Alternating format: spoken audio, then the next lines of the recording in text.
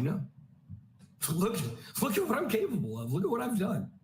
And this part, after he talked about making the woman who he had an affair with take a lie detector test because he can't trust anyone, this part was even less funny.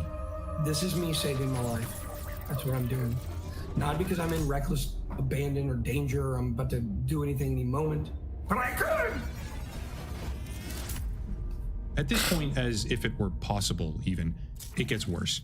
An hour and 15 minutes in, he starts realizing that there's errors in his own manifesto, and he self-refers to this big document that he reads as a manifesto, which is weird.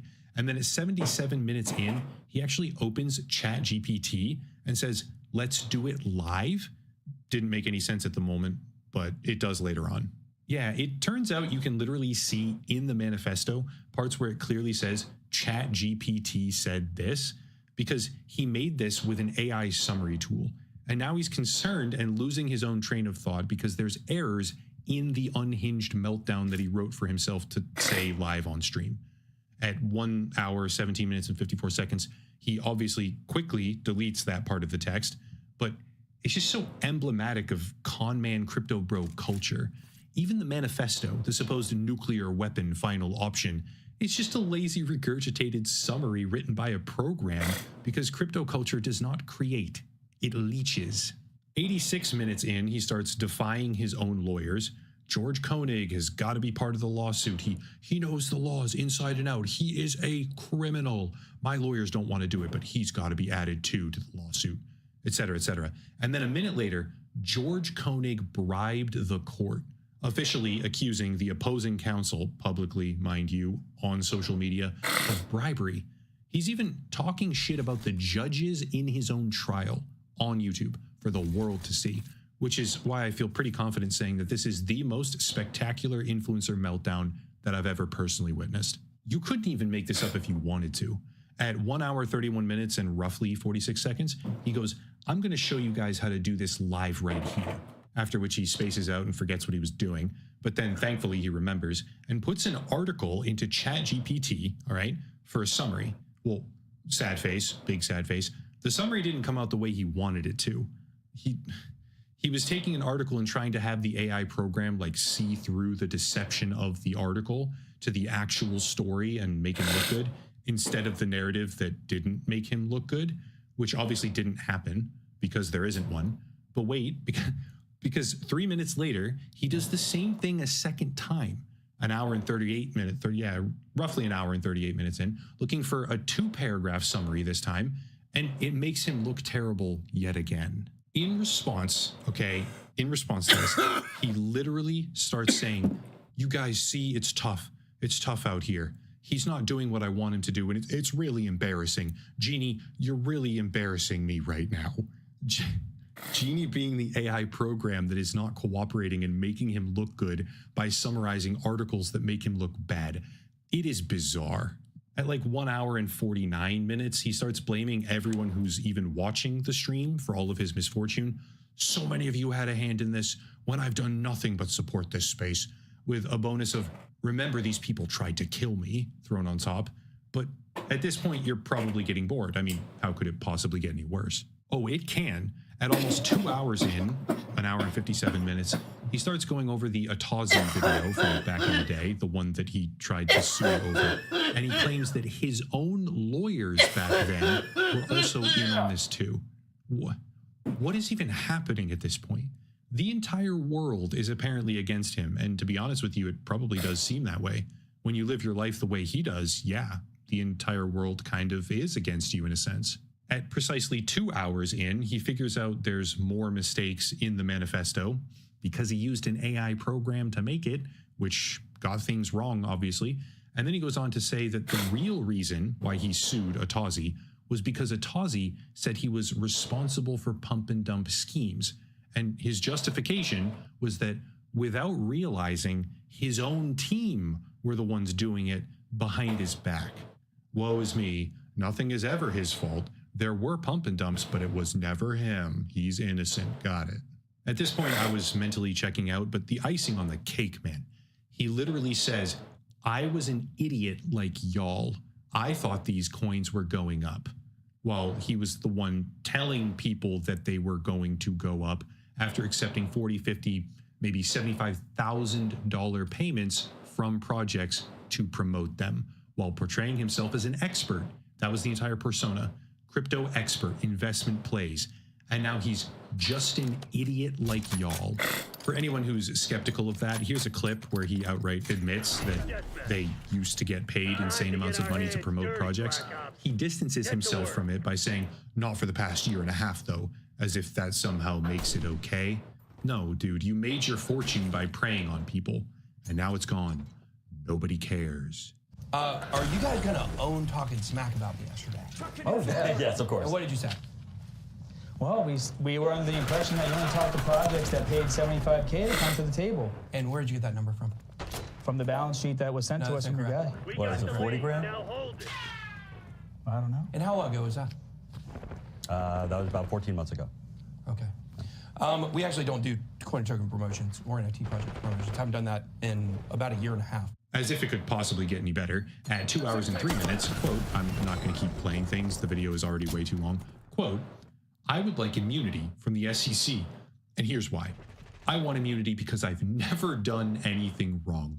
I have never in my life made a video in crypto to make the price go up so I could sell and my audience would lose money, end quote.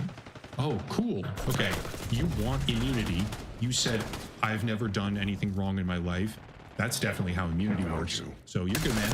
You know, you got it for sure. What is even happening right now? He goes on to flatly admit that he sold coins within 72 hours of making videos about them because he didn't realize that the price was going up because of him making the video. He just didn't know, guys. Come on. And then 2 hours and 14 minutes in, he goes, Cobb County Police. Let's find Cobb County Police contact info. Let's see if anybody cares. I don't know if anybody cares. If you do care, here is Cobb County Police Department right here. Says the address, says the phone number. Don't call them and tie up their phone lines. Don't call 911. Don't make emergencies not be able to get got. If you're from Cobb County, call the police, go to the police department, go to their website, tag them on Twitter. Where's Twitter? He then accidentally reveals one of his Twitter sock puppet accounts and says, "This is one of my alt guys. Damn it, that's my only alt." Forgetting that he just said this is one of my alts 2 seconds prior. I mean, it's insane. At 2 hours and 30 minutes in, he has a mini breakdown. Do you see what I'm willing to do? Like, unhinged, honestly. And then there's an episode about how he's out of weed, doesn't have much time left, has to show people he can do without it, spiraling down into, I don't even know what stage of the meltdown. At almost 3 hours in, 2 hours and 52 minutes, he decides time for more harassment and says, let me go get Lori Dyke's email for you guys so you can all email Lori Dyke, directly calling for that against yet another party in the lawsuit. You guys should email, says the address, you guys all email Lori and let her know what you think about her attempt to cover up everything. Just totally mask off at this point. There's more. It goes on for another full hour, ending with a whole segment about how he drove around looking for bridges and how he loves his kids, but they think he's a villain. And this is where it gets kind of difficult to outright criticize someone if you have basic empathy. But I have to kind of like snap myself out of it because BitBoy being looked at rather like he's some sort of villain is because he is a villain. BitBoy is a quintessential example of crypto greed spiraling out of control. He's completely unhinged, ranting and raving about his Lamborghini in some sort of perfectly bizarre caricature of what the crypto ecosystem truly is. At its core, that community is about degenerate gambling, to the moon style delusions, and all of it for the sake of material possessions. Sports cars, designer clothes, Rolex watches.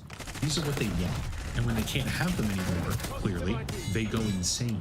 Coming from nothing to tens of millions of dollars because of predatory crypto token garbage, like what happened to Ben Armstrong, and then losing the veritable icon of that success, in this case his Lamborghini Huracan, literally broke this man's brain. He's becoming a husk of a person, hell-bent on revenge against prior business partners for some sort of convoluted scheme, but he's not pursuing that topic like a rational person. He's doxing, threatening, harassing, and slandering people, even his own lawyers or the judges on top of that. Because this man simply cannot he's incapable of taking accountability for anything.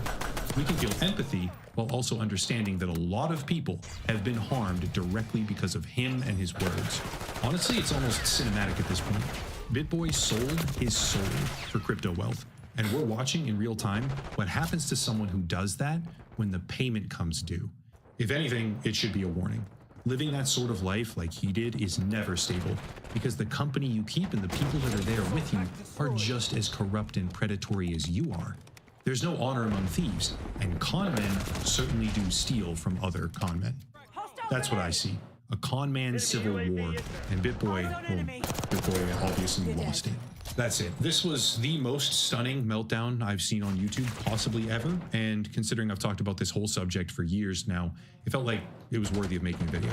I do hope that Ben figures it all out. I mean, he should just get off the internet for a while at the very least. I hope he realizes that a real, honest career is better than being a sleazeball. Go be a good father to your kids. Like, drop the crypto shit, man. Become a good person and be a good father. Just, this is not the way.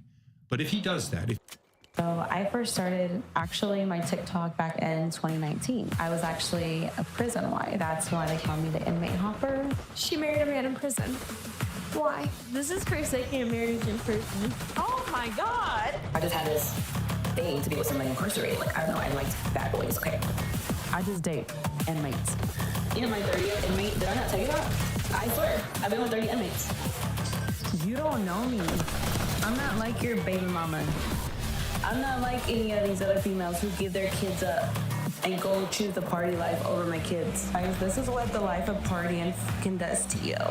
Like, you wake up at whatever time, you literally don't eat, you drink. My kids have never been taken away from me. My kids have always been with me, and a lot of y'all spread rumors and say that CPS took my kids from me. Baby, CPS has never taken my kids. Yes, I've had like 20 CPS cases. This social media stuff has ruined my relationship with my family. And I know like what ruined it was whenever I flashed my, you know, I'm not jealous of my daughter. I told her, get that bag, baby. You are young. Get it right now while you can, and you won't ever have to work. But if y'all are not following my daughter, go ahead and go give her a follow, you guys. It's not even for that reason, to be honest. I feel like some of their friends are jealous because of the life that they have. You can't compare my parenting to y'all's parenting. Do you think that maybe sometimes she can exploit situations to get views? I'm gonna be real, yeah.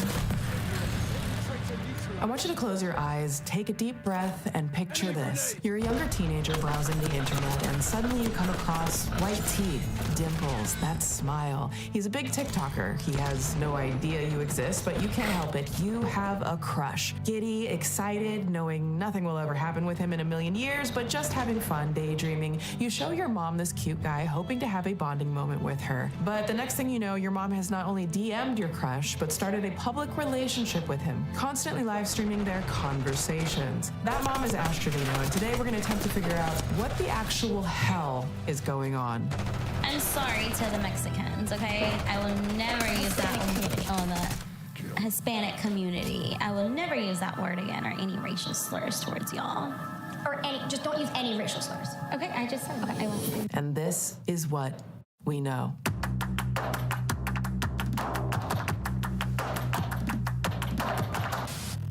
So we have finally arrived at the Astrovino corner of the internet. It is very strange around here. This is by far one of the most highly requested topics that I've had in a long while. So, I mean, thank you for that. I regret it. I'm disgusted in myself. So I'm gonna start this off with a warning, y'all. This woman seems to lie a lot, allegedly. This story is gonna dive into some of the most chaotic, also sometimes very dark things possible. We're talking about inmate hopping, horrific parenting, the fascination of dating much younger men, and an unhinged night out that led to multiple arrests. And that's just an average Tuesday. Everything is times three. Everything is times three. Stephanie! Let's go, Trisha! But first, oh, hi there. Hello, hi. It's my face again. Swoop! If you're seeing me for the first time, welcome. My name is Swoop, and I'm a documentary filmmaker, commentary creator, and I make what we call Swoop docs on complex stories, true crime, and social media influencers who abuse their power and manipulate audiences because, as I always say, it's not drama, it's dangerous. Here we emphasize critical thinking and also present different perspectives, play devil's advocate, and sometimes, depending on my mood, sometimes we take it to Petty University. And honestly, this whole story might already be there, so a class in session. I also have a second channel called Swoop 2 where we take mini dips into basically whatever the hell I want to talk about. Here we deep dive, there we dip. All right, real quick before we dive into this unhinged story, let's get comfy and cozy and talk love and how MeUndies is here to make this Valentine's Day and any day, honestly, the most unbelievably comfy, full of fun, and all survivors retreat.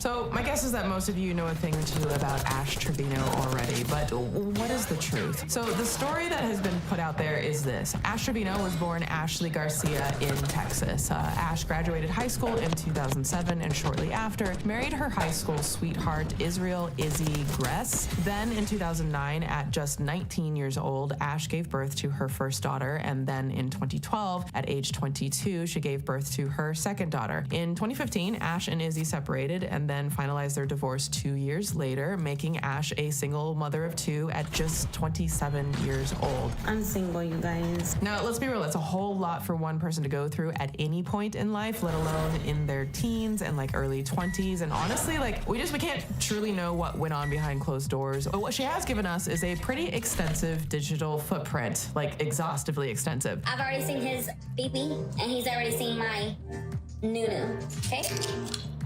Drink water. Water's for fishes.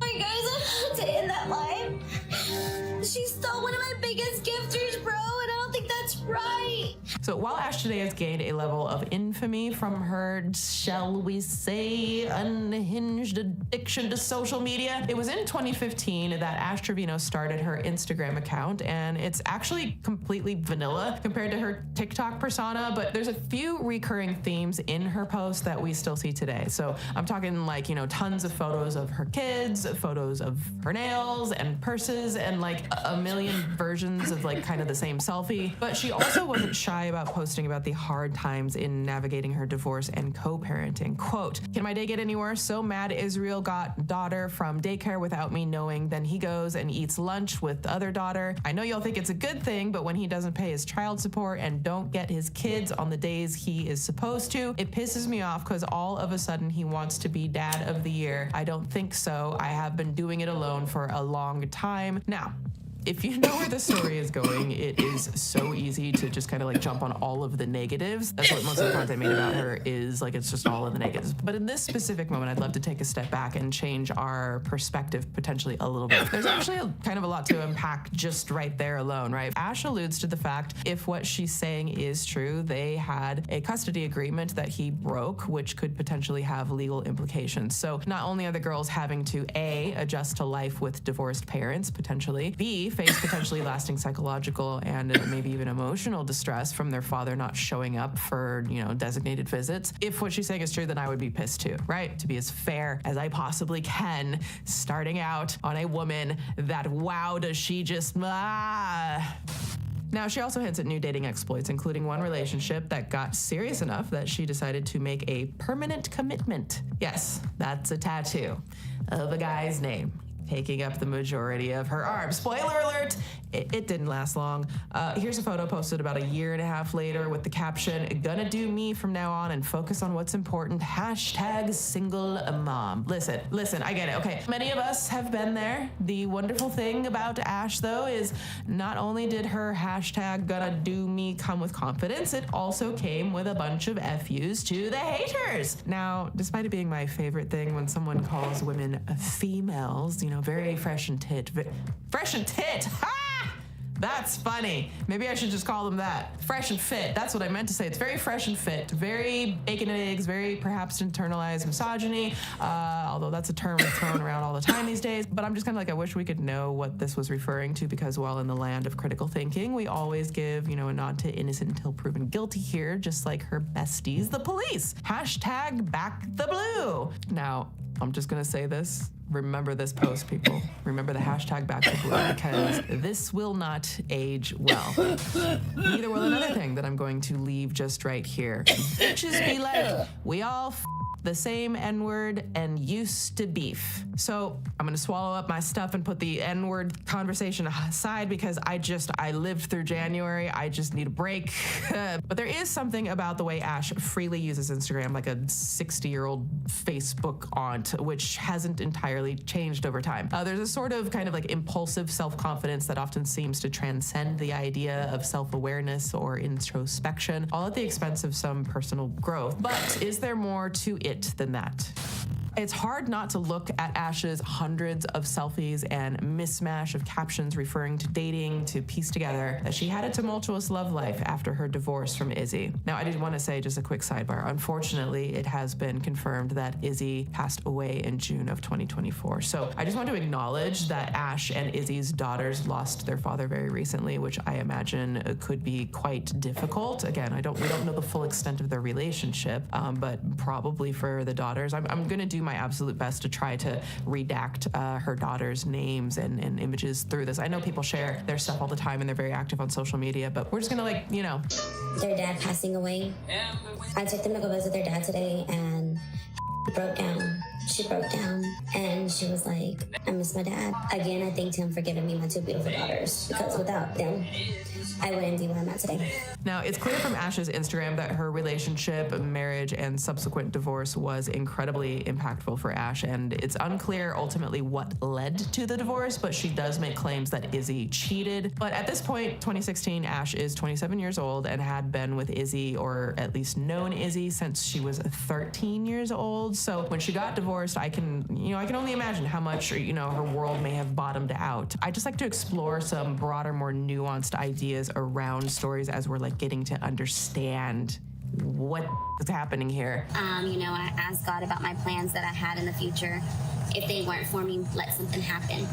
And as sad as it sounds, you guys, my kid's father ended up passing. That opened up my eyes even more, that the kids need me. But back to it, I have a question. What do you do when your trust has been broken? Like your self-esteem, maybe railroaded, and you're single for the first time since you were literally 13 years old? If your answer was something like, well, you start dating inmates, of course. Do I have a story for you? Brace yourself, things are about to get a lot more intense. Enter Isaiah Flaco Gonzalez.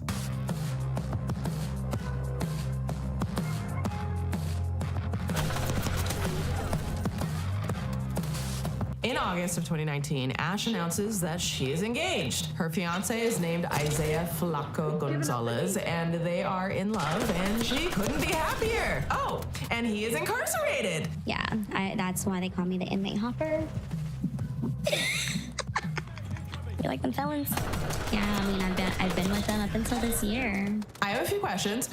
Let's read what Ash has to say. Quote, people are gonna judge us, but like we say, screw what y'all think. I have been here for him and plan on to continue that through this journey God has given us. Yes, he is away from me, but these years will go by so fast and can't wait to become Mrs. Gonzalez. If you don't like us being together, then feel free to delete me, but he wanted me to let everyone know he is mine and I am his. Okay. When I look at that, I don't really think that answered any of my questions. But, maybe the comments will explain things about her burying the prison guy, like why? Or how? Or what the even his life? So Big Mama 888, aka Christy Gonzalez, Isaiah's mother, says, quote, you couldn't have chosen a more handsome man. Congratulations to the both of you. Whatever makes my Flaco happy, then I'm happy as well. Just in case though, don't act up so you don't get snatched up. Don't hurt my Flaco girl. LOL, congratulations again. Bloody hell. Don't act up so you don't get snatched up. Sage advice from your mother-in-law of a man who is literally in prison. Big Mama then comments, wait a minute, how much older than my baby are you exactly? LOL. To which Ash responds, LOL, 6 years older. So just remember that, kids. We'll come back to that later. But for now, Ash is loving the title of prison wife. Almost like a military spouse, badge of honor type thing. Only Isaiah isn't serving the country, he's serving time. Now, on September 14th, 2019, Ash, the dutiful prison wife, visits Isaiah, and wow, where to even begin? You know, the hearts, the glass, her in black and him in white, the guard in the background, the photo of a printed photo, the layers of this composition. It's like the new American Gothic. If American Gothic was a study of the prison industrial complex in the age of Instagram. And then a week later, on September 21st, 2019, they had a 4-hour visit. Now, if I'm understanding correctly, this was the first time that they were able to like physically touch each other. It's around 5 or 6 weeks since Ash announced their engagement at this point. So of course, it's the perfect time to introduce him to her daughters. No, it's not. I try to go see him every weekend. I do. I get up at 2 o'clock in the morning and I will head to go visit him. So I will take y'all along as the videos come for visitations as well. And then I will also, tell y'all more details on everything once, I start uploading a little more. On October 27th, 2019, a little more than 2 months after going public with Isaiah, Ash brought her daughters to the prison to see Isaiah. Only she doesn't refer to him as Isaiah. She says he's their daddy. Again, with the hearts. Very, very on brand, Ash. Now, it's unclear if this is the girls' first time meeting Isaiah, but considering how fast that was, I certainly hope that it was their first time. As Ethereal Nails 303 says in the comments, this is not their daddy. Very to the point. But nevertheless, regardless of anyone thinking that it might be a little early to bring your young children to prison to visit a man behind glass and call him their daddy, Ash continues to visit with and without her daughters. And for Christmas, Ash gets quite the romantic gift, a wedding ring. Merry Christmas to me. I love it. It's just a little big, but I love it.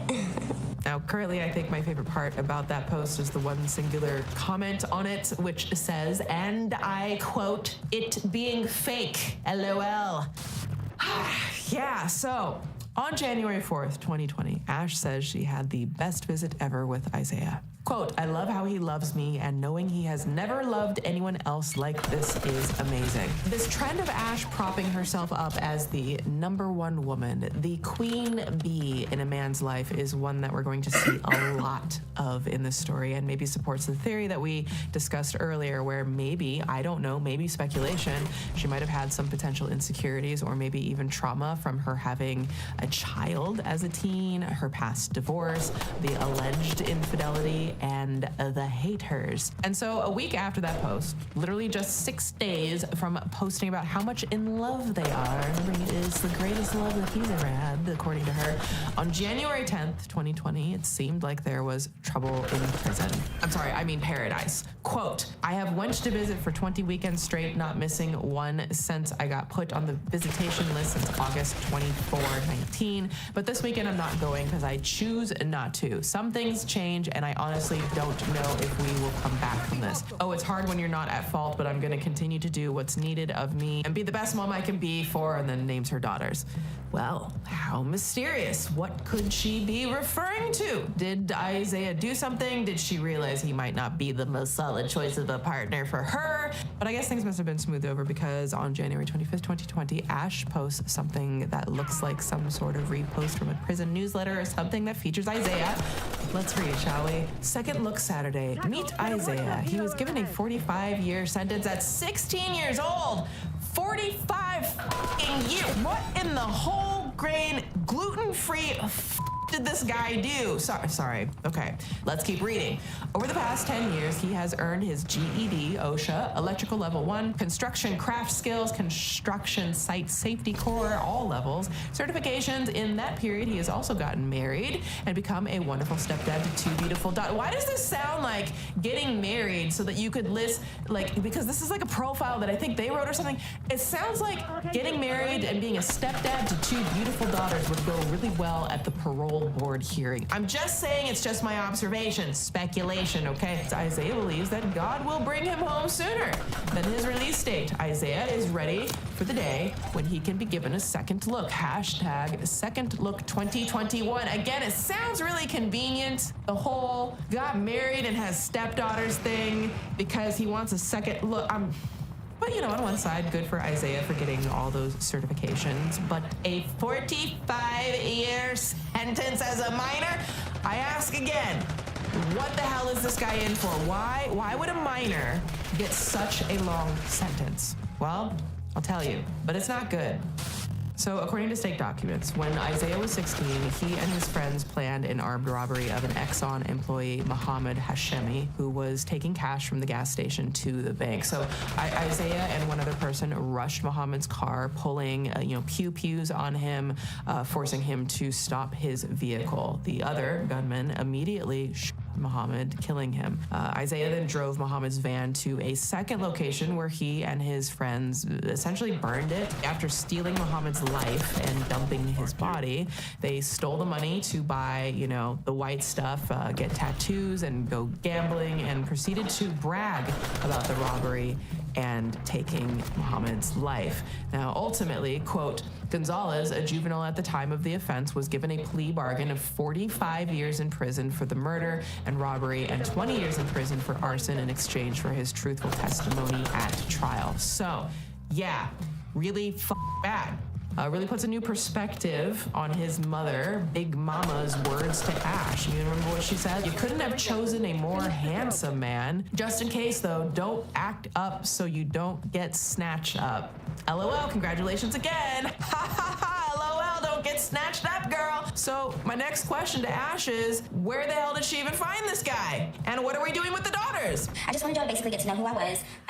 Like I said, I have 2 little girls, and they are my world, and he accepts them, which is really good. And I know a lot of people have, their opinions about it. You shouldn't bring your kids, you shouldn't do this, you shouldn't do that. But you know what? If I didn't think he was good, trust me, I would have my kids around that. Well, it turns out Ash, they've known each other a long time. Remember that comment Isaiah's mom left asking Ash about their age gap? In 2020, Ash is 30 and Isaiah is 24. But at one point, Ash was 18 and Isaiah was 12. Hold up, okay, so you're telling me that Ash has known Isaiah since he was a child? And like this caption says, he's been part of her life since then. So let's just play devil's advocate for a moment, okay? We do the perspective thing. We always do this to make sure we're trying to look at all sides and not feed the echo chambers, okay? That's what we do here. If the genders were reversed in this situation, if Ash was a man who was marrying a woman that he had met when she was just a child, would that not scream creepy? The math ain't math in here entirely for me, people, or like at all. Now, we're gonna jump forward really quick in time to 2024 because Ash posts a video where she details the timeline of her and Isaiah's relationship. He was a family friend. His family always has been friends, okay?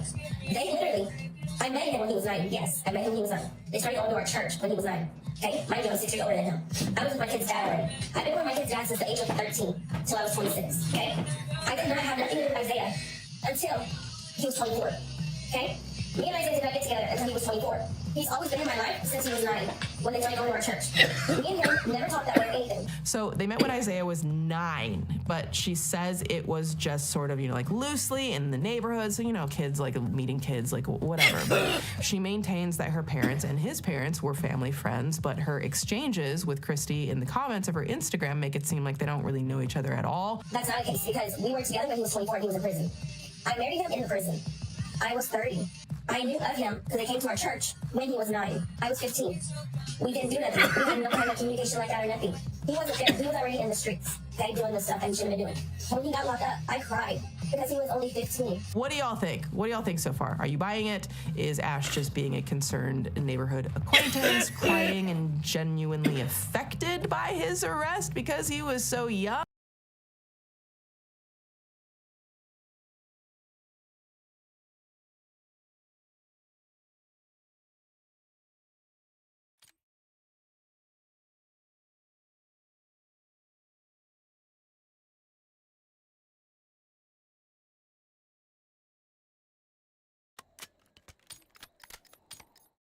Caregiver, even though we made plans for it, Secure the objectives. Taking aim. even though that was kind of what I wanted to do, is we had everything set up to get hired by the state for me to be a caregiver for her. I would have done it anyways because my mom, I love her, but my mom was a very, very, very difficult person. And she alienates a lot of people. She's not a fan of me drinking, but, what mother would be a fan of someone getting, shitty, but my mom listens to chat and has gone through countless caregivers, and they all quit on her because she's extremely difficult. She accused Beck of stealing medication or whatever. Dude, there's got to be a reason why, people over the years have, like, stood by me, even though I've done some shitty things, What isn't so thinly veiled is Blade's desire to get drunk and celebrate anyway. When I get to Seattle, I'm gonna go straight to my mom's house. Knock on the door. Be like, hey, it's your son Brian, face to face. I came out here. Let's try to make this work. This is so stupid. This is a bad idea. This is a bad idea. This is a bad idea. Best birthday ever. Oh my god, so much gamer. That's so much gamer. So much gamer. We even end up at a Waffle House where Blade very nonchalantly tries to get the employees to call him a good person because he, and I quote, tips the tab or pays 100% tip. That effort doesn't really work out, and he calls one of them poor as he waits for an Uber. My birthday, dude. Yeah, I'm waiting to get off. Me too, dude. I'm tired of it. I hate screaming. Yeah,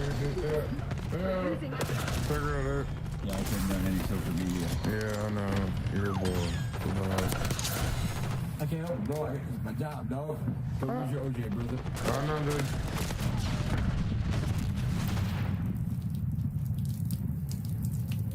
Blade would make an appearance on Lolcow Live that was mostly uninteresting, besides the belittling of Boogie, who was constantly spreading misinformation about Blade repeatedly throughout the show.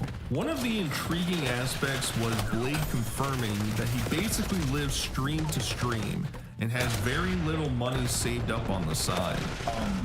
Then he gets to home, I got the bills, so I end up breaking down some get a bottle, get drunk, get money, wake up, hangover, drink water, do it again. Are you living month to month, like pay wise? Absolutely. Because I was going to ask you that, because if you're living in that situation, I was going to ask you, is there an escape plan from this? Because you can't continue to do this. You're in your 40s now, your body's breaking down. Like, you can't, your long-term plan can't be like, I'm going to drunk stream every time I need to pay the light bill. Well, obviously, I'm not going to be drunk streaming at 50. I've been actively looking for an outlet. What won't be shown is Blade's short stay with one of his pay pigs, Terry. Basically, Blade pissed everywhere, got way too drunk, and the building manager forced Terry to kick him out. Like, I left Terry on extremely good terms. Terry didn't kick me out. The fucking property management sent a letter. I wish I had it, but I don't really want to like dox that, The reason Blade was staying with Terry was to set up shop in Seattle in order to go have a conversation with his mom. However, instead, he decides he won't be doing that and recounts some less than flattering stories about his mom because of spite. I'm not really sure why he continues to air out this dirty laundry online. People have to mention, like, you gonna go visit me, right now, no. You don't need to tell me this long-winded story on why I need to send you money, Mom. Tell me how much you need, I'll send it. You're my mom, love you, figure it out. Dude, I would do that shit. I remember one time, she was like, she had this long story. I'm like, Mom, like I said, I don't care. You're my mom. What you need? I get a fucking phone call with slot machines going off all around the place, and she's hiccuping, which means she's drinking wine. And I'm like, Mom, what's going on? She's like, oh, I need you to come by. I need you to like pick me up. And you have to pay for the valet. I'm like, and that is the woman that gave me life. And she raised me. But Blade copes the way he knows best, with another Jaeger bottle. Bring that bottle over there because that's what we need, dude. And I love you guys. Calm down, bitch. During this 2-day bender, King calls to convince drunk Blade to go to rehab. But come on, let's be honest, like that would ever really happen. Bravo underway. $4 I'll be back. Because I owe it, dude.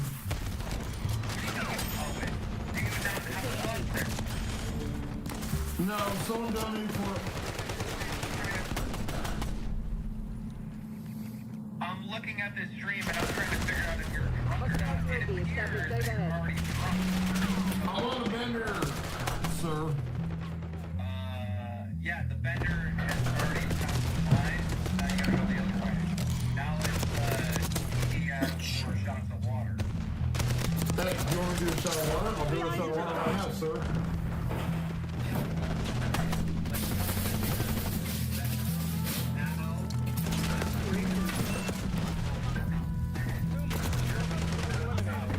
I am passed out, dude. You're poor, dude. You're so poor, dude. Enemy UAV. Calm down, King. What's up, dude? Am I? Nice. Cool, dude.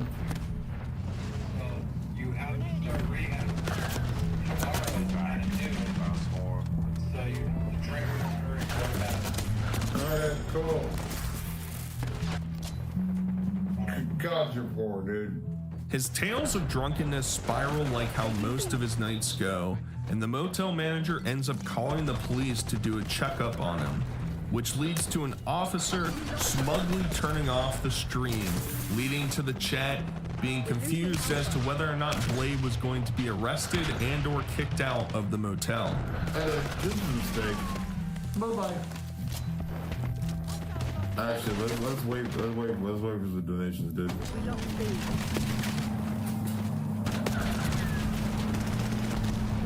Brian, Bellevue Police Department.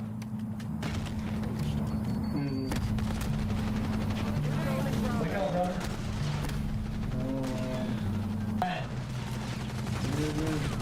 What's that? You want to sit up and talk to me, man? Do I need to have an ambulance come check you out?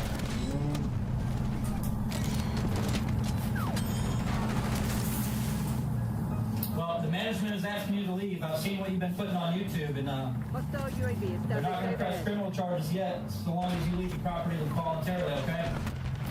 Your tactics aren't working. Find another way. Blade awakens the next day, pepperoni nips and all, notifying the audience that he wasn't arrested. Just needed a bender, and he'll be back to streaming soon. This isn't gonna be a long stream. This isn't even a stream. This is just a wellness check. I'm cool. I'll be back.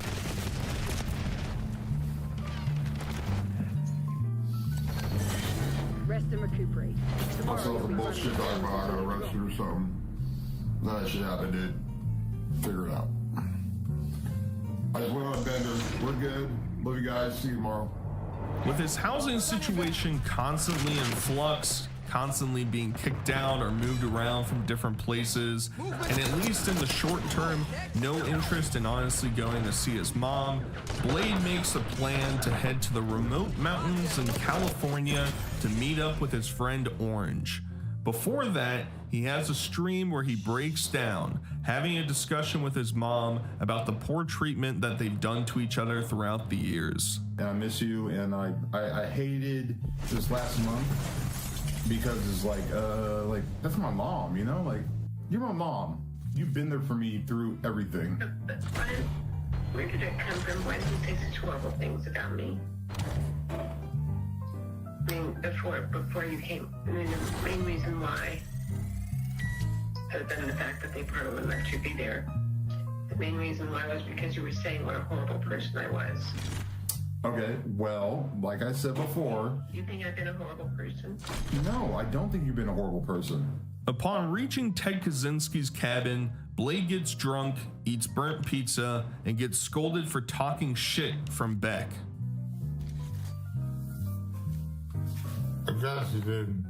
Sure, I did. Come slide. I'm drunk. Figure it out.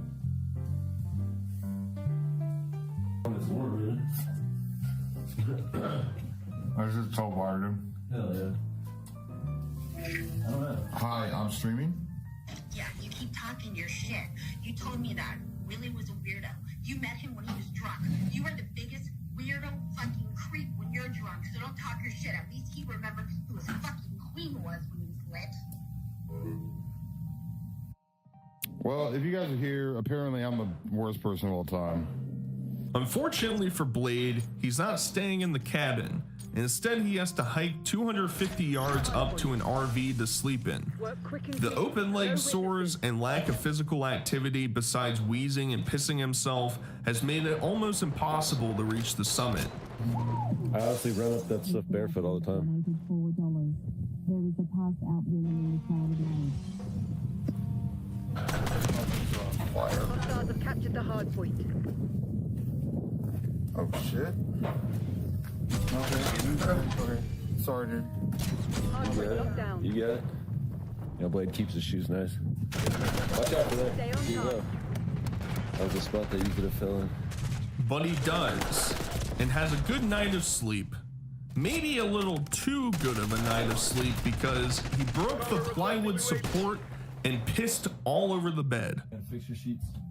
I'm not. Oh, wow. Did you use it? I didn't use it. Hardpoint I did not. located. It's pretty wet. It's not wet. It's pretty soaked. It's not wet. It's definitely wet. I mean, you can't deny it's not wet. That makes it extra seem like you pissed it. You could have said I spilled water on it. I did, but I didn't. No, I didn't. No. You don't have to. I'm not mad that you peed it. You definitely peed it. I didn't peed it. And it's super soaked. It's not. It is. And there's probably it's not wet, dude. It is. Hardpoint locked down. Or I peed lots of beds. Dude, it's wet. You can feel it. It's nasty when it's wet. Oh well, nothing a little milk, liquor, and cigarettes can't do for you. Put the milk down for a second. You gotta get up there. One top lap. You gotta complete. You're really mean to me, dude. You're really mean to me, dude. You're really mean to me. Yeah.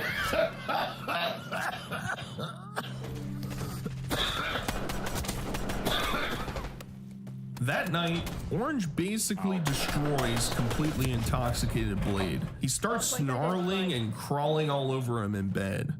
By the way, Blade pissed himself 2 nights in a row, leading to the infamous 400 years of milk moment. Hardpoint active.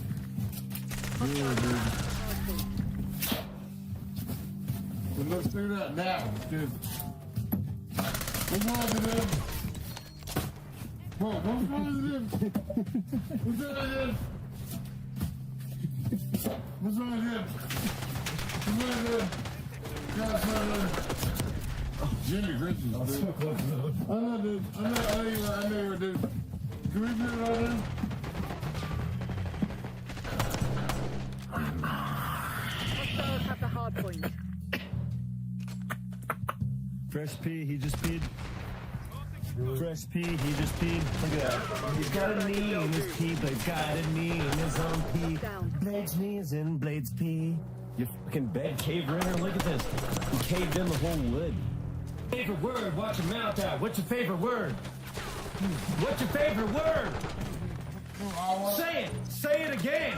Say your favorite word, watch your mouth out. Unsurprisingly, Blade got out of there pretty quickly. He was probably one more night away from ending up buried in an unmarked grave in the mountains. There's an equally short stay at Sheepdogs where he makes food, gets drunk, and pisses all over the couch, leading him to being kicked out. This is becoming a repetitive gag at this point. Yeah, Slow and Steady Rigid Race. Sorry guys, I know that doesn't sound like the normal Blade you guys know, but like I want to be able to stream. I don't want to like black out. I'm alone right now, so I don't even have a babysitter, so I gotta be fucking super careful. So let's make these cheddar bay biscuits the proper way, and we'll figure it out. Oh my god, that shit is insane. Hardpoint identified. Oh my god. 50. Donate 50. Donate 10 subs or 50, and I'll chug this and we'll figure it out, dude. Arguably, the last big tipping point was New Year's 2024. Blade chooses to get drunk one last time before going sober into the new year. Maybe we'll just like turn up tonight, and then we'll just go sober. So I plan. Our agent still spending Christmas Eve with your dying mother. I I watch Cupid Monica and you stop kidding yourself and your viewers you aren't going sober after tonight. Please save yourself, you are dying. Like, I've kind of step back and look at me like, dude, what the fuck are you spending your money on? Like, you're doing these streams, you're making stupid money, and you're living a show for it. Unfortunately for him, he accurately predicts him getting kicked out of the first motel that he was holed up within. Seems like I'm getting kicked out everywhere I go. Calls, I link the location, this and that, blah, blah, blah. Hardpoint is secure. Hostiles have the hardpoint. Hardpoint is active. Captured the hardpoint. Hardpoint is secure. Was more calls or? At this point, give me 20 minutes, I'll be out here. Appreciate it. He conveniently chooses a new motel that has a sliding door into the parking lot where he can take a nice relaxing pavement piss.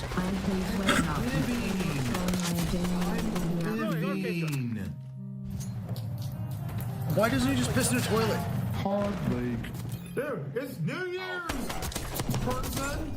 It's New Year's person.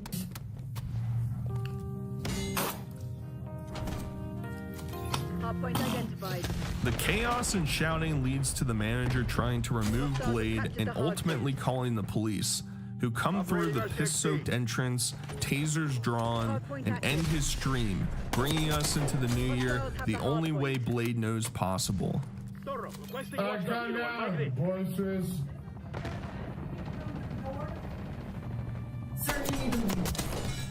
Maybe you should Google them. Sir, calling the police. Oh no. Enemy So sentry turret detected in your AO. Wow. Wow.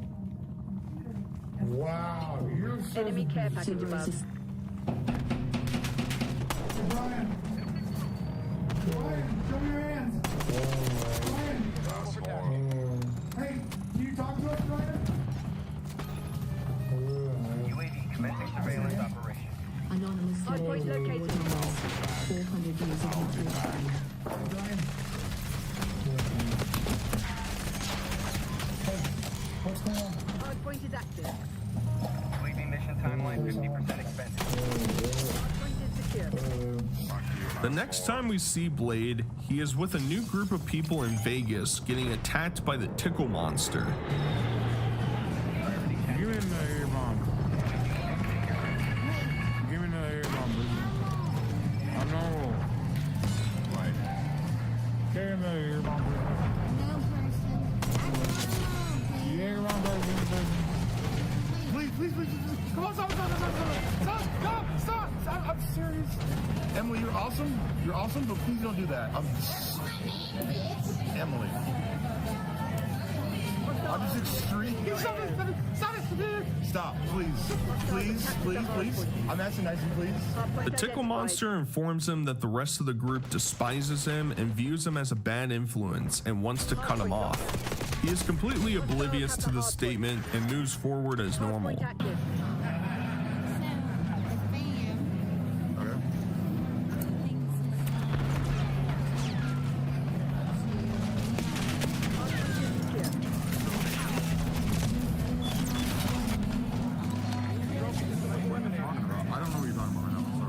Him and his buddy wander to a bar and take 6 Jaeger shots each before stumbling back onto the strip to keep partying. John, that's too much. 6 and 6. I'm taking all these with you. Fucking did. Vegas, brother. Fucking did. Hey, 12 total. Oh my God. Woo! Did you just drop it? Holy fuck. Don't drop it.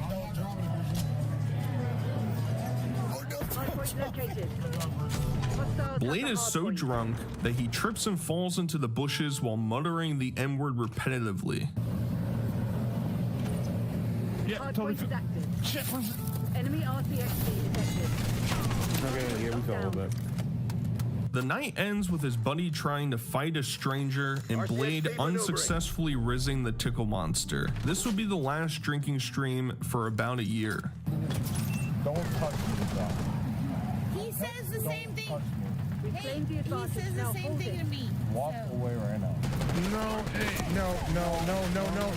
No, dude, you made it weird, dude. You made it weird, dude. You made it weird.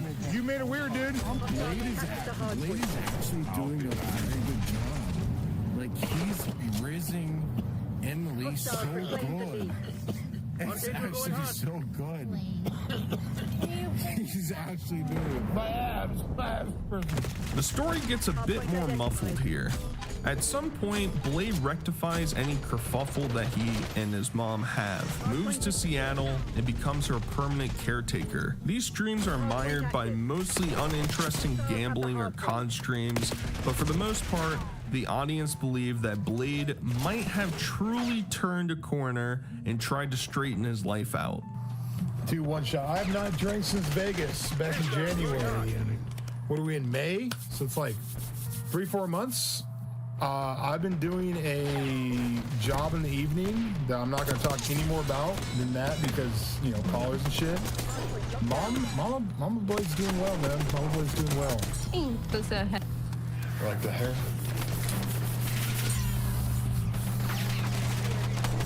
I like the hair. Yeah, it's, you know. One interesting moment during this time span was when Blade's mom fell in her chair while he was streaming. A lot of his chat said he was being too negligent, but in all honesty, if his mom needs literal 24/7 attentive care, then she should be housed in a professional environment, not under Blade's watchful eyes. I'm gonna expose my mom. My mom fell tonight. Everyone on the stream heard it. I'm her caregiver. I made sure she's good. So, earlier tonight, my mom, she fell. All of a sudden, I'm doing my stream, and all of a sudden I hear Brian. So what I do is obviously I rush out there, and she is like, her body's like all mangled in between her electric wheelchair and.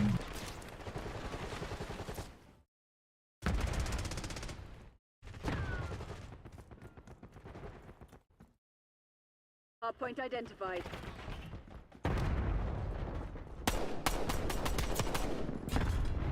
The lead is ours.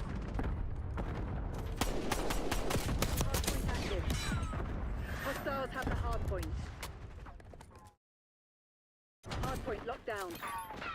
Adler authorizing Hellstorm deploy.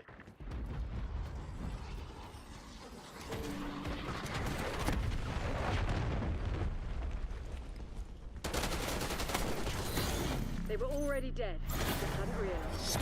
Good job.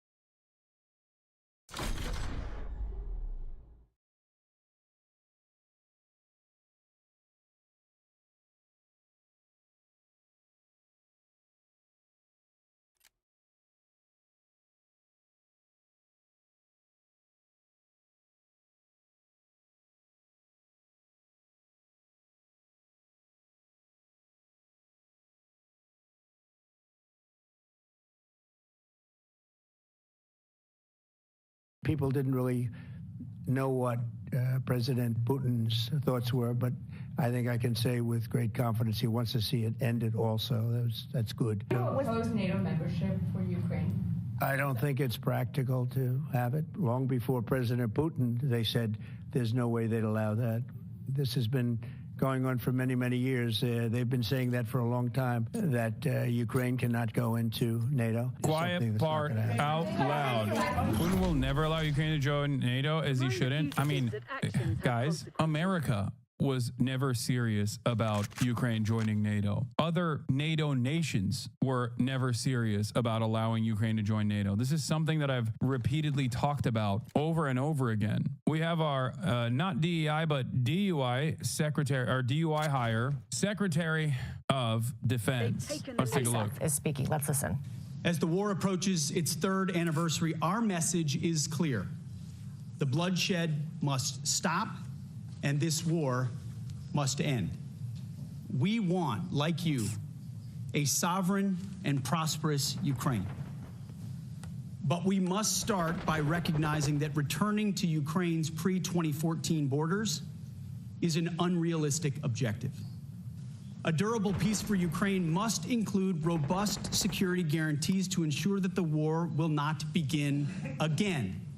That said, the United States does not believe that NATO membership for Ukraine is a realistic outcome of a negotiated settlement.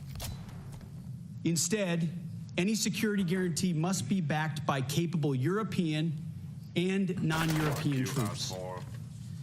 If these troops are deployed as peacekeepers to Ukraine at any point, they should be deployed as part of a non-NATO mission, and they should not be covered under Article 5.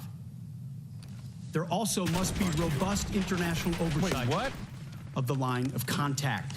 To be clear, as part of any security guarantee, there will not be U.S. troops deployed to Ukraine. Finally, for all the haters in the chat, admit Hassan was right. They're never going to admit that. This was an inevitability, because what determines the outcome of Russia's unjustifiable invasion of Ukraine was always going to be what happens on the ground in the battlefield. For America, this was an advantageous position. They did not want Ukraine to fall into the sphere of Russian influence, as Russia obviously made many, I wouldn't say demands, I guess, but like Russia definitely was invested in controlling Ukrainian politics, and Ukraine was consistently trapped between Russian sphere of influence and Western sphere of influence. In terms of the Western, you thought Russia wouldn't invade Ukraine? Yeah, because I thought it would be a devastating predicament for all parties involved. I admitted I was wrong instantly. I even apologized for it.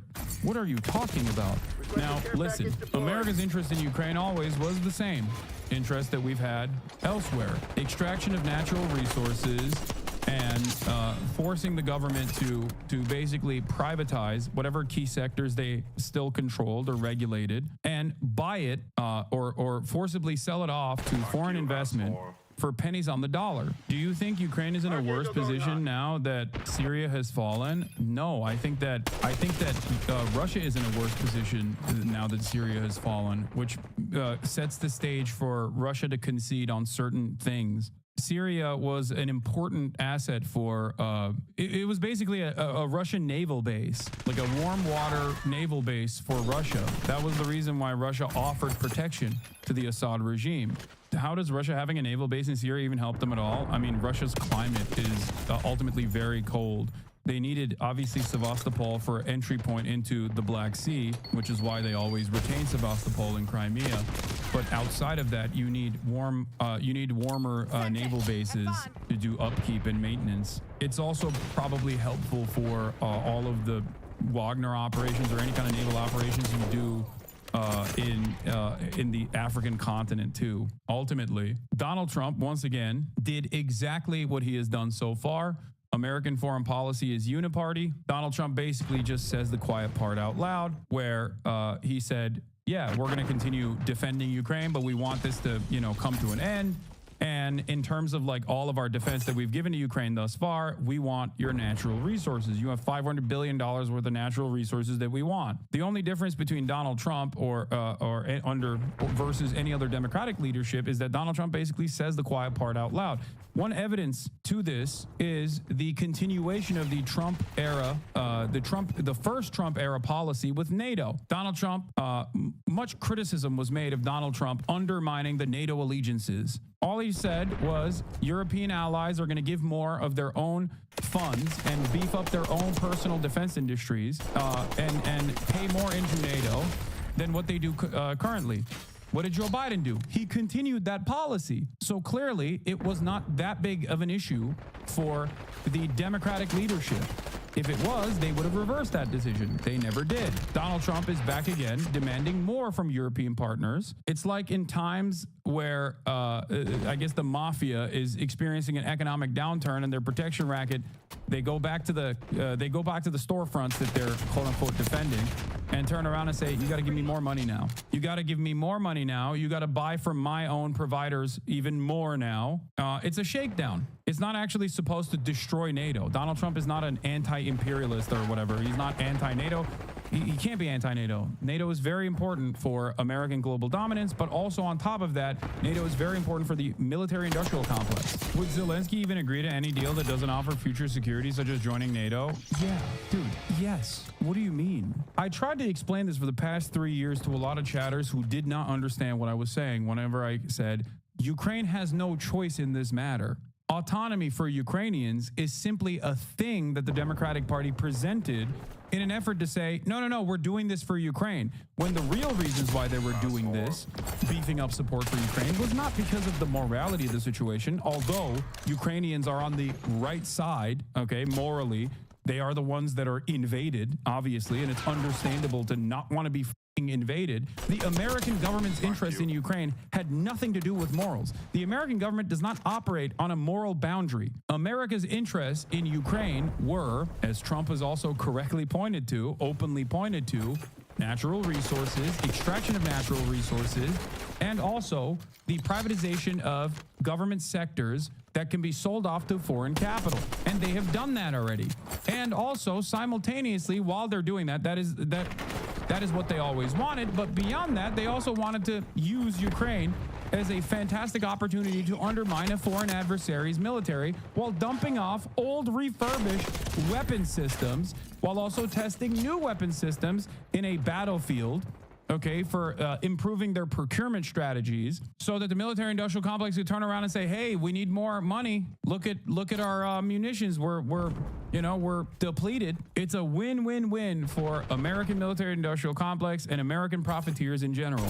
The people that obviously lose are the Ukrainian population, as always. And it's not like this was hidden. They openly stated it. Both Elizabeth Warren and Lindsey Graham have time and time again routinely admitted that Ukraine was incredibly beneficial for American interests. For 5% of our military budget, we were able to undermine the foreign adversary's military by 50% without a single American soldier dying in the process. I'd say that's a good bargain. That's what Lindsey Graham said in between talking about Israel. You're talking about, to be clear, a supplemental bigger than $24 billion for Ukraine, and that's going to pass in 45 days. Oh, absolutely. You know why? Because we need it. We haven't lost one soldier into Ukraine. We spent less than 5% of our military budget. 50% of the Russian army has been destroyed by the Ukrainians. They would be at Crimea already if the administration hadn't been so slow in giving weapons. Is helping Ukraine in military capacity, sending weapons, etc., the wrong move? We're talking about the interests of the Ukrainian people. I feel like it's better to just not be involved in a war as another country. Wait, what? Dude, if the goal is not to actually free Ukraine from Russian invasion, if the goal is to just simply keep dumping weapons until it gets to a point where Ukraine can no longer fight back because they just simply don't have the manpower, and also you're slow releasing those weapons anyway, in a way where you are allowing the Ukrainian military to atrophy throughout this process in the meat grinder where they're doing trench warfare, then you're never going to say to Zelensky that they need to actually nip this in the bud and to come to the table and get to an agreement. That's where the ultimate purpose of, or the ultimate goals of America matter the most. Let's just remind you of our breaking news this evening. And in the past half an hour, Donald Trump has confirmed he's had a phone call with President Putin in which they discussed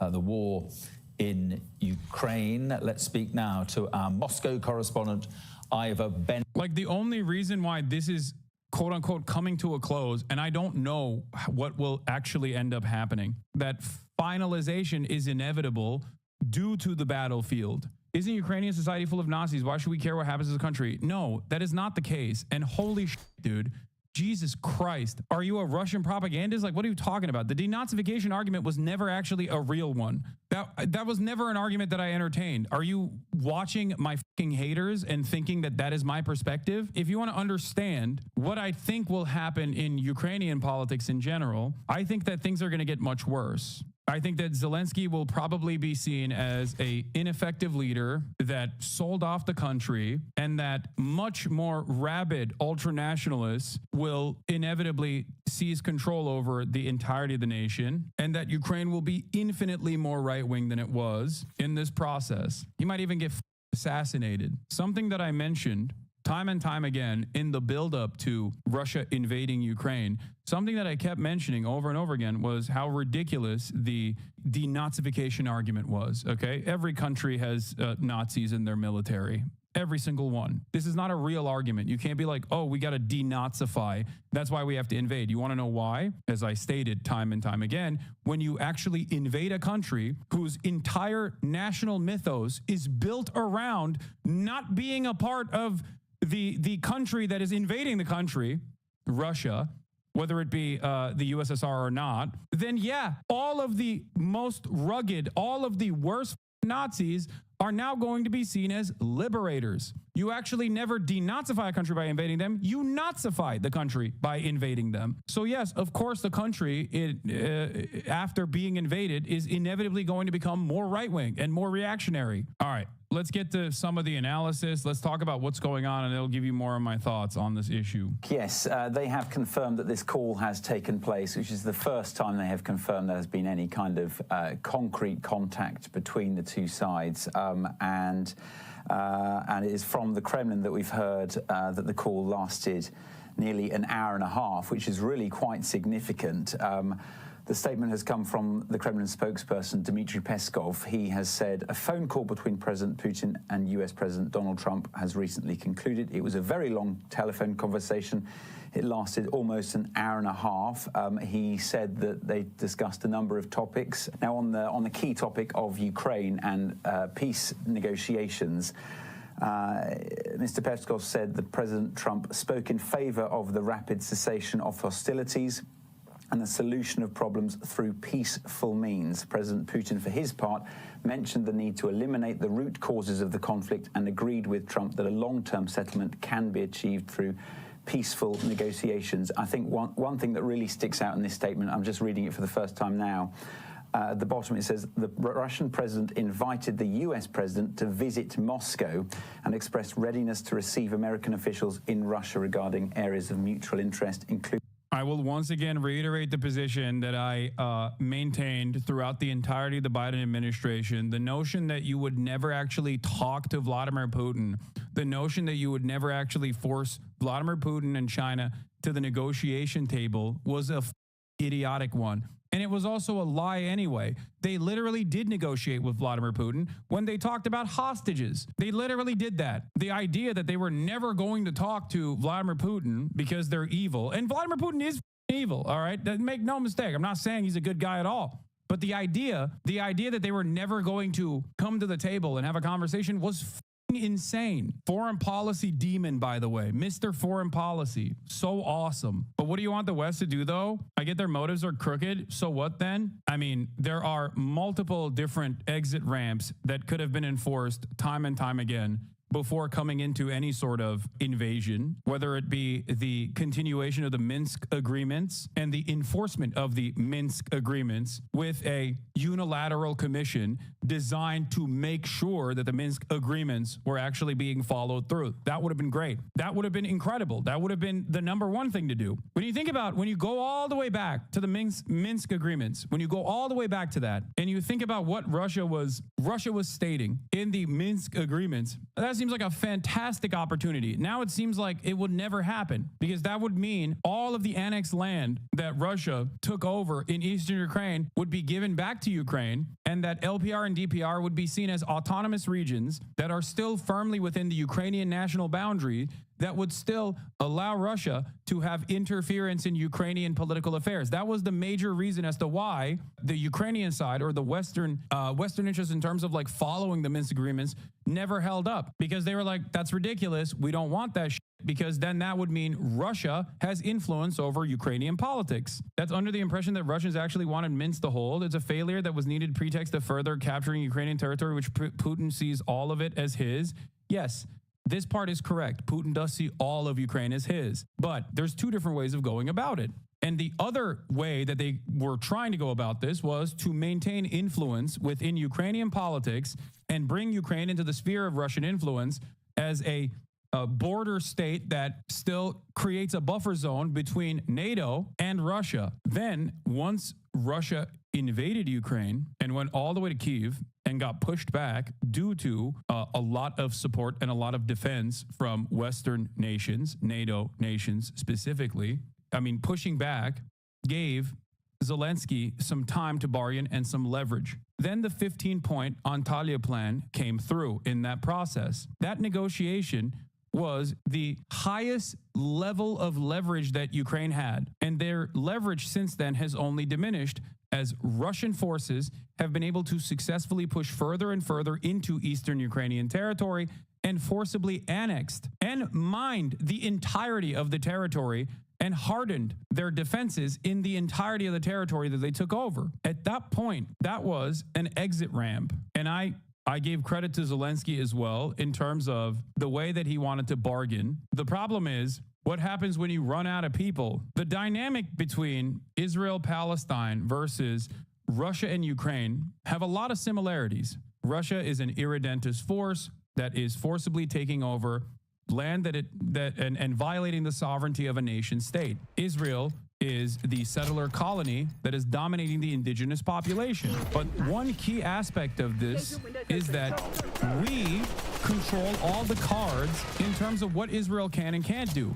We do not control all the cards in terms of what Russia can and can't do. All we can do is try to force Russia to incur penalties for invading Ukraine. So the negotiation process is entirely different. That's simply my position. We can tell Israel to stop tomorrow and they would be forced to stop. We can't tell Russia to stop because Russia is a foreign adversary. Its entire economy and its entire statehood relies on being outside of the American sphere of influence. There's still leverage, and America has pulled on those points of leverage to the best of their ability. But of course, we don't have the same level of control over Russia as we do over Israel. Annexed Crimea, Nah, you only defend Russia because you're a communist like Putin? Yeah, exactly. Vladimir Putin is definitely a communist and not an authoritarian kleptocrat who is very much a capitalist, and that, yeah, I'm certainly defending Vladimir Putin. Sticks out for me. What should the West do? Force every party involved in this, including China, to the negotiations table and set up a treaty for permanent security. That's what America should have done from the jump. We didn't want that at all. A treaty with Russia? Yeah, okay, bro, that's useful. I will never stop maintaining the position that all wars end with treaties. I've maintained the position over and over again that even if Russia were to not follow through on their side of the bargain, you're still back to square one. You're still in a defensive posture.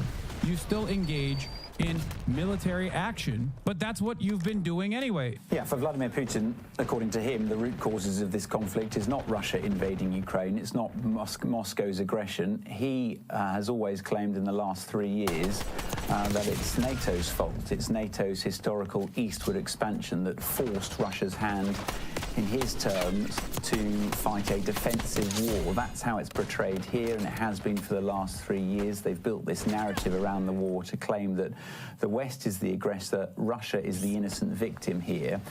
I think this is really interesting, actually, because when Vladimir Putin launched this so-called special military operation, which is how the war in Ukraine is still called here in Moscow, it's still presented as that. It's not called a war. It was supposed to be over in a matter of weeks, of course. It was supposed to be an outright victory. Peace negotiations, a negotiated settlement, is not how it was supposed to end, and yet that is not how it's being portrayed here in Russia. It's very much still being presented as that victory will be Russia's. You see all around Moscow these big signs saying victory will be ours. But I think no matter what kind of concessions, they will want to spin it as a victory over Ukraine. Yes, both sides will spin their end of the bargain as a major W. Of course, this is politics. Russia will be like, oh my God, we did a amazing job. We killed so many people. So many of our people died for the grayest land that is now also mined into oblivion anyway. It's like unusable farmland, but it's fantastic. It's a great W for us. Of course they're going to say that. Over the collective West, and you get a sense of that from that statement there, that Vladimir Putin is minded to for his part, to eliminate the root causes of the conflict, and agreed with Trump that a long-term settlement can be achieved. He seems to be conflating these two ideas, that a long-term settlement will mean a victory for Russia because he's got NATO to back off. A very important point to get the ball rolling. Yeah, this is also another aspect of this. It's so funny how Russia is claiming they got NATO to back off when 2 new countries joined NATO. Previously, those 2 countries had a neutrality handshake agreement. Now they're a part of NATO. And on top of that, it's not like Ukraine was ever going to join NATO anyway in the eyes of the NATO nations, which is a reality that they mention time and time again, even though a lot of people refuse to reckon with that reality. So ultimately, this wasn't a massive W for Russia at all.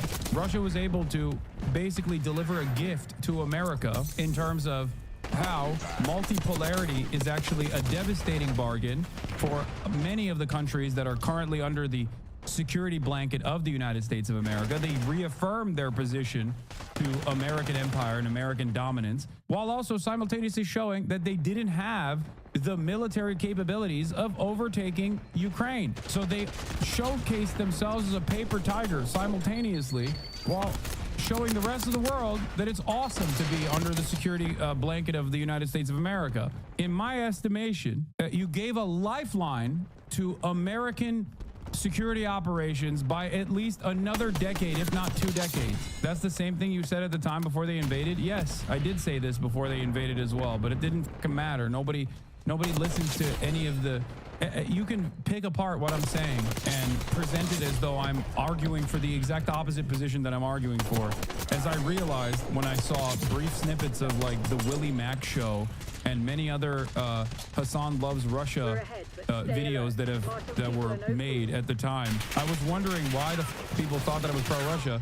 It turns out it's because they clipped my argument that I was making against Russia and presented it as though I was pro-Russia. Anyway, Trump is live taking questions. Let's take a look. With Vladimir Putin, and were there any preconditions set to agree to this meeting?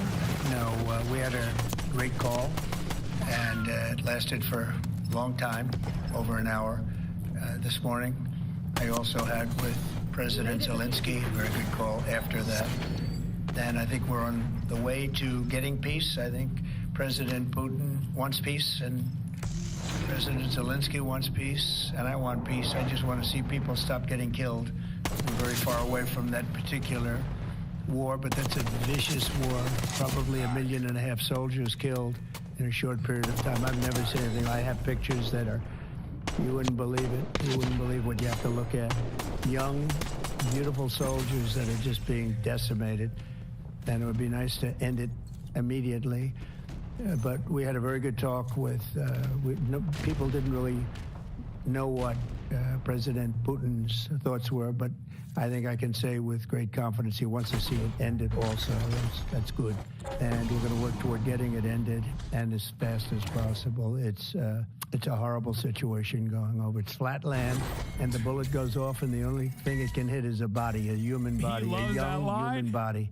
And they're losing just tremendous numbers of mostly soldiers. Just the cities and he loves that line. Have been largely demolished. He thinks it's poetic. It's a shame what's happened to that country. It would have never happened if I were president. That I can tell you. Would have never happened. It's to look at that. And October 7th would have never happened either, by the way, Middle East. But we'll get it. I think we'll get it.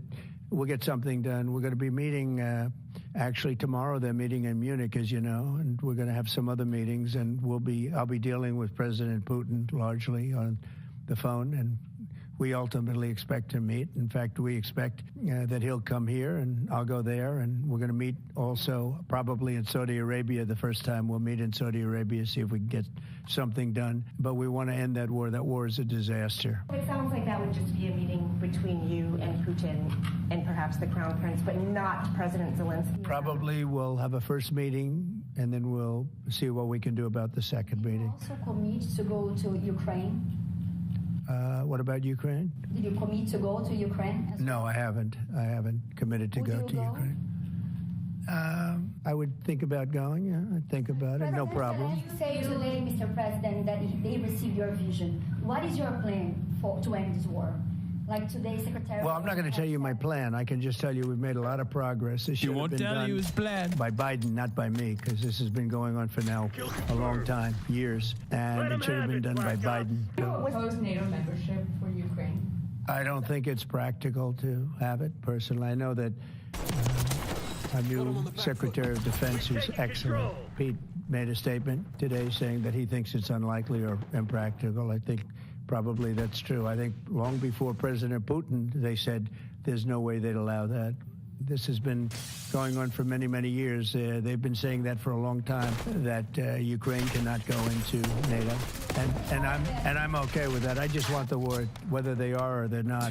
But it certainly would seem to be that most people have said that is something that's part out loud. Would you support Zelensky ceding territory or exchanging territory in any agreement to end the war? Well, he's going to have to do what he has to do, but, you know, his poll numbers aren't particularly great, to put it mildly. He's got a country where, you know, it's been savaged and attacked, and he's got an army that's been very, very brave, actually, despite the fact that, you know, we've given him, in my opinion, $350 billion. That's what the real number is. You don't hear that number. And Europe has given, in my opinion, $100 billion. And they've done it in the form of a loan. And I have a Secretary of Treasury right now. He's actually quite brave. He's over in Ukraine on a train. And there's a lot of things happening around that train that aren't so good. And he's going there to get a document done where we're going to be assured that we're going to, in some form, get this money back, because we're putting up far more money than Europe, and Europe is in far more danger than we are. We have an ocean in between. Europe has nothing in between. You know what they have in between? They have Ukraine in between. So wait a minute. So, as you know, Europe is putting up money. They're getting it in the form of a loan. And the United States under Biden didn't do loans. They just handed money every time somebody walked in from Ukraine. They just handed them money foolishly. This should have never happened. It should have never started. And once it did, other things should have happened. Other things should have taken place. So we're getting security on our money. We're going to have it secured by, they have raw earth, and they have oil and gas, and they have a lot of other things. And we're asking for security on our money. They've agreed to it. Ukraine has agreed to it. And we are, but we want it secured, and the money is going to be secured. When would the U.S. stop sending funding? When would the U.S. stop sending funding? Because if we didn't do that, then Putin would say he won. We're the thing that's holding it back. And frankly, we'll go as long as we have to go, because we're not going to let the other happen. But President Putin wants to have peace now, and that's good. And he didn't want to have peace with Biden. All right, let's get back to the not-so-great state of affairs in the United States of America, and specifically with respect to Ukraine.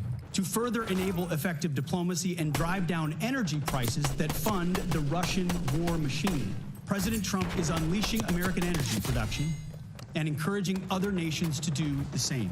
That argument ignores the fact that we waited until Ukraine couldn't fight back anymore, thus having to accept any deal they get. No, that's not true. The real reason why we waited until Ukraine couldn't fight back anymore is because there's no more weapons that you can send if people that are holding those weapons are all dead. If Ukraine mounted a longer-term defense, Donald Trump would be extending the war in Ukraine. Donald Trump would also be saying, like, oh, I want to do a peace deal with Vladimir Putin, but he's not listening or whatever. Vladimir Putin is not playing ball, and they would continue along. Maybe the messaging would be a little different. Didn't you just say a bit ago that all wars are ended through treaty? Now you just said this would inevitably end on the battlefield? No, the terms of the treaty will be dictated by what is happening on the battlefield. But yes, all wars do end with treaties. This is a treaty that will happen at the end of this war as well. But who has leverage and how much more war can be fought is still dictated on the battlefield. Ukraine can still fight. Trump is just pulling the rug from under them. I don't know if there's enough appetite for Ukraine to continue fighting as well. Safeguarding European security must be an imperative for European members of NATO. As part of this, Europe must provide the overwhelming share of future lethal and non-lethal aid to Ukraine. Members of this contact group must meet the moment. This means donating more ammunition and equipment, leveraging comparative advantages, expanding your defense industrial base, and importantly, leveling with your citizens about the threat facing Europe. Part of this is speaking frankly with your people about how this threat can only be met by spending more on defense. 2% is not enough. President Trump... Lol, they're backstabbing the euro, saying that the U.S. is done with war but keeping oil sanctions on Russia. Yeah, they're also forcing the Baltic states to move into an energy grid away from Russia, and all the natural gas that they are supposed to be getting from Russia, they shouldn't get from Russia, but they should get from us. This way, we get to make more money. How is that not driving Europe into the arms of China? I mean, we'll see what happens with EU moving into the arms of China. I think Donald Trump is doing a lot of stuff that if you're a competent head of state, you probably would look to China as an alternative. But I think that at least a healthy amount of European white supremacy plays an active role in them never actually trusting China at all. So I doubt that they will find themselves in the throes of Chinese soft power. It will require our European allies to step into the arena and take ownership of conventional security on the continent. The United States remains committed to the NATO alliance and to the defense partnership with Europe. Full stop. But the United States will no longer tolerate I would say, did the United States actually succeed in crippling Russia through Ukraine? No. But the United States is the one that actually benefited the most from Russia's invasion of Ukraine. Significantly more than Russia did. The ones that lost the most are Ukrainians, and the ones that lost the second most are Europeans in this process. EU is getting shellacked from both ends. They have to pay more for their energy. They have to get it from America. America is adding additional commitments. And you got a madman like Donald Trump basically using the European Union like a cum saw. The ones that are getting shellacked here harder are definitely Europe. Russia lost more than gained too, you bricking up. I think Russia lost a lot as well, certainly. Make no mistake. That's why I'm saying America won in this process. Russia also lost access to the European marketplace for energy, even though it probably pushed, especially with the Israel stuff, I think it probably pushed a lot of the global South nations further into Chinese and I guess in some instances Russian partnerships. But overall, the ones that made out the best in this process is the United States of America. Europe is headed down a very scary path right now. And I think a lot of the commitments to maintaining neoliberalism in a lot of the important EU nations is causing them even more harm, where many people laugh about Viktor Orban and Hungary. A lot of EU leaders look at Viktor Orban and say, oh, that's just one guy. He's just like different. Except I think a lot of Western European nations are going to be reflecting Hungarian style politics fairly soon. The EU, would you say the EU is in worse shape than the US? I mean, the EU is definitely worse shape than the US. Yeah, every European Union country has their own version of Viktor Orban, and you're seeing more and more Viktor Orbans pop up everywhere. Respectfully, this is one of your worst takes to date. Really? You don't see the rise of far-right movements, like openly, actively fascist movements in every European Union country? EU frogs, I love you all. And I told you many years ago when you'd come in and laugh at America not having any social safety nets, I told you that you are looking at your future. You are basically laughing at all of the stupid shit that we argue about here in America, you will argue about inevitably. The self-inflicted austerity in European countries was a self-inflicted wound that started a long time ago. It's not new. It's just finally getting to a point where people are sick and tired of the eviscerated social safety nets and are lashing out at whatever target they can in a very American fashion. And those targets are Muslims. Those targets are whoever they think is the real enemy. It's never austerity. Meanwhile, in that process, is everyone's too busy fighting against immigrants and fighting against like Muslim refugees or whatever. The people in positions of power are maintaining their austerity regimes and simultaneously privatizing key sectors. You understand EU politics. EU libs are a little more left, so they watch your stream, but they're still libs. No, I know. Also, my biggest haters are European social democrats that love NATO. These are the guys that at least are like, you know what? I don't agree with him on NATO stuff, but overall, I still kind of agree with him, especially when he's ripping into America's lack of social safety nets. Look at French politics. Look at even German politics with the AfD in Germany. Italy already has Meloni. The right, the fascist right, is growing.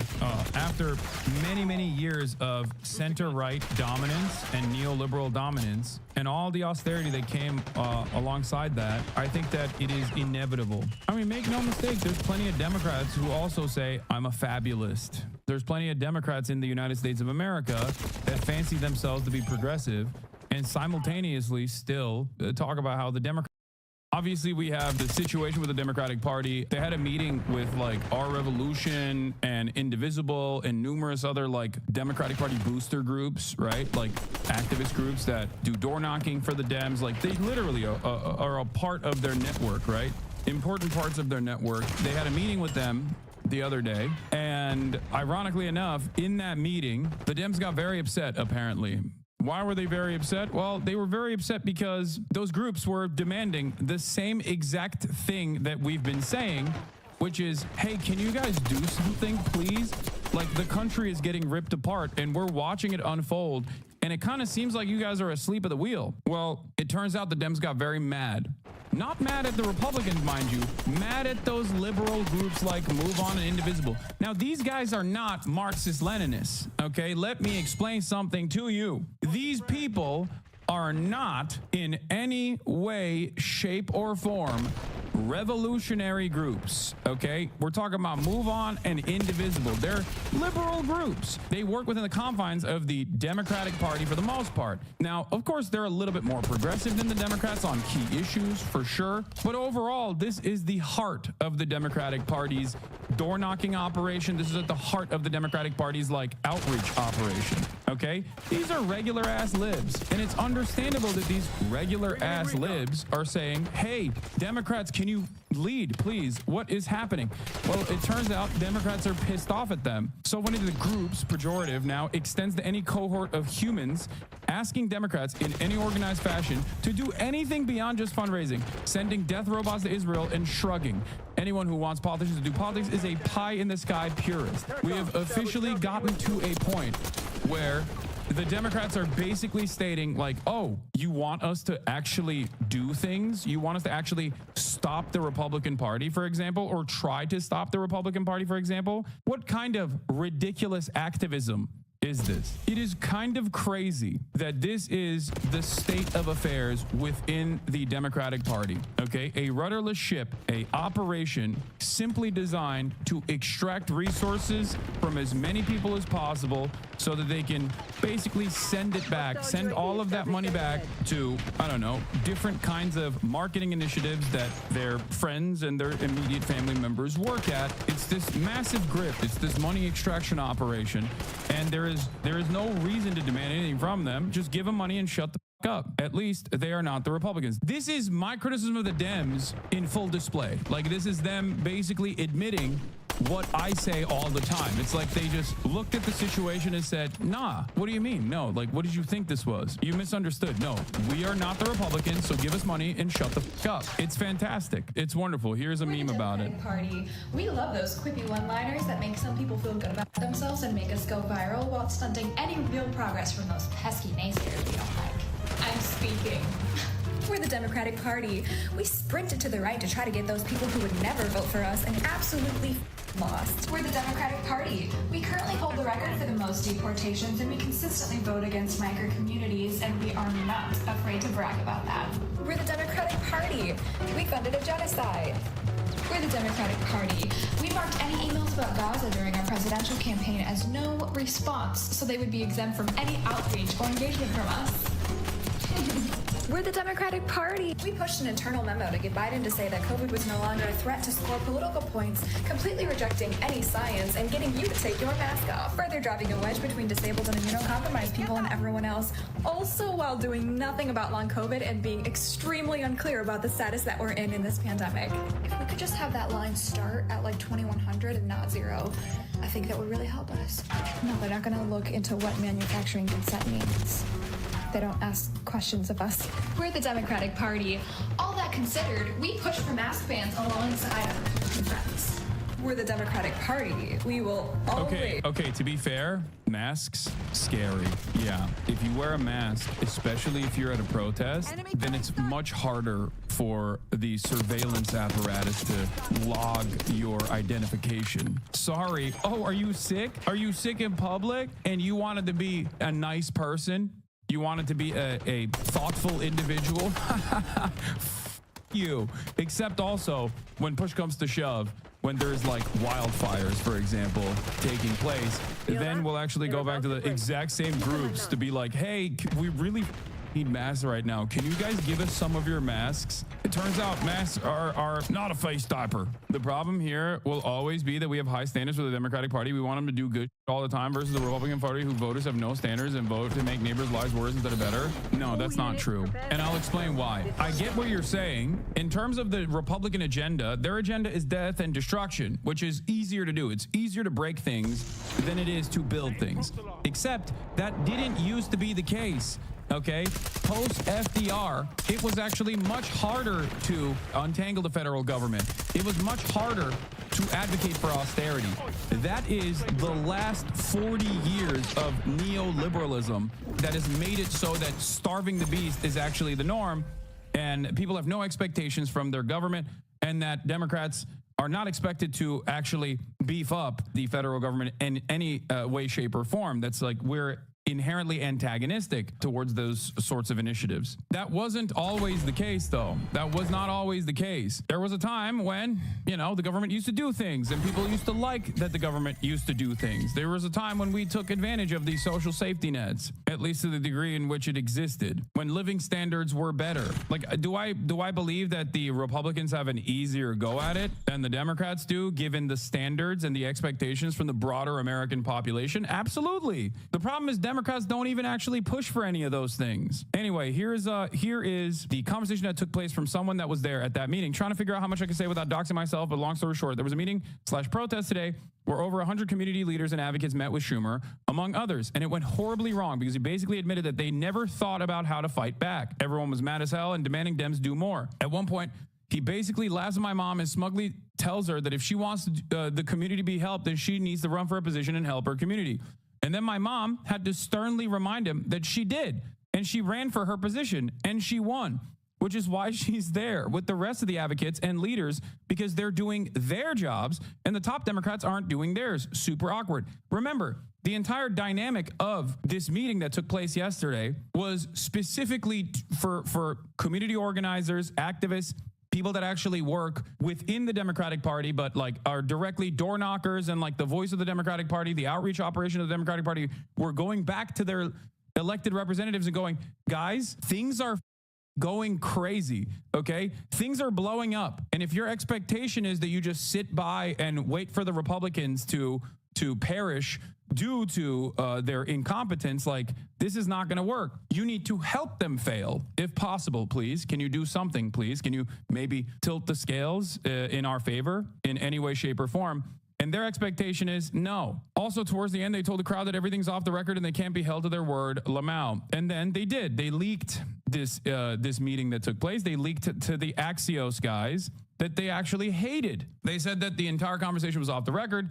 And then, of course, predictably, they went back to Axios and leaked to them, which is a center-right publication, of course, that they are pissed off at the liberal groups like Move On and Indivisible. If you are the Democratic Party and you're pissed off at Move On and Indivisible, who is in your corner? There's no one in the base then. You just hate your base. You actively hate your base. You despise your base. This is the base of the party. A lot of people will immediately say, Hassan, you're a socialist. Hassan, you don't like the Democratic Party.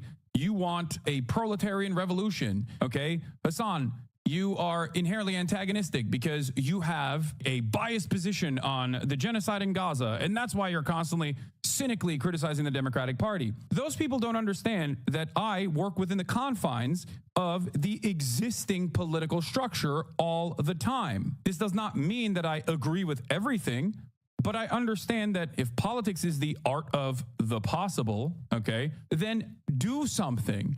Do something and show us what is possible, okay? Yes, it is correct. I am biased against a country that is doing genocide. and a Democratic Party that allowed it to happen. Okay. Having said that, however, I have maintained this position throughout the entire election cycle. If you were in here watching me cover the Democratic Party's incompetence, socialists benefiting immensely from capitalism. Got it? What? Dude, I just want healthcare, man. What are you talking about, please? And it's not even just for me. Like, I'm good. All right?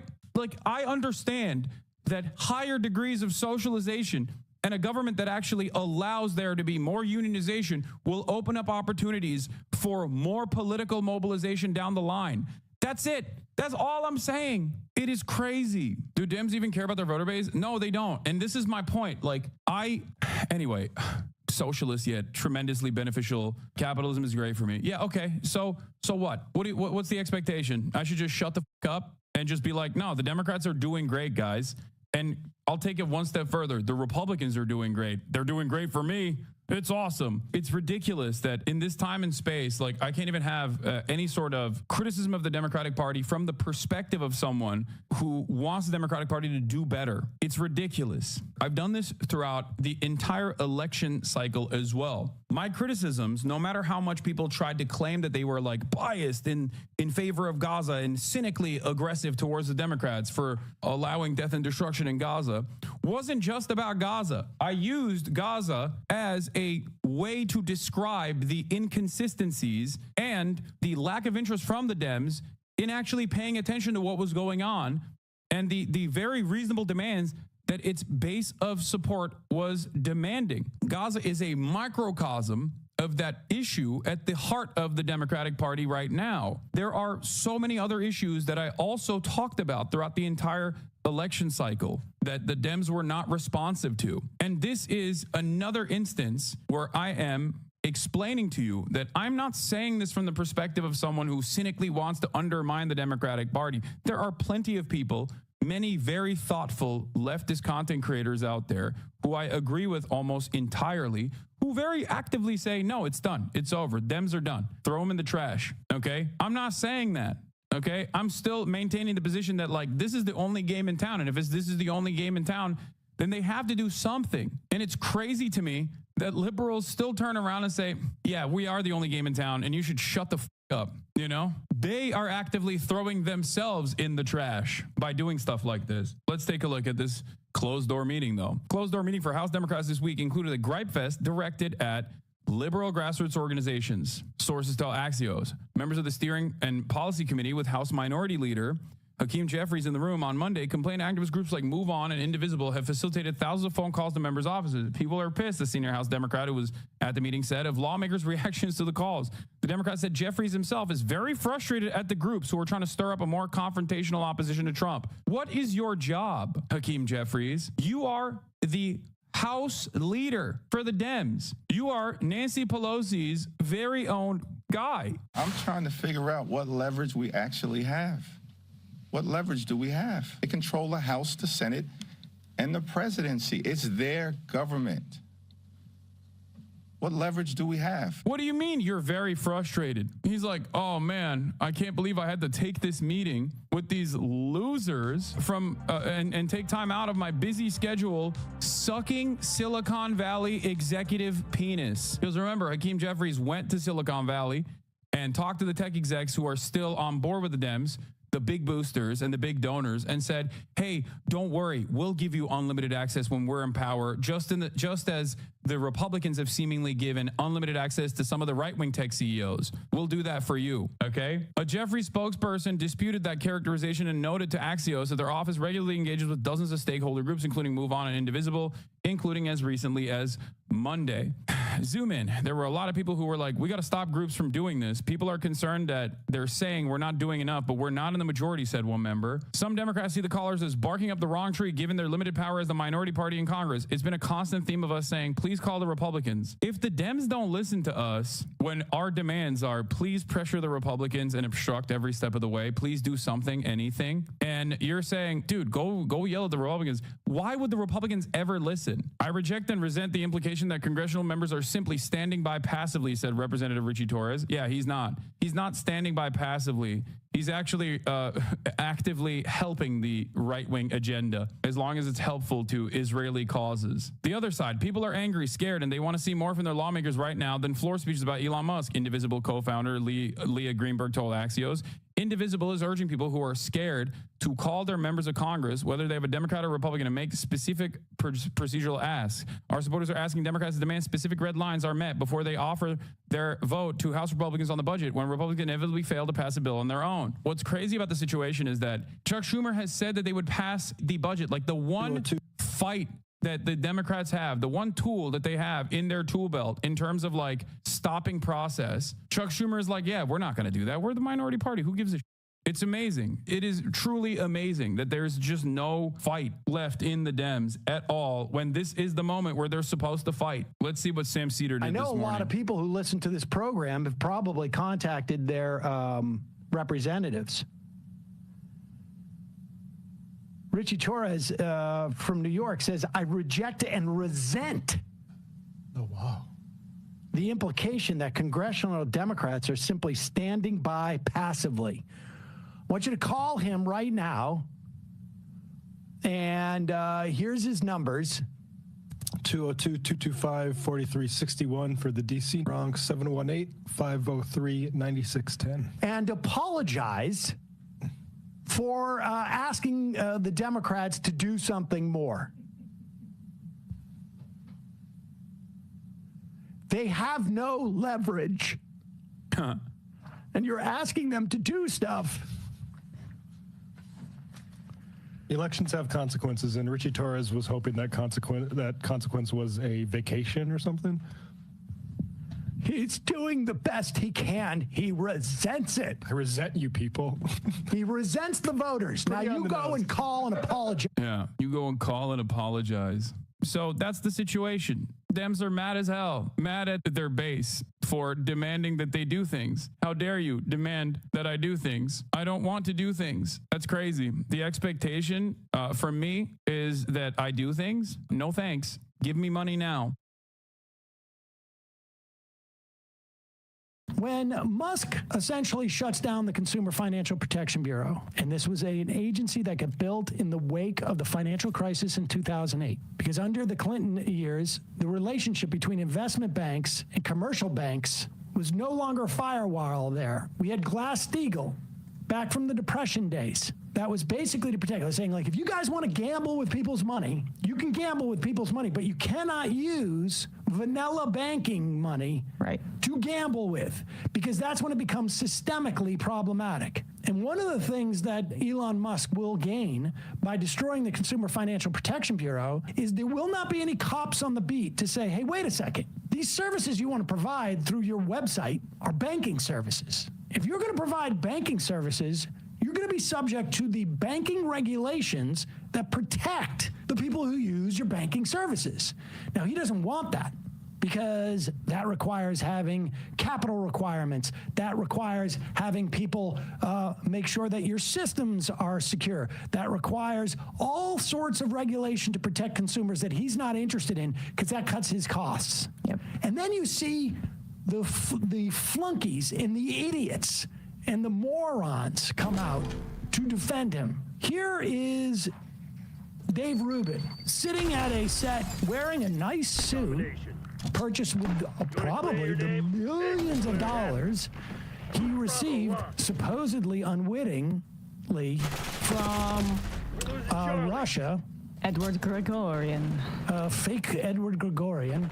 Even Milo Yiannopoulos was laughing about this guy, and also blowing the whistle on the right-wingers who get funded by billionaires to buy views and then fake it till they make it, as he said. But leaving that aside, here's Dave Rubin showing A, that he's just a shill, B, that he is also a moron, and C, he's an incredible, like, misogynistic pig. It's gross.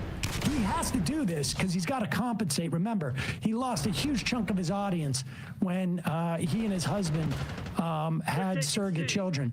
And so he's got to compensate. How can he get back into the brosphere? The two. You know, it's interesting. These people on the left They pray to the altar of the state. They love the state. They love the institutions. They love the programs, right? She loves rattling off numbers. We're going to cut this, that, the other thing. It doesn't mean that any of it's working. The irony is the lefties always tell you how horrible America is and how nothing works right and we should be more socialist and everything else. And yet, when we start looking at, okay, like if the general premise is, well, maybe something isn't quite right here, things aren't quite working right, we're going to clean it up. You see how hysterical they get when you go to clean it up? And the reason is they want power. Nobody wants children not to get food, but that doesn't mean that the Pause it for a second. Food.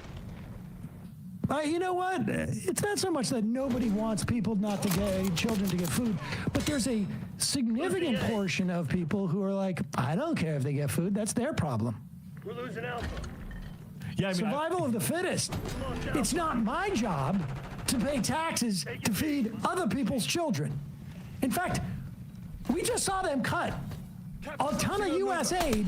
Literally, there's $500 million worth of food that is going to essentially rot on docks because of what they've cut. So it's not that they're like, well, we're trying to keep children from being fed, but are we withholding $500 million worth of food because we want to prove a point? Yeah, all right, well, whatever. That's what it comes down to. Go ahead. How hysterical they get when you go to clean it up. And the reason is they want power. Nobody wants children not to get food, but that doesn't mean that the programs that are giving food to the kids or after school programs, that any of it's being run properly. Again, we're just looking at the books as I tweeted out this morning. No, this is a total lie. Yeah. They're not just looking at the books. The Inspector General, if they cared about auditing, they wouldn't have fired every Inspector General that is working in these agencies. They are 100% not just looking at the books. Right. It's a lie. It's a total lie. There are dozens of examples that you could come up with of the practical impacts that this has had, but they need this to just be online, liberal hysteria. Because if people start actually understanding what this means, it's an existential threat to this anti-government slop that he's feeding these just like baby birds in the audience. Dave Rubin's audience must be just absolutely the dumbest human beings alive. Go ahead.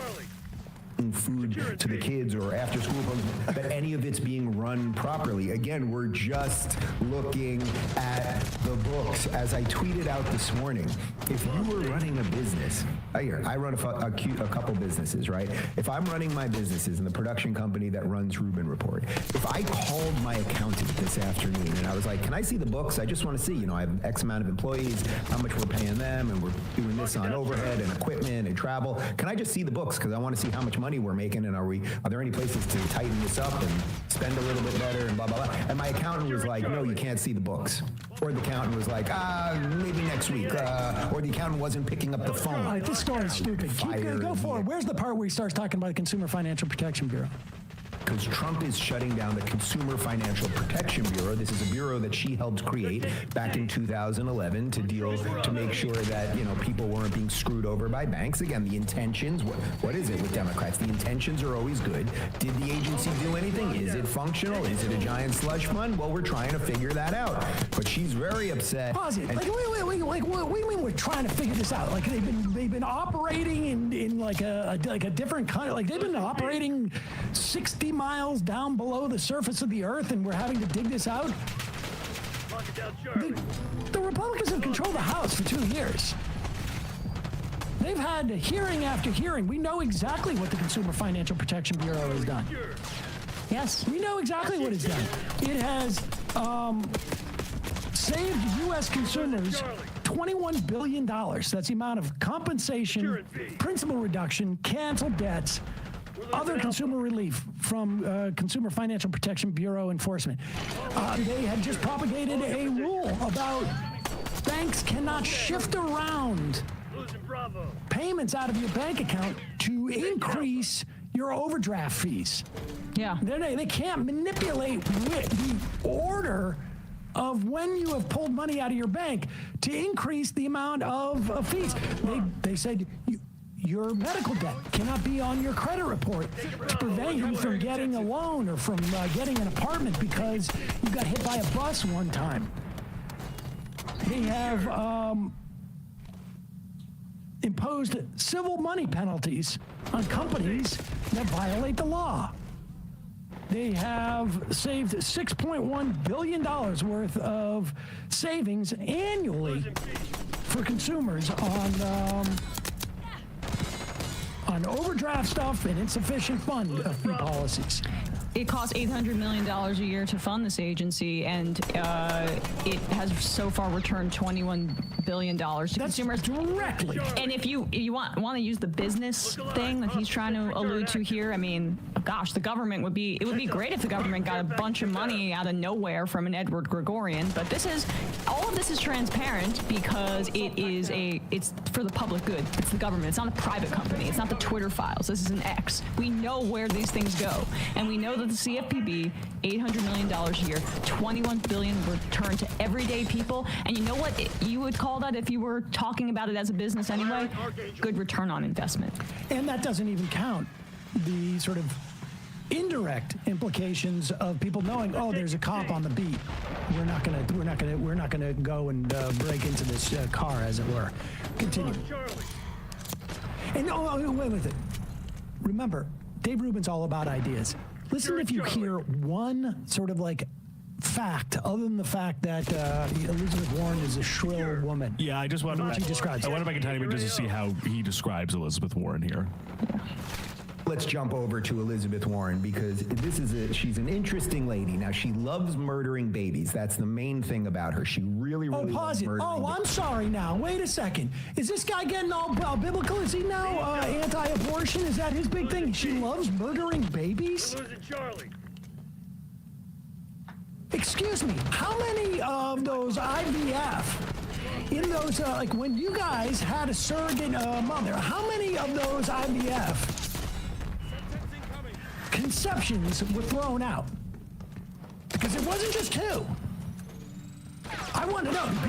Dave Rubin's audience should be asking about this. If Dave Rubin is very concerned about abortion as an issue, and his audience knows that that life starts at conception, they should start digging into how many babies Dave Rubin has directly killed. They should look into that. I mean, what's good for the goose, right? Go ahead. Babies. She also loves socialism. While she's worth about $60 million herself, and I've seen her several times here in D.C., and she wears these very, very expensive outfits and everything else. She is very concerned because Trump is shutting down the Consumer Financial Protection Bureau. This is a bureau that she helped create back in 2011 to make sure that people weren't being screwed over by banks. Again, the intentions. What is it with Democrats? The intentions are always good. Did the agency do anything? Is it functional? Is it a giant slush fund? Well, we're trying to figure that out. But she's very upset, and she thinks that Trump's doing it because Elon wants your money on the Twitter machine. Elon Musk owns X, which has been losing money like crazy. So Elon has a plan for a new payment platform called X Money. Elon wants X Money to touch every part of your financial life. But Elon has got a problem. The financial cops. The CFPB is there to make sure that Elon's new project can't scam you or steal your sensitive personal data. So Elon's solution, get rid of the cops, kill the CFPB. This is like a bank robber trying to fire the cops and turn off the alarms just before he strolls into the lobby. Pause it for a second. Yeah, pause it for a second. Not a single thing that she said was incorrect, and he will not refute a single one of those things. Yes, Elon Musk has lost a tremendous amount of money, or his investors' money in X, however you want to decide that. Was it worth it to him? Well, he got a president elected and his net worth is increased. Does he want to turn X into a banking style payment platform? 100%. Is he attacking and dismantling the agency that would regulate said platform? 100%. Now watch it. Dave's going to give us a really good explanation. But this is how you know he's that dumb, is that he played those comments in full. Yes, exactly. He didn't even know. He's too stupid to realize he's got to take these out of context, or people are going to figure out. I mean, he's banking, no pun intended, on the complete idiocy of his audience. Okay, here we go. First bitch. off, no one is forcing anyone to be on X or Twitter. Now, is it possible? That's not what she said. Pause it. No one's forcing anybody to go into any bank, but do you want that bank to have no regulation? Oh, I'm going into the bank that has no regulations. And do you think that people know? Do you think that people know, your average person knows to what extent what is regulated and what is not? No, there's a broad assumption. You just assume, hey, when I buy this, this drink at, the Piggly Wiggly, I'm assuming that it's not going to give me botulism because there's somebody who's making sure that you're not supposed to package botulism. So now his argument is, well, if you don't have to be on X. It's just you. Caveat emptor. Give me a break. What a lame thing to say. Go back a little bit so we can hear the entirety of his lameness. Okay, here we go. First off, no one is forcing anyone to be on X or Twitter. Now, is it possible that Elon's working on a payment system within X? It certainly is possible. He is. At it before, but no one's forcing you to be on it. You can still have your Bitcoin. No one said that. I don't know, US dollars. You can still do commerce freely. But if what you're really saying here, lady, is that Elon Musk bought Twitter, something that was losing money, got into the fight with free speech, lost all his old friends, had to move his businesses out of California because of Gavin Newsom once he was supporting Donald Trump, did all of that so that somehow he could skirt your financial regulations and get everyone to buy things. Like, it's just so profoundly absurd. What you don't like, Elizabeth. Okay. Did he listen to the clip? Yeah, maybe he doesn't. Maybe somebody else puts the clip up there and he just comes out with his. He is not addressing a single thing she said. She's not saying that he had this whole grand master plan. She said right now he's dismantling the agency that would inhibit his ability to rip people off or to operate a bank without any regulation. He's not going to address it. And Andreessen was bringing her up, calling it her personal agency on Joe Rogan, too. The right can't spell out the acronym Consumer Financial Protection Bureau, and then try to make your argument without mentioning Elizabeth Warren's name. Because what they are trying to do is throw a bunch of misogyny at their audience because they don't like hearing Elizabeth Warren's voice and she's a little too opinionated and gosh, we can pick it apart. That's what they're trying to do. Hiding behind the misogynistic feelings. I can't imagine that. Go ahead. He could skirt your financial regulations and get everyone to buy things. Like, it's just so profoundly absurd. What you don't like, Elizabeth Warren, is that he is creating things. He is building things. And you, as a millionaire socialist, you want to lock everyone into the system that has been pretty damn good for you. But we can all see through it now. So you've got nothing left other than hysteria, right? That's it. By the way, I don't know if you guys know this, but we're all walking around with a phone in our hand, right? And our phone in our pocket. And we all have computers and laptops and iPads and everything else. The world is going more digital. So we will start figuring out new ways to have commerce with each other. The reason they don't want digital wallets and why they hate Bitcoin, of course, is that that's peer-to-peer. That means if you buy something from me and we do this digitally, I can just send you digital currency and it has nothing to do with the government. And then, Elizabeth, you're out of a job. We see you, you crazy fake Indian bitch. Let's jump over to there you go. Okay. And look at you. You thought it was all about misogyny, but it was also about... None of what he said has anything to do with it. First of all, she's not out of a job if there's digital currency. She doesn't run it. Obama blocked her from running it. Remember? He's such a moron. But the amazing thing is, it's just like, his entire shtick must be, we'll put up Elizabeth Warren. I know people don't like her. I'm going to be able to call her a bitch. And then that's how I'm going to get my bona fides. Did you guys, were you thinking about the fact that I'm a gay man? Well, I could be a misogynist as a gay man. Of course. And listen, just in case you think that my whole IVF thing means that I'm not with you on the whole abortion thing, I'm gonna put that in there too.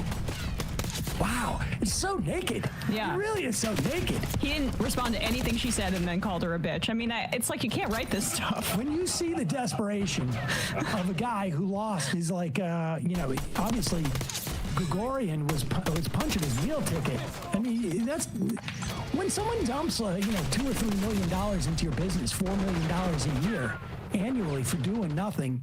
You get used to that money. Yeah. And then all of a sudden, it's like, oh, well, maybe we should just have a paper backdrop. That might be, let's just get a fake plant and a paper backdrop. Downsizing. Hey, folks, don't forget to hit the subscribe button and check out our daily show. We do it every day at 12 p.m. Eastern for about 2.5 hours. We even take phone calls. You should check that out.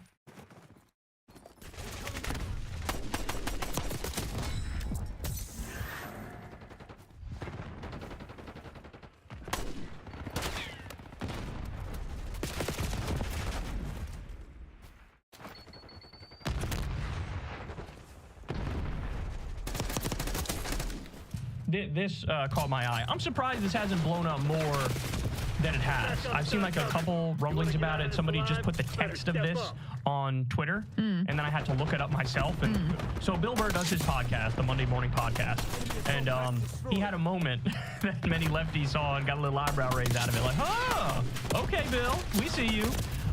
So here, I'll play it for you. He's going after billionaires.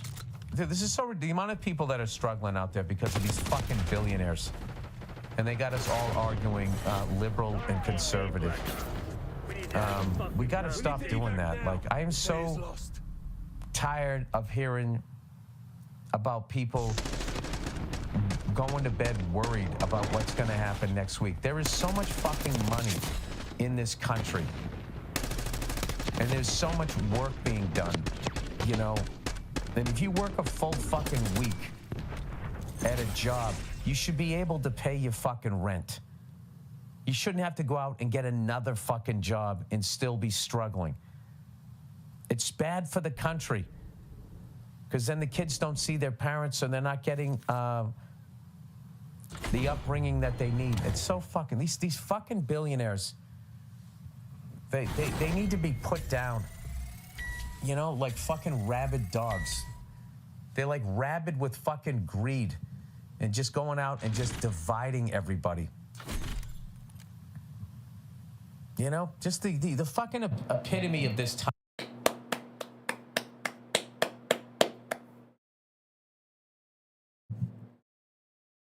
True. So. Time right now. Like how divisive we are that the Gulf of Mexico is now called the Gulf of America and people get excited. Like how the fuck does that help your wallet? It's an empty gesture. And then it's also like a racist gesture. Like that's the white guy that's him saying fuck Mexicans without saying it. Like who has a fucking problem with Mexicans? Like what is the real problem? This is just such an ugly fucking time. Yeah, that just sucks. That sucks. So, Crystal, in my experience, exactly what he's saying and how he's sounding, this is what I'm seeing with a whole bunch of liberals, with the majority of liberals. Stuff that you couldn't imagine like 5 years ago them saying. Yeah. Like, you got to put these billionaires down like rabid dogs. Yeah, and they're like, yes. Never would have thought, a liberal would have said that 8 years ago, 10 years ago, whatever. Now I'm seeing Luigi posting from standard-ass resistance liberals. So something's happening. Something's happening where people are waking up. The biggest difference from this, with regard to the Democratic Party, from this Trump administration and the first one is the first one, liberals really felt like, oh, Nancy Pelosi and like these Adam Schiff and these people, like they're our heroes, and Joe and Mika, blah, blah, blah. And mainstream media. Yeah. And this time they are disgusted. Like they are utterly disgusted. And that is one thing that is different. And it's also hopeful. It creates a possibility. To talk about Bill here, I mean, he nails it. And I actually, the part of it, he's done, you know, anti-billionaire sort of like class war type commentary before. So that part didn't surprise me. The part that surprised me more was his commentary about Gulf of America. But that's also what I'm seeing from liberals and leftists now. It's like everybody's like, it's a full court press on all issues. Yeah. We're no longer doing the, oh, we'll meet them halfway on the social issue. Now it's like, fuck you and the horse you rode in on, bitch. Because the reality is, if Trump can get away with talking about Arnold Palmer's cock and filleting a microphone on stage and saying that immigrants are eating cats and dogs, which they're not, it's a lie, how come he can get away with all this fucking insane shit? But I'm supposed to not say trans people deserve rights? Yeah, right. Like, fuck off. No, that's not happening. I'm going to fight you on every single issue, and I'm going to win. Well, and the Gulf of America thing, too, the way he frames it is precisely right. It's like, this is what he's giving you instead of, like, a living wage. This is what he's giving you while he's destroying your ability to organize at a union in a workplace. This is what he's giving you while he's destroying the anti-scam police over at the Consumer Financial Protection Bureau. This is what he's giving you while he's allowing a bunch of, like, crypto billionaires to inflate a giant bubble and like scam people with this giant brazen Ponzi scheme. You get to call it Gulf of America, something that the American people don't even want. Yeah, they look at the polling, they're like, no, we don't want to do that. Actually, this is not even something you're giving us. Why are you even doing this? So he frames it in exactly the right way, that these sort of like cultural signifiers are being used to distract you from the fact that you're getting robbed blind. You're getting robbed blind by this billionaire class that has completely taken over the government. And also, what happened to the pretending to be anti-war? Remember when Trump went after Liz Cheney and went after Kamala and called them warmongers and said she never met a war she didn't like and she just wants to shoot people? And then now, like literally within the first week, we get warmongering with Panama, Greenland, Denmark, Mexico, Iran. He bombed Somalia and bragged about it. Like, the way that just like on a dime, just flips and acts like, hey, this has always been my position. Bitch, you didn't say shit about Panama on the campaign. You didn't say shit about we're going to own Gaza. We're going to take over Gaza and build hotels and casinos on the beach and look at the lovely weather. You never said anything about that. Right. You never said anything about that. And they're claiming a mandate for things that, number one, they never even, they completely hit on the campaign trail. Of course. And then number two, like, what mandate? You won by 1.5 points. You did not even get a majority of the vote. Joe Biden won by 4.5 percentage points. You didn't act like that was a mandate. Your margin in the House is like the smallest ever. So yeah, you won a very narrow contest. Stop acting like you have some grand mandate to do literally whatever you, and more accurately, whatever Elon wants to do. A bunch of anarcho-capitalist robber baron bullshit, which you certainly were not front-loading with on the campaign. You know, in fact, one of the things I've been thinking about is his whole strategy of going on all these like bro-y podcasts was to try to persuade people that he was like a normal guy and he's not extreme, and these liberals are like delusional and deranged when they're calling me a fascist. I'm just like cool, chill bro. So there was a concerted effort to make people feel like him and Project 2025 and whatever he was going to implement when he came in was not going to be extreme. It was not going to be a radical. And then the moment they get in, Elon's out there like, we're doing a revolution and goodbye to the Department of Education. And by the way, Social Security is a scam that I'd like to get rid of. Yeah, and Bill Burr's point is like, wait a second. If you actually want to help people, the answers are obvious. Like, you got to give everybody access to a union. You got to raise the minimum wage. You got to give everybody health care. Nobody should have to work 2 jobs in order to barely pay the bills. Like, he's focused on the things that matter. And Bill Burr, of course, is friends with Joe Rogan, and Joe Rogan has been taken for a ride by these billionaires. He has a new robber baron oligarch on his show seemingly every 2 weeks, where he lets them lie relentlessly. He let them lie about the Consumer Financial Protection Bureau, right? And then to your point, Trump never said on the campaign trail, I'm going to get rid of the anti-scam police, right? He never said that. No. And now here we are. The anti-scam police are totally dismantled. Joe Rogan's face was lied to relentlessly, and he helped them push their billionaire propaganda. He ended up endorsing Donald Trump. I get the sense that Bill Burr is like sort of disgusted by Joe, and that's his close friend. They came up in the comedy scene. I think they started like the exact same. Oh, they were close because they came up, I think, the exact same year. and they came up through Boston. Like, there's a lot of parallels there. He's one of the only people that when he goes on Rogan, if Rogan says some dumb shit, he's like, shut the fuck up. Like, I've seen it, like, on COVID. Like, during COVID, they were doing a podcast, and Rogan tried to go on some, you know, anti-vax rant or something. And he's like, oh, paging Dr. Rogan. Like, you know what the fuck you're talking about? Where's your degree, bitch? Shut the fuck up. You don't know about this. I don't know about this. We're not going to sit here and do bro science. And he's one of the few who will hold him in check. I remember you did something similar with Bill Maher. I think over like wokeness. Bill Maher was trying to tee him up to be like, how about those like woke people? And he went on Palestine. It was on Palestine. On Palestine, it was Israel is that what it was? Yeah, and then he just was like, went in the total opposite direction. The kids are with the terrorists. The kids are with Hamas, okay? And Bill was and Burr was like, I'm with the kids. Yeah. He's like, no, they're not saying they love Hamas. They're saying they want to defend Palestinians who are being bombed and killed. Well, this also comes right on the heels of Rogan saying that thing about how, like, oh, Elon's a billionaire, so of course he wouldn't steal from you. He has, like, he has too much money because we all know the wealthiest people are, of course, the most honest, who we should definitely entrust with, like, you know, raiding the treasury and hacking into all of our government agencies. To be fair, Rogan did say that exact same thing about George Soros. He was like, bro, George Soros doesn't want any more money and power. He's already got all the money in the world, bro. Why is everybody losing it about George Soros? The analogy I made is like, it's like looking at a heroin addict and saying, bro, he doesn't want any more heroin. He's already had heroin 20,000 times in his life. He's good, bro. What are you talking about? Elon genuinely, and this will be a good transition into our guest, like, he thinks he is the smartest person on the planet. He thinks he is the savior of mankind. He has cast himself in the role as the hero. And so whatever he needs to do in order to accomplish his goals, whatever they are, there is no death, destruction, like, certainly he doesn't care about the laws. None of that will stand in his way of getting what he wants and effectuating the outcome that he thinks is the right outcome. Let me just interject to point this out, and this is for the bros out there. Elon was caught red-handed lying in the most embarrassing fashion about being one of the best video game players in the world for a specific game. I think it was Diablo, correct me if I'm wrong. And he made all these grandiose claims that he was literally one of the best in the world. When he actually streamed himself playing, everybody who knows video games, everybody who's an expert or a pro at them, ripped it to shreds and was like, there's literally no way you're one of the best players in the world. You're actually really bad at the game, right?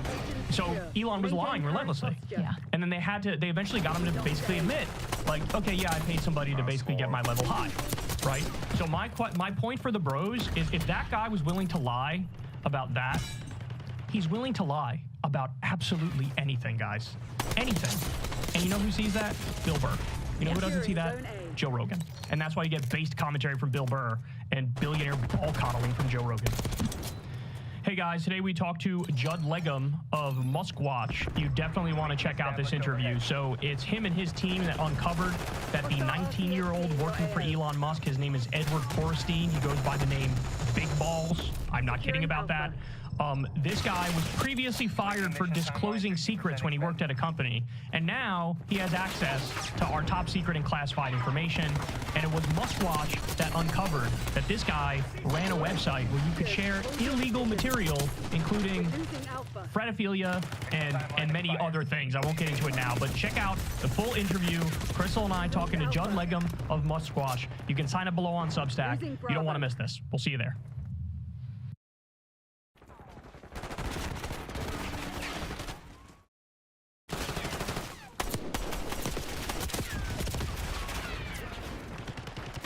Yeah, credit where credit's due. That's what this segment's about. This segment's about.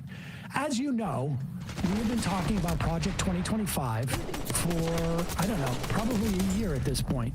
And it has been accelerated by the entry in whatever it was, June or July or August, of the crypto tech bros.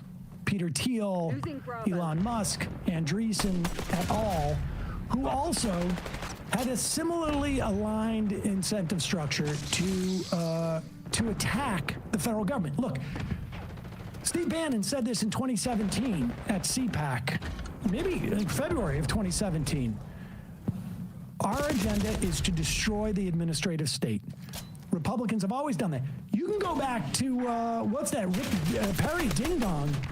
I'm going to get rid of 3 government agencies, and he couldn't remember which one it was, but it was so part of the Republican ideology. And at the end of the first Trump administration, Russell Vogt, as OMB director, had essentially hatched this plot, which they weren't able to basically put into place. But to get rid of civil servants, career people working at agencies with political appointees, Schedule F was the categorization of these workers. And then Biden rescinded that, and then Trump, I think, now has put it back in place, right, upon coming back into office. Yes, and this has been out there. Vogt talked about traumatizing federal workers. And and Vogt worked for an outfit, he was doing this in conjunction with the Heritage Society, but he was Heritage Foundation. Heritage Foundation. His think tank was called the Center for Renewing America. Center for Renewing America. That was basically the Trump administration in exile. All right, so here is a clip from the Vanguard about people who were in Project 2025 denial. So if you just type in TYT Project 2025, beautifully, the first search result, Trump's plan is not Project 2025. Who could believe it? That's crazy. Let's take a quick look and see exactly what Anna had to say in this clip. Then we're going to take a look at one more. So, I totally believe this reporting. I think this is actually accurate reporting. And if reporters didn't just serve as stenographers for the Democratic Party, they would have maybe found out that there's a different think tank that literally has the same slogan as Donald Trump, and they might have reported on that ahead of time instead, but they didn't. And his top staffers were connected to it, including Kellyanne. So this video is about how there's another plan that's, way less concerning than Project 2025. That, all these liberals in mainstream media and all these Democrats, they're freaking out and they want to fearmonger about Project 2025. But in reality, there's this other one that Kellyanne Conway is behind or something, and it's way less scary. It's way less scary. Actually, if Trump gets into power, it might not even be that dramatic at all. It's probably just going to be like any other Republican administration, right? Yeah, I remember we reacted to this at the same time. And to Cenk's credit, this was before he had gone so soft on MAGA. He's actually pushing back on her from what I remember in this clip. No, he's not. No? This one, he's not. There were other ones where he did. In this one, no, he goes on to say, yep, this is the real plan. I think we can watch him say that right here. Conway, et cetera. So these guys are definitely in charge. And one of the Trump staffers on his campaign team said they're not the transition team, but they kind of are. They said, he said, in effect they are. They've got, because we didn't have time to plan it. And here's a hilarious part of the story before I get to the worst part of the story. They said Trump is superstitious, so he didn't want to talk about a transition team at all before he won, which then greatly delays them. Either way, that's the main part of that line. First off, I didn't know, we hadn't played that last part. Any 5 minutes worth of reporting beforehand knew that Russell Vogt and the Heritage Foundation was literally building a dossier. I mean, we saw ads. They were literally like the Coalition Provisional Authority going into Iraq. We saw ads of them saying come in and apply. We need to check all your social media to make sure that you are a loyalist. We're putting you in a file. We'll contact you after. The idea. I mean, in October, right? ProPublica released a video, and the quote was, "We want the bureaucrats to be traumatically affected. When they wake up in the morning, when we want them to not want to go to work because they are increasingly viewed as the villains. We want their funding to be shut down. We want to put them in trauma." So that, in conjunction with the fact that Vogt had previously worked in the Trump administration, and that Project 2025 was authored by over 100 people who had previously worked in the Trump administration, should probably give you an indication that they were very serious about implementing this. And then remember Matt Walsh, MAGA troll, after the election? We don't need to pull it up. People can find it. But he said, oh, here it is. Thank you, Bradley. Quick on the trigger here. Now that the election is over, I think we can finally say that, yeah, actually Project 2025 is the agenda. Of course. LOL. Because we know that that's how Republicans operate. They have no problem lying about things like this. So some folks were shaming people, literally shaming people, saying you're dupes, you have Trump derangement syndrome for believing this, blah, blah, blah. I know some people after the election were like, I'm happy that Trump is coming in and going to stir things up or whatever. But the point of this is credit where credit's due. Granted, it's behind a paywall, but according to the Vanguard, people have admitted that they made a mistake. All right, back on TYT, checking out with you guys. More news. So I just want to address something. I was wrong about Project 2025. MAGA hates Project 2025, and I thought that Donald Trump actually cared about his base because in his first term, he seemed to be swayed by his base. He seemed to listen to his base. Wait a second. Wait. MAGA hates Project 2025? Where's the evidence of that? What? What is this MAGA that they speak of? What is this? Make America Great hates Project 2025? Every single person involved in Project 2025 are the most Make America Great people there are. Like, what is this whole idea that that this is a betrayal of Donald Trump? This is what Donald Trump ran on. They were talking about destruction of the administrative state in 2017. Schedule F was released in 2020 as he and went out the door. Right. He's walking around with RFK who's saying we're going to get rid of all these agencies. We're going to get rid of the NIH. We're going to get rid of the CDC. We're going to get rid of all these agencies.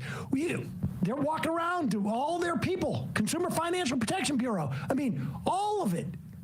Well, like MAGA hates it. MAGA might not like Elon Musk because he's the least charismatic person in the world. But where is this evidence that MAGA hates what? I thought we were giving credit. No, I know. Well, I was giving credit for the above, but I didn't realize that part. No, it's okay. I mean, I understand. I would say that downplaying the effects of Project 2025 prior to the election, as clearly they were engaging in, even as they were advertising themselves as a progressive network, is deeply shameful because we now see the effects of Project 2025 in real time, which includes cutting off, as you said, your friend that works in cancer research, 40% cut to that kind of funding. And these are the kind of things that we're going to see all across the country.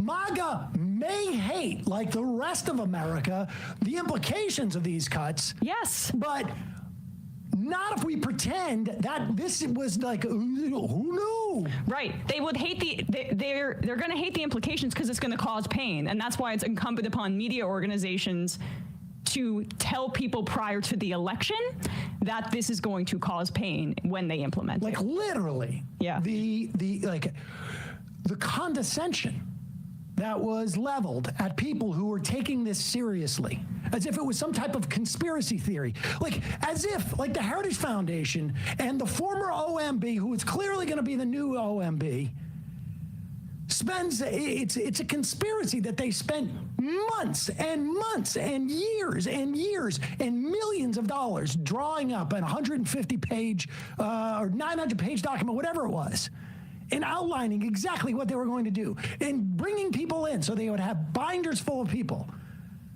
I mean, but at least dawn lights on Marblehead, although it seems to light, sometime around sunset. Yeah. And also now to say, like, this is not what MAGA want. Like, give me a break. Give me a frickin' break. Go ahead, Bradley. Yeah. Sorry, I just wanted to add. Do you guys remember that Russ Vought video where he was recorded undercover? Yes, he was secretly recorded by some British journalist who came in. He goes, "Trump is distancing, but we're not worried about it." Right, exactly. Right. So I wonder if they saw that, but maybe not. I don't know. Do we want to play the rest of this? Yeah. Okay. Because in his first term, he seemed to be swayed by his base. He seemed to listen to his base. This time around, not so much. So Russell Vought, as the head of the Office of Management and Budget, and considering what he just did with the Consumer Financial Protection Bureau, makes it abundantly clear to me that they are implementing Project 2025.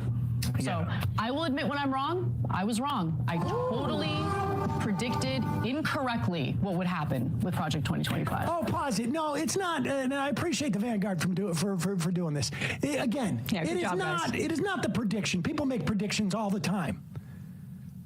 Right, I was wrong in my prediction about the election, but this is not making yeah, like right, some type of right. like, poly market bet here. on Yes, this, yeah. Where That's the outcome gambling mindset. we can't tell. Yeah. Yeah. There was abundance amount of evidence of this. And even if your opinion, not prediction, opinion was, I can't see them doing this is pretty radical. The idea that you would mock people for believing it and saying it was a conspiracy theory, the people had Trump derangement syndrome. I'm sorry, give me a break. But at least we can acknowledge what's actually ongoing. Yes. And I would recommend this go into the free part of their show so that their audience can know about it. And emphasizing it. And, I will say, as long as people are issuing corrections, there was a claim made that we took money from the Kamala Harris campaign for our show. Now, that never happened. We've clarified that. It's laughable. Whoa. We don't Wait, know. actually. We're still Oh, wait, I'm sorry. There's a deadline on this poly market bet. I think you can... I'm sorry. Okay. So there's on Polymarket, you can gamble with crypto about whether or not Kamala bought ads on the Majority Report. Somebody bought a good amount of it. Can we bet on this? Or do you have to be outside of America to bet on this? I don't think it's legal in the United States, but somebody I think placed a bet. Can you scroll down to the holders, Bradley? There's some folks that first of all, so here it is, the rules. We can go to the rules, show more for the rules. On February 3rd, Anna Kasparian asserted that Kamala Harris bought ads on the Majority Report during her 2024 presidential campaign. This market will resolve to yes if a consensus of credible reporting and or disclosures from Kamala Harris's campaign or the Majority Report proves that Kamala Harris bought ads on the Majority Report during her blah, blah, blah. Otherwise, this market will resolve to no. Only direct purchases made by the campaign itself will count. Ads purchased by associated political action committees, super PACs, or other third-party organizations that are not directly a part of Kamala Harris's official campaign will not count. So, but a March 31st deadline, I think. No, hold on for a second. Yeah. See, I have some questions here. Yeah, sure. Okay. First off, let me just say, we have never had any ads purchased by associated political action committees, PACs, super PACs, or any other third-party organization that are not directly part of Kamala Harris's official campaign. So that we can put out. That doesn't count. It says the market will resolve to a yes consensus if there's credible reporting and or disclosures from Harris's campaign or the Majority Report that proves that Harris bought ads on the Majority Report. Now, this is an ethical dilemma for us. Yeah. Because we have stated publicly that it absolutely is not the case that Kamala Harris or anybody else purchased ads in favor of Kamala Harris. In fact, whenever we have an ad, you know who paid for the ad because it is literally the company that we're advertising for. Yeah, we read their name. Never, ever taken money. Secret ads kind of like... How does that work? Well, it's not inconceivable that the House campaign could say, like, we're going to pay the Majority Report $50,000 and we just want positive coverage. Right. We don't do that. There is nobody who's ever paid into the show, no entity, we have members, but nobody who's ever paid into the show outside of the membership tiers that you see on our page that we have not disclosed in the course of advertising. So, you may say, like, hey, I don't think it's appropriate for you to, push bidets on us. Right. But you are aware that we're doing that, and because, Hello Tushy paid us, okay? It's not like we're out there going, bidets are great, and we got a secret payment from Hello Tushy. Right. We're promoting. Now, I happen to think bidets are great, and I would have said that. Oh, we know. But that's my point. But here's the thing. We have the ability to manipulate, it seems to me, how it's resolved, whether it's yes or no.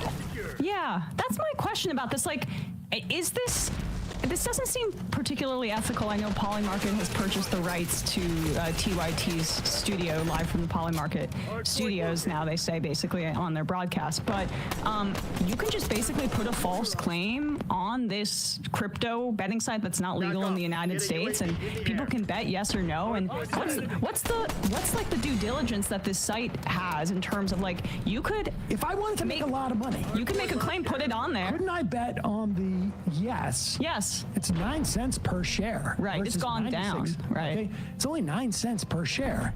I could buy, I don't know, 100 of these things. Look, go down, less than scroll to the $1,000. holders. Right, They're top holders. You can see here. There's somebody who bought 450 shares of yes. But that's not even 450. That's like $45. Okay. I could buy. But they may have bought it at a higher point. I could go and buy 1,000 shares at 9 cents. Yeah. And then on March 31st or 30th, we could come out and say, yes, we did sell ads to Kamala Harris. And in fact, we aired it just at, 12:31 or, whatever, 2:31. And then we get the money. And then the next day we could say, just kidding. Yeah. In fact, April 1st. April Fools. April Fools. Like, couldn't we do that? Like, what? How does this work? Can someone write in and let us know on what protection there is for people? Because we can mess with this. I'm telling you folks right now at Polymarket, we're going to decide whether or not we put out proof of this. Oh, I mean, guys, don't do this kind of thing. That's who's going to come in on April 1st. Yeah. Wearing a sweet-ass fur coat. Oh, yeah. Lots of bling. Get into my Bugatti and drive down here. You'll finally be a high-value man. My Bugatti from Polymarket. Just want to credit our intern Isaac for his eagle eye and spotting. Oh, yes, Isaac. Credit to Isaac. Thank you. We didn't know about this until he texted us the link yesterday. This was a great spot. Yeah. Huge pump and dump. We're going to get ready for this. 20-minute pump and dumps. Oh, jeez. I wish you didn't have to go there. It's gonna be Excuse me? That was your choice. It's gonna be, folks. All right, I gotta go. It's gonna be our merch. I'm going to leave. I'm going to read 5 IMs, and then we're going to get out of here. Hey, folks, don't forget to hit the subscribe button and check out our daily show. We do it every day at 12 p.m. Eastern for about 2.5 hours. We even take phone calls. You should check that out.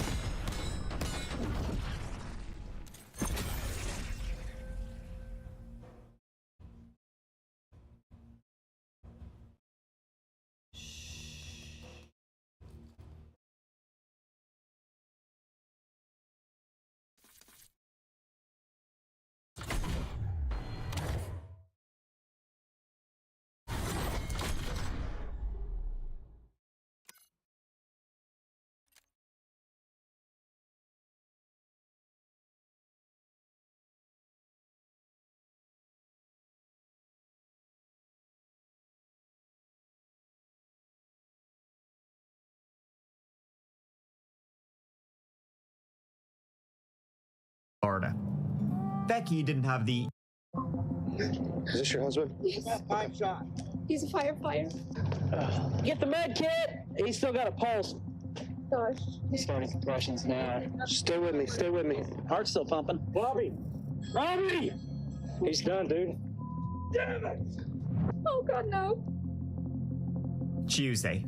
A 5-minute phone call had just ended and was swiftly deleted from the phone's history. What those two people talked about, we don't know. We may never. But it all pointed to a deadly plan and a dirty little secret. Tell us what happened. Tell us what happened. I've only met him a few times. But you had a 5-minute conversation with him. Hey you, and welcome. My name is Mike. And in this old video, when an exhausted firefighter was just getting ready to finish up his shift, he was pulling into the driveway of his home. Horror struck minutes after. Someone had been waiting.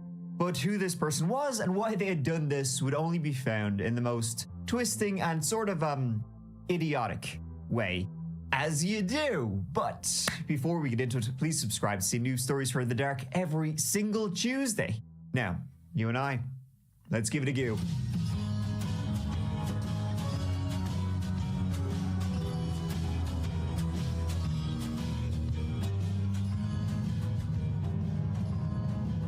Shortly after 7 p.m., February 26, 2019, 51-year-old firefighter Robbie Doerr was pulling into his driveway just after finishing up a 12-hour shift. Yeah, I just gotta stop this for a minute to just recognize this stash. This hero.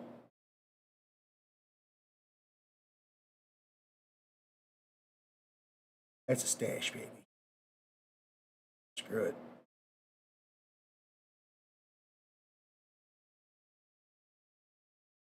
That's dark. This guy was...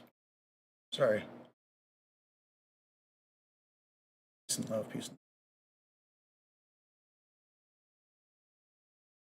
At the Evansville Fire Department, Evansville, Indiana, his home city. It had been a long day for Robbie, so he was beat. He'd chill out for a bit at home with his wife Becky before heading off to the lab, to the bed, right?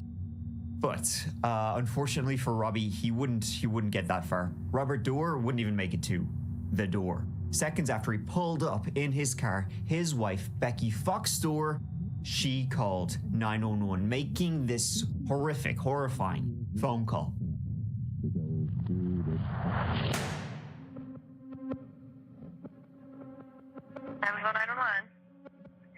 I need an ambulance. What's the address? I need no place. What's the address? 2728 Oakley Street. What's going on there? My husband just got shot. You said your husband just got shot? Yes. Stay on the line. I'll connect you to the ambulance service, okay? I got him on the phone. Rob. I don't know. You're going to aggressive popping. Please get somebody here. Rob. Oh my God. Ma'am, I need you to listen to me, okay, ma'am? Tell me what happened. I don't know. I saw a truck pull in. I saw his headlights, ma'am. All I saw was my husband's headlights pull into the driveway, and then I heard a bunch of popping. Where's your husband? He's on our front walk. He's alive. All I saw was his headlights pull in, and the next thing I know, I hear a bunch of popping. I don't even know how many. I did not see. Is this your husband? Yes. Yeah, his name is Robert Doerr. He's a firefighter. Get the med kit. He's still got a pulse. Gosh. He's starting compressions now. Stay with me. Stay with me. Heart's still pumping. Almost immediately after Robbie Doerr had gotten out of his truck in his driveway, he'd gotten out, closed the door in this bitterly cold February evening. He was going to go get his bag that was in the rear of the truck, which contained, all his clothes that he used to change while he'd been in, his shift at the fire station, right? But as he turned his back to his house and was opening up the rear door, shots rang out. 2 shots. He was shot twice in the back. Robbie had tried to find cover behind the rear of his truck, but had been shot again as he did so, this time by shotgun. 5 shots in total were fired. Robbie passed away then and there. Becky, alone in the home, hearing the shots, she ran out screaming and she managed to call 911. The police and EMTs raced over. It was a chaotic and emotional scene. Many of the emergency responders, they knew Robbie, and they knew him well. I didn't realize who it is. There's Robbie. Robbie. Got anything? Connect electrodes. Just push it. Robbie. He's done, dude. Damn it. Oh, God, no. Oh. Damn it. Does he know him? That's just a small department, man. He's got a fireman shirt on. Let's get them up out of here. Hey, man, let's go back this way. Come on. Let's go back. Hey, I know, man. I don't want to be rude or disrespectful, but we got to get the fire out of here because that's one of theirs. Robbie had served the city of Evansville for almost 30 years, but it was too late and too much damage had been done for them to be able to help him in any sort of way. Are beginning to wrap up here. There are still a few Evansville police officers here on scene and a few Evansville firefighters who have come here to the scene as well. Let me show you. We are at the 2700 block of Oakley Street. Here's what police tell us happened tonight. Police say that just after 7 o'clock tonight, they had several calls come in reporting shots fired. One of those callers said that they saw a man down on the ground. We're told the victim was shot and died here at the scene. Police say they do know who the victim is, but they are not releasing his name just yet.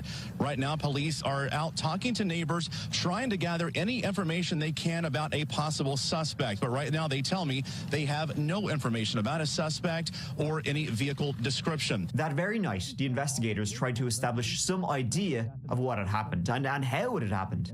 Robbie had been shot in the back, and he'd been facing the rear of his truck going to retrieve items. That meant that the shooter had been close to the home, in front of his truck. And then this mysterious shooter had fled into the night before anyone could catch a glimpse.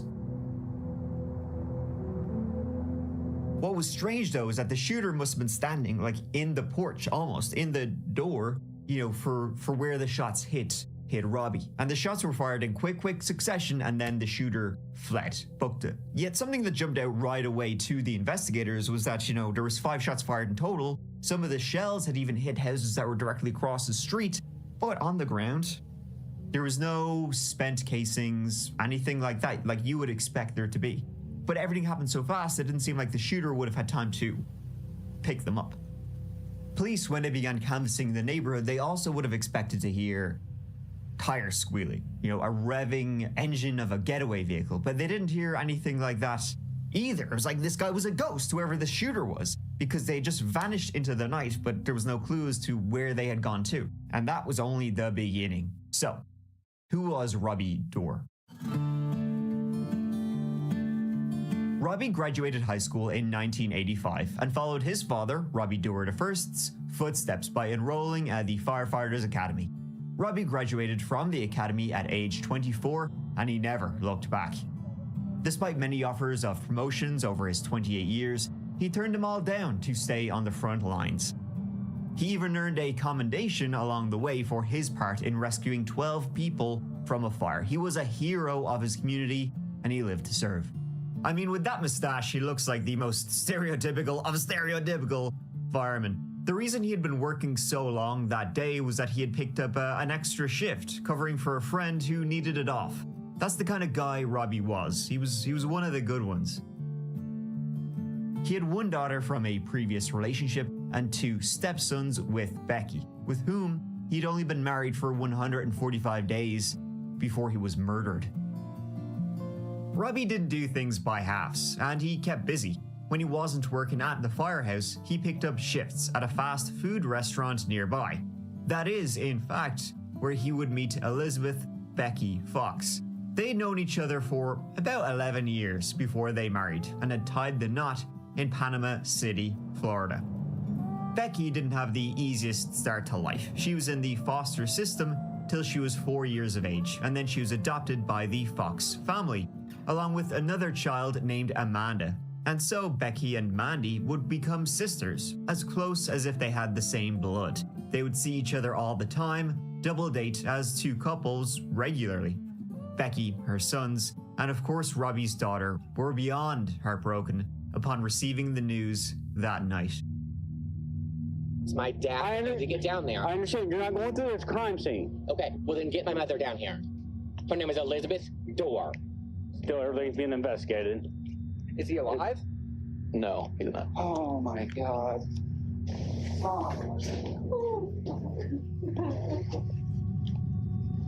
I was afraid to go out at first because I didn't know if there was somebody out there. Along with Robbie's phone, which had been in his pocket when he had been attacked, investigators, they also seized Becky's phone, and they also got a search warrant to search the door home. I mean, you know, investigations, they always start. You always got to start right at the beginning and kind of work your way outwards from there. Perfectly normal in this case to start with the wife and the house itself. However, when detectives retrieved Becky's cell phone records from Sprint, they noticed something odd. There was a strange discrepancy in her phone logs from the night of the shooting. And Becky, she was, you know, overwhelmed at how distraught she was that her husband had been killed mere feet from her. So there being a discrepancy, it was kind of hard to ask her at the time as in why was this, but it just stuck in their minds. Namely, it was a call missing from her actual device, but the call was registered on Sprint's logs. According to Sprint's logs, this mysterious call on Becky's phone, it began at like 6:46 and it ended at like 6:51. And then she deleted this call. The first call from a neighbor reporting gunshots came at 7:05. So that means that in like less than 15 minutes before her husband was murdered, Becky had been on the call to somebody for about 5 minutes and then had taken the time to delete that call from her phone. So who was that? The number in question was saved in Becky's contacts list as Larry Ali. So who is Larry? Well, he was none other than Becky's sister Amanda, Amanda's boyfriend. His name was Larry Richmond Sr. So what though, right? I mean, people call their partners, you know, other half, spouses, whatever it is, all the time. You know, there's nothing strange that she was talking to her sister's boyfriend minutes before her own husband was killed. She was probably asking about, you know, what to get her sister for her birthday, or could be any number of innocent questions or innocent talky talks. Except it just so happened that Larry had only recently been released from the penitentiary. I hear you're barking, big dog. I'll give you one guess. Maybe you got it. He shot a guy. He shot a guy dead. He murdered. Yeah, he murdered somebody. Old Larry Richmond Sr. didn't exactly have the best start in life and had become a father to Larry Richmond Jr., hence the senior tag, at a very young age. He was only 17 when, one day in June 1996, he was hanging out with a couple of the local lads, and Larry decided to show off a gun he claimed to have found. All three of them were very young, dumb, and full of anything but sense, so they thought it was a great idea to mess around with it. At some point then, they came across another fella, a local fella, named James Montgomery, who was 70 years of age. Soon after Larry came across this James Montgomery, this 1996 summer's day, well, James Montgomery was shot dead in an attempted robbery. Despite being 17 at the time of the crime, Larry was informed he was going to be tried as an adult. Thanks to the murder being committed during the course of a robbery, something naive Larry had readily admitted during the interview, that made it a capital case. So Larry Richmond Sr. was facing the death penalty. He was already screwed by the time he spoke to a lawyer, and the only thing left to do was try and cop a plea. And cop a plea he did. He got 45 years for that, which sounds like a lot, right, folks? But then you factor in served time, released on good behavior, a little bit in, a little bit out. He served about half of what he was sentenced to. Larry hadn't even been out long, around 11 months before he shacked up with Amanda Fillmore, who was Becky Fox-Store's sister. And so now the police, they really wanted to talk to him. And he wasn't the only one they wanted to talk to. Like, remember the search of Becky's phone and the subpoena of the call logs, that also kind of put Becky, you know, a little bit up on their own lists of, we should really have a sit-down chat with her about what exactly, like to the T, happened and why did she delete this phone call? What's her excuse? Riddle me this. During the execution of a search warrant on the Doors' home, in the master bedroom, police discovered a letter in a chest of drawers. The letter seemed to have been written by Robbie Dorr and was addressed to Becky. The content made it pretty clear that things in the Dorr house were far from rosy. It also appeared that there may have been someone else in Becky's romantic life. The letter had lines like, "Ever since he came back into your life," and "I see his text on your phone." So now you got two suspects with a mighty strong motive. That motive being love, which is beautiful, except when it's not. Robbie Dorr's post-mortem exam took place just the day after he was killed. It was confirmed that Robbie had both a jacketed .45 caliber slug and 4 buckshot pellets in his body. A second .45 had passed straight through his shoulder-neck area. The reason this particular combination of ammunition caught the attention of detectives was the distinct lack of spent brass or shells at the scene. This led investigators to believe that the killer's choice of weapon was most likely a .45 revolver that could be loaded with more than one type of ammunition. That meant they were looking for a weapon similar to a Taurus judge. The fire department created a reward for information leading to an arrest and conviction in the murder of Robbie Dorr. The Evansville Police Department have not identified any suspects, and the fire department decided they would like to help bring the killer to justice. I would hope the public would come forward because it's the right thing to do. But as I said before, if there's just somebody out there that feels like, well, what I have to share is really not worthwhile, if a few dollars is a motivator for them to come forward and that's what happens to break the case open, then that's absolutely what we're working for. In this video, we have the story of a secret. One of those, dirty, dirty little ones. A secret a certain someone didn't want anybody else to know. I don't need to explain it to you. You know what's up. You know what's going on. But what if you wanted to be a secret? Didn't want anybody to know that you exist virtually? I mean, online it can be a covering that a Taurus judge had been stolen. Something else, a Taurus judge had just been stolen from a local pawn shop like a little over 6 months before Robbie was shot dead. And so then police discovering that a Taurus judge had been stolen, something else jumped out at them pretty quickly when they looked at who the current and former list of employees at that pawn shop, who they happened to be. Larry Richmond Jr. So now that's 3 people the police have to talk to. The victim, this guy Larry, and then his son.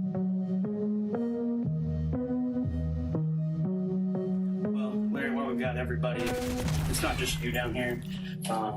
Obviously, we're looking into the Robert Dorr situation. He was gunned down in his driveway. What's that got to do with me? Well, it has to do with everybody in the family. We're just trying to get everybody in here to see if there's just anything that could help us with this investigation. Do you wish to talk to me about lawyer person? I have no problem answering any of your questions. I will cooperate fully. Okay. Due to my past, I have been incarcerated. Sure. I'm on probation. I don't need any problems. Sure, no, I understand. So if I'm not under arrest, please get a hold of him. I will come back down here and fully cooperate. No problems at all. All we're trying to do is find out if you guys know anything that could help us find his guilt. I don't know nothing else. We go out with him. We go out, we drink. Outside of that there, I don't know nothing. Larry Richmond Sr. readily admitted that it was his number that had called Becky's phone 5 minutes before Robbie was shot. But Larry Sr. had clearly learned his lesson from the last time he'd been questioned in relation to shooting someone, and this time he quickly stopped speaking and requested a lawyer. Detectives obviously knew at this point that Becky had not told them the truth, or at least not all of it for whatever reason, when she'd talked to them before. In her interview, they took her through her original statement once again and gave her an opportunity to volunteer any information she may have missed out on. Now that you've had time to think about it, the shock is kind of wearing off. Maybe you might have missed something or told us a little fib. You want to clear up with us? Jonathan, you're Becky, don't get yourself in something that you can't get yourself out of, please. I understand that. No, I do. Nah, Becky said, no, I don't remember making that call. You must be joking. I don't even know whose number that is. And so detectives literally made Becky go one by one through every contact in her phone to say who this is. Let's start with the A's. Who is this? What's their number? DJ? Correct. That's my son, Dustin.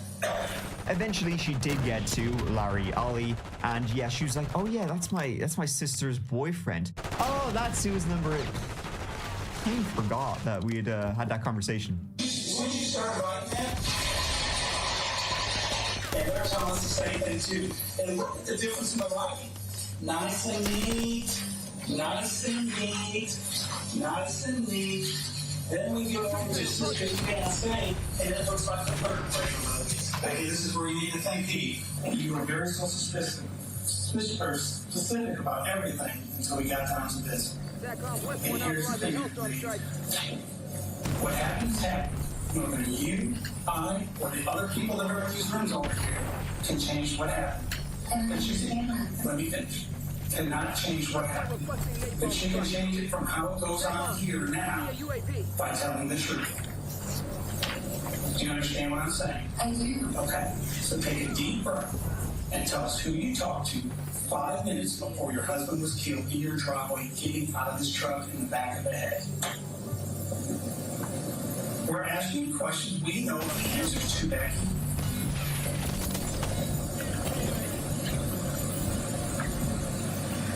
And I'm telling you that.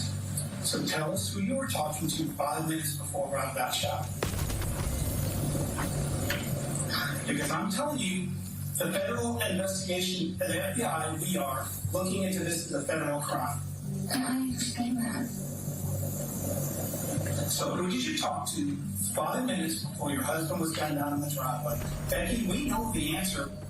So you can let us do the talking for you, or you can do the talking for yourself. And please tell the truth. But she was saying, you know, I actually don't know that much. We've only hung out like once or twice.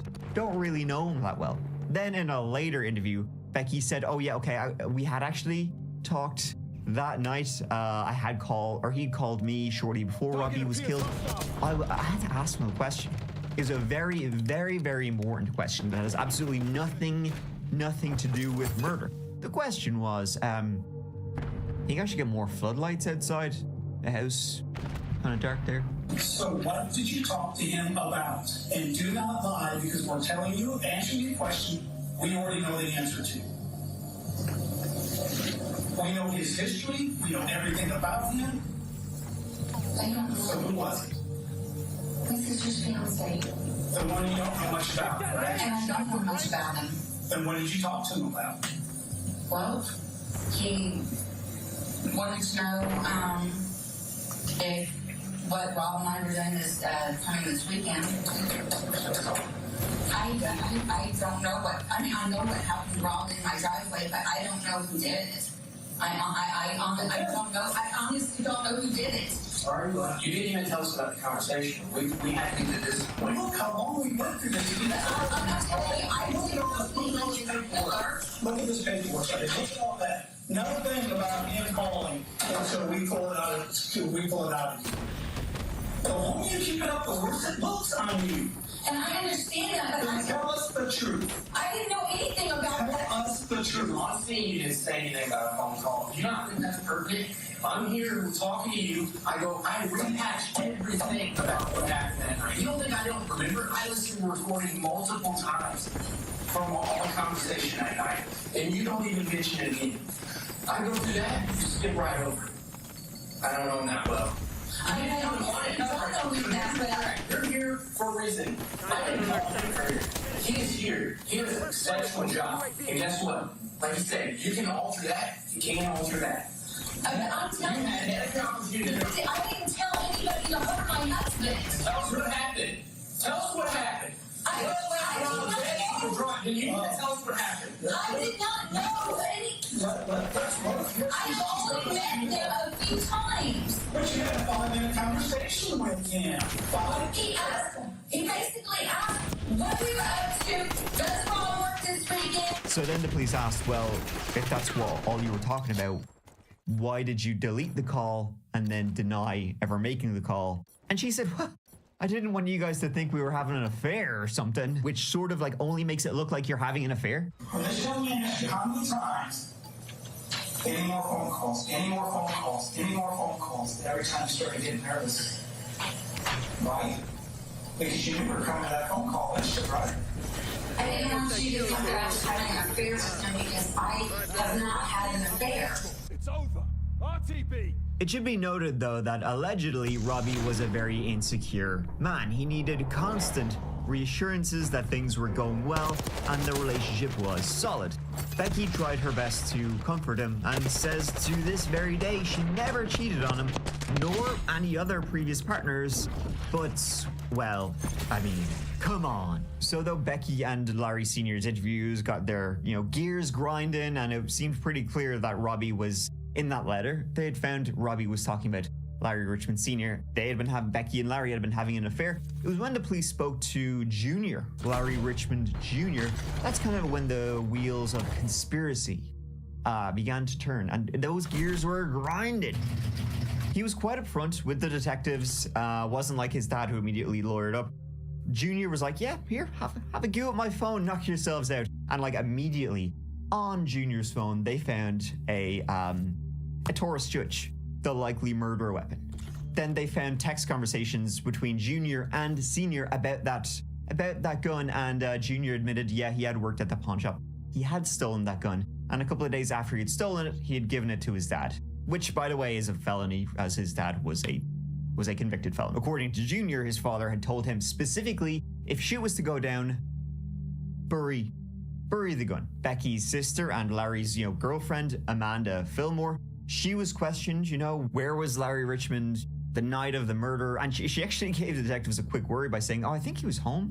We were just kind of chilling all night, watching a flick. But then she remembered, oh yeah, no, actually, I have no idea where he was that night. I'd actually been looking for him. And she had texts to prove that she had been calling him like, where are you?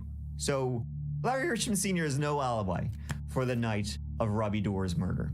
At this stage, the police were believing that the murder weapon had been buried, as Junior had been told to bury it if shit goes down. The police were like, well, the most likely place it would be buried would be in Amanda's home where Larry Richmond Sr. was living. They found him on CCTV with a bag that looked like it was probably filled with guns. They dug up, the backyard all around the place. They did actually find a bag filled with guns, which again meant Senior was up shit creek as a felon. That's a big no-no, but they did not find that silver Taurus Judge, the murder weapon. All of the guns they found had their serial numbers filed down, so he was clearly up to no good, and that meant he was up shit creek. That all presented some serious felony charges for Senior. He pled out and ultimately got 5 years for that. Police say Larry Richmond Sr. pleaded guilty to federal weapons charges. Richmond is a convicted murderer. The police say Richmond will be sentenced in November for possessing and obliterating the serial numbers on 2 guns. February, on the 1-year anniversary of the murder, EPD named Richmond a person of interest in the death of fireman Robert Doerr. Currently. So in March of 2019, less than a month after Robbie Doerr, a much-liked father, friend, servant of his community, was gunned down on his front porch, police were now looking very, very closely at Becky Fox Doerr and what was her involvement in all this, because her involvement seemed to be kind of like bigly involvement-y. It was a day after the detectives found that big old box of guns that they finally moved to arrest her, but not for murder. Not yet, at least. Instead, it would be for the obstruction charges, her denying the phone calls. She bonded out, and while she nervously awaited a potential trial, Becky's son, Robbie's stepson, Nathaniel, contacted the police wanting to talk to the detectives handling the case. See, he had found something interesting. It would turn out that on the day of Robbie Doerr's funeral, they were getting, plenty of sympathy cards, mass cards, all that kind of thing sent to the family, God rest his soul. And so Nathaniel was kind of gathering up all of these sympathy cards that people had sent in. And as he was picking up one card in particular, a little piece of paper dropped out of it. He was like, whoa, what's that? Bent down to pick it up. It read, "We need to talk. Larry." He opened up the card it had been inside of, and it was signed Amanda Fillmore and Larry Richmond Sr. Amanda would be able to confirm, yep, that's the card we sent. And that's Larry's. That is his handwriting, all right. It was incredibly obvious at this point, and Larry Richmond Jr., the kid, he even admitted it and told the police, yeah, Becky and Sr. had been having an affair. Prison really must have been bad for Larry Richmond Sr.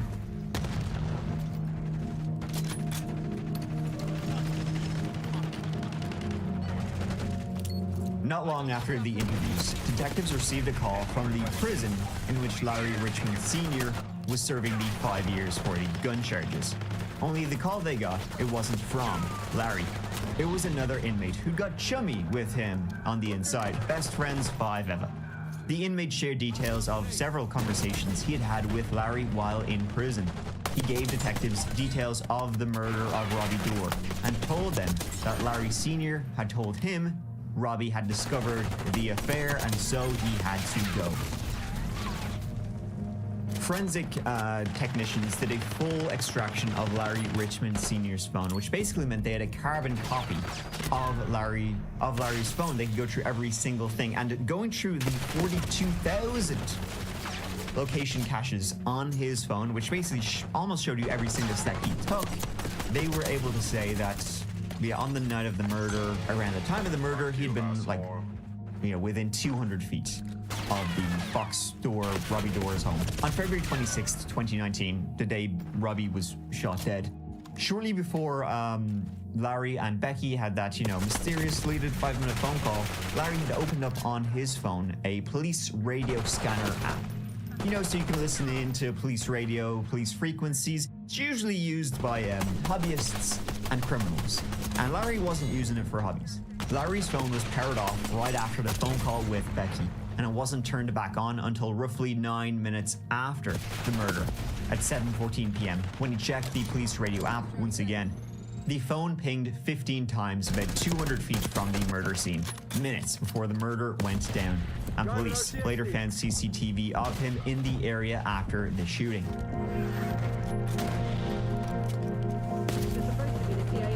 Seven months after Evansville PD detectives charged Becky with withholding information and obstruction of justice in connection with her husband's murder, news broke on October 25th, 2019, that the charges were surprisingly and suddenly dropped. Before anyone could go thinking, though, they made a mistake, it was actually made clear by the prosecutor's office that they had only taken the decision to drop the charges at the request of the police department as to not jeopardize their murder investigation. While authorities were clear that they wouldn't be taking Larry Sr. to trial until after he'd completed his 5-year sentence on gun charges, they wanted Larry to spend as much time as possible in prison. They didn't want him to, serve anything concurrently. It's like, no, we're gonna wait till you've done that one, and then we're gonna give you another one. They were still, though, investigating the case and Becky Door, Fox Door, as a co-conspirator. It took until July 2022 for the prosecutors to get their legal ducks in a row and present their evidence to a grand jury. And that's where Becky Door really messed up and gave the authorities an easy in. Becky continued to lie about the affair her and Larry Sr. were having. And I mean, it was one thing to lie to the police about the affair they were having, right? Gonna lie away, lads. But, when you're lying to a grand jury, you're now committing perjury, which is not good for you to do. So she was kind of up shit creek. While the proceedings of the grand jury were sealed, at one point she was asked directly, were you, in a romantic affair with Larry? She said no, contradicting multiple evidence that the police had and witness statements, all that. Like Junior, Larry Richmond Jr. would say, he had seen them making out and everything. Like, wow, Larry Richmond Sr. was really desperate after prison. That led then to her arrest for perjury in August of 2022. Her bond was set at $50,000, and while she was in jail, she was informed, here's a little something to keep you up at night, you're being charged with murder. Well, Door's widow Elizabeth Fox Door and Larry Richmond Sr. have been charged with murder in connection to the case. Robert Door was murdered February 26 of 2019 after finishing his shift as a firefighter. Door died in the driveway of his home after being shot multiple times. This senseless, selfish act will forever leave a void in the lives of Robbie's family, his friends, and his co-workers. The probable cause affidavit discusses previously unknown details from this case. Police documents detail a letter written by Robert to his wife describing issues of infidelity. It also describes Larry Richmond Jr. stealing a gun from a pawn shop where he worked and giving it to his dad, Larry Richmond Sr. We are relieved that the long wait is over and the individuals involved in this murder are being brought to justice for not only Robbie's murder, but the pain they have caused his family, his friends, and our department. Keep it that way. Ultimately, the perjury charge was eventually dismissed, but it was a doorway for the authorities to get Becky to court. And so, her trial finally began more than 5 years after Robbie's murder, on May 6th, 2024. Becky entered a plea of not guilty to charges of aiding, inducing, or causing murder and conspiracy to commit murder. Elizabeth Fox Door thought she could delete a phone call and get away with murder, but what she didn't count on was the Evansville Police Department. Every effort in resource was put into the investigation of this case. Throughout the course of the trial, the state will present it all. From law enforcement to lay witnesses, photographic, digital evidence, videotaped interviews with the defendant. And after you see it all, we'll ask you to find the defendant guilty of conspiracy to commit murder and murder. On the night of February 26, 2019, the defendant was in the kitchen while her lover and co-conspirator, Larry Richmond Sr., was outside of her home in the alleyway. They talked on the phone that night and finalized their plans to kill her husband, Robert Dorr, an Evansville firefighter who would soon be returning home from his overtime shift at the hose house. The trial was by no means a cut-and-shut deal. While there was an incredible amount of evidence, there was actually shockingly little non-circumstantial evidence pointing to Becky. It all pointed to Larry. There will be no evidence that Becky Dorr had any conversation with anyone about killing anyone. That doesn't exist. That is a speculative, suppositional, grandiose suggestion to support a charge that should have never been filed. All the evidence pointed to Larry being the killer, being the only one involved in the murder, but without Becky, Larry doesn't kill Robbie. There's no reason for Larry to murder him. Larry Richmond would have never thought to kill Robbie Dorr if it wasn't for the defendant. I mean, the only evidence they had that Becky was actually responsible for Robbie for her husband's murder was a phone call, a mysterious phone call that she then deleted with somebody she was having an affair with, and the person she was having an affair with killed her husband. But that's it. It's actually kind of like, it's not much. But the prosecution said Becky was motivated by the financial benefits she would receive from Robbie's 30-year career pension with the Evansville Fire Department, from which she would have paid Larry Sr. for the murder. A lot of the prosecution's argument was based entirely on the notion that Larry was very much probably the trigger man. There was simply no way Becky could have, not seen him or not known he was there. He shot literally from her doorway. The problem was also the lack of a smoking gun. Quite literally, in this case, the Taurus Judge, the murder weapon, it's never been found. Really, the most damning argument against Becky was the mysteriously deleted phone call minutes before her husband was murdered. That dirty little secret she had. The thing is, that's something her family admitted she did regularly. She deleted the phone calls from her logs. Allegedly, Becky was under the impression that phone logs take up memory, and so you gotta clear them out. Delete all your phone call history so you're not clogging up your phone. That anyone talked to anyone about killing anyone. And what was his answer? No. Thing was, though, on the day of Robbie's murder, there was one single phone call she deleted. The one to Larry. One she then even denied, even happening later on, and saying she didn't know Larry at all when Larry's own son would confirm they were having an affair. What happened? Did she exit the vehicle? Yes. And did anything happen before she got out of the car? They kissed. They kissed? Mm-hmm. The entire thing was more like in the case of a whole lot of little things. It's like being nibbled to death by a hamster, but like a really evil hamster. Jury deliberations began on May 14, 2024, after 6 days of evidence and witness testimonies. Several hours of deliberations ended in a guilty verdict for Becky Fox Dorr. State of Indiana versus Elizabeth Joanne Fox Dorr. Verdict. We, the jury, find the defendant guilty of count 1 as charged in the information signed and dated this date. Verdict. Count 2. We, the jury, find the defendant guilty of count 2 as charged in the information signed and dated this date.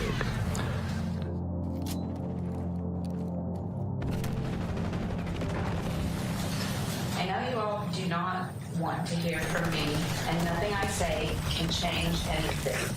I also know you are devastated, angry, and need someone to blame. I feel the same way. Regardless what the verdict says, I am innocent of these crimes.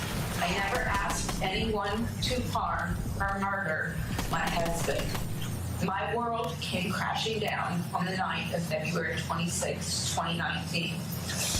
I was in shock, devastated, lost, and I've never really been the same since. Becky was sentenced to a whopper 60 years. That was essentially a whole life sentence. But just to make sure she got the message, the judge added on another 30 years for the conspiracy to commit murder charge, for a total of 90 years. Larry Richmond Sr. has only just finished his sentence on the gun charges, and thanks to detectives holding off until that sentence was complete, his trial is now set to begin in March 2025. I mean, I know it's all, innocent until proven guilty, but when Becky, who, there wasn't exactly a hell of a lot of evidence that pointed towards her, just got 90 years. Things ain't looking so good for Larry Richmond Sr. Wouldn't want to be in his shoes. The only thing he got going for him is he's probably pretty comfortable in prison, so start stocking up on ramen, buddy. You're gonna need it. It just sucks that, he wasn't out of prison for very long. And she's who he had an affair with? She's more severe than your prison sentence. And that's the end of that chapter. Thank you so much for watching this whole video, folks. It means a lot to me. I hope you enjoyed this video or found it interesting. Please check out the That Chapter podcast, which has a brand new episode out every single Monday morning, with some bonus episodes out on Fridays. Of course, your listener stories are great. Please keep sending them in. Lately, we're talking about the case of Alan Leger, who is the monster of Miramachi. He's a crazy Canadian serial killer. He was locked up, he escaped prison and went on the rampage for 6 months, doing all sorts of things to this small town in Canada. It's an absolutely wild story, so please check it out, or the myriad other stories we have there. You can check out the merch down below, or check out the Patreon, where for $2 a month you get early access to every single video. And also there's a Patreon only playlist there of Patreon exclusive videos, so please check that out. But until the next whole video, until next Tuesday or whenever, please take care of each other, and please take care of your bad self. Because I love you. Mike out.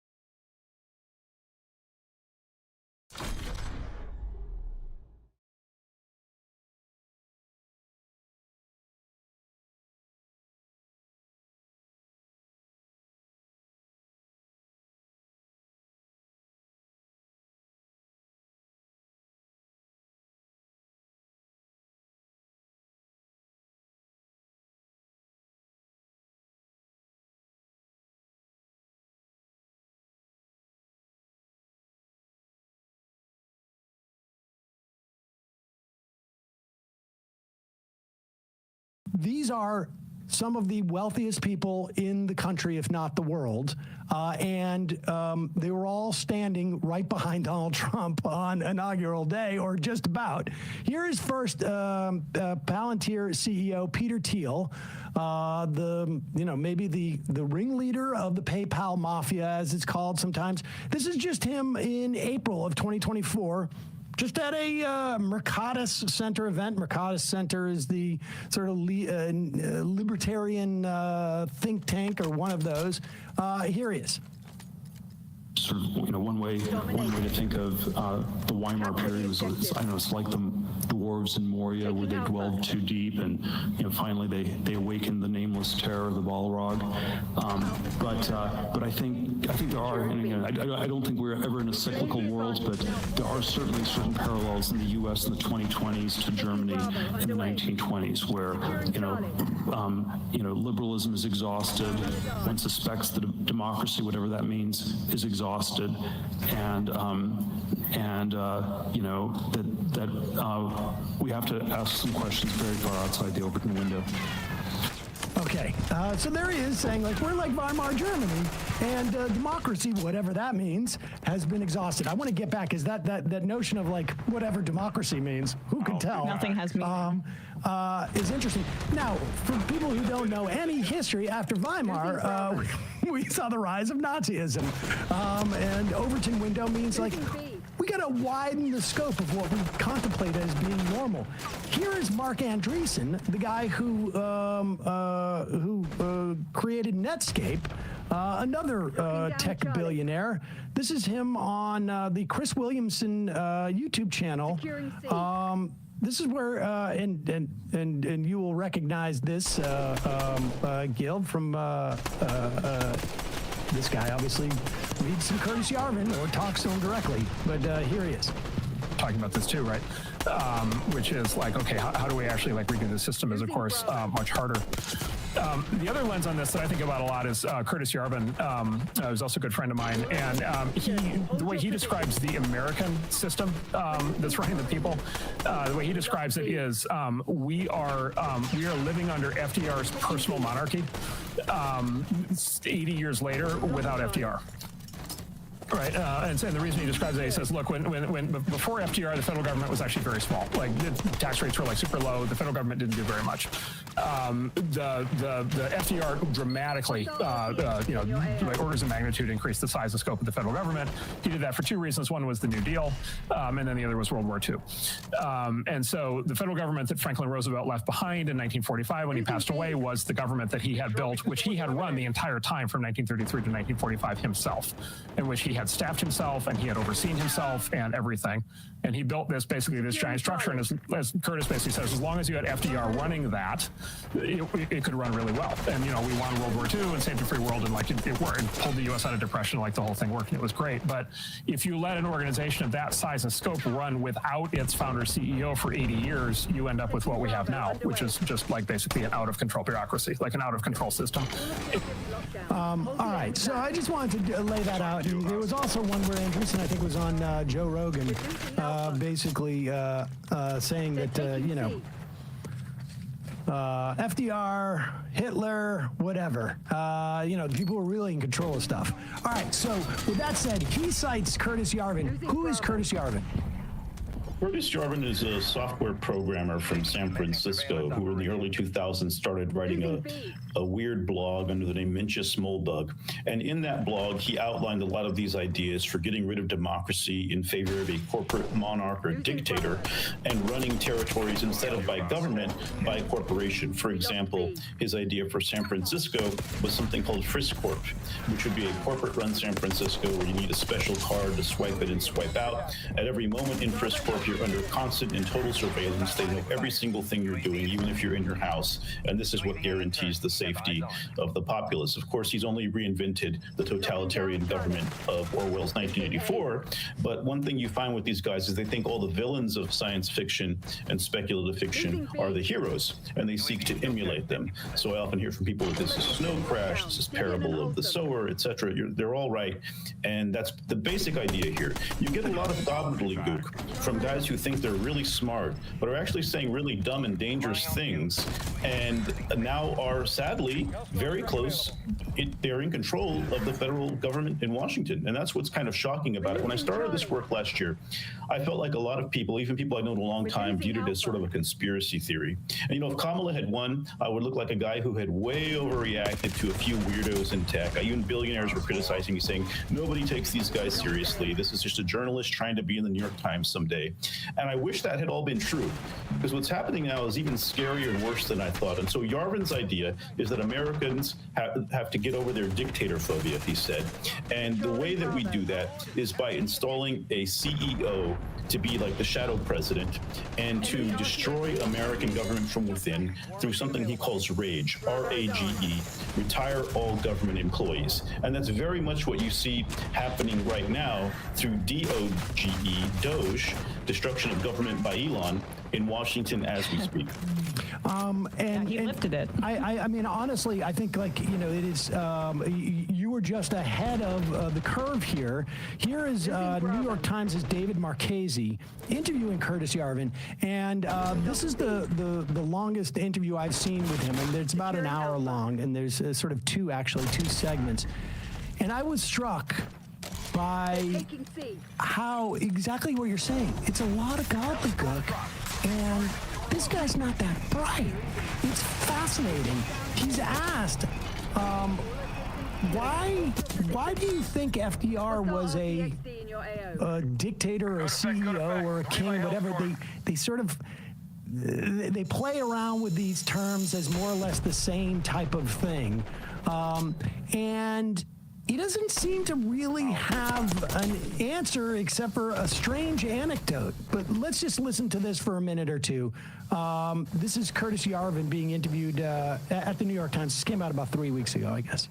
Know Mark Andreessen, and so I sent this piece to Mark Andreessen, and it's an excerpt from the diary of Harold Ickes, who was FDR's Secretary of the Interior, and it's a little diary entry describing a cabinet meeting in 1933.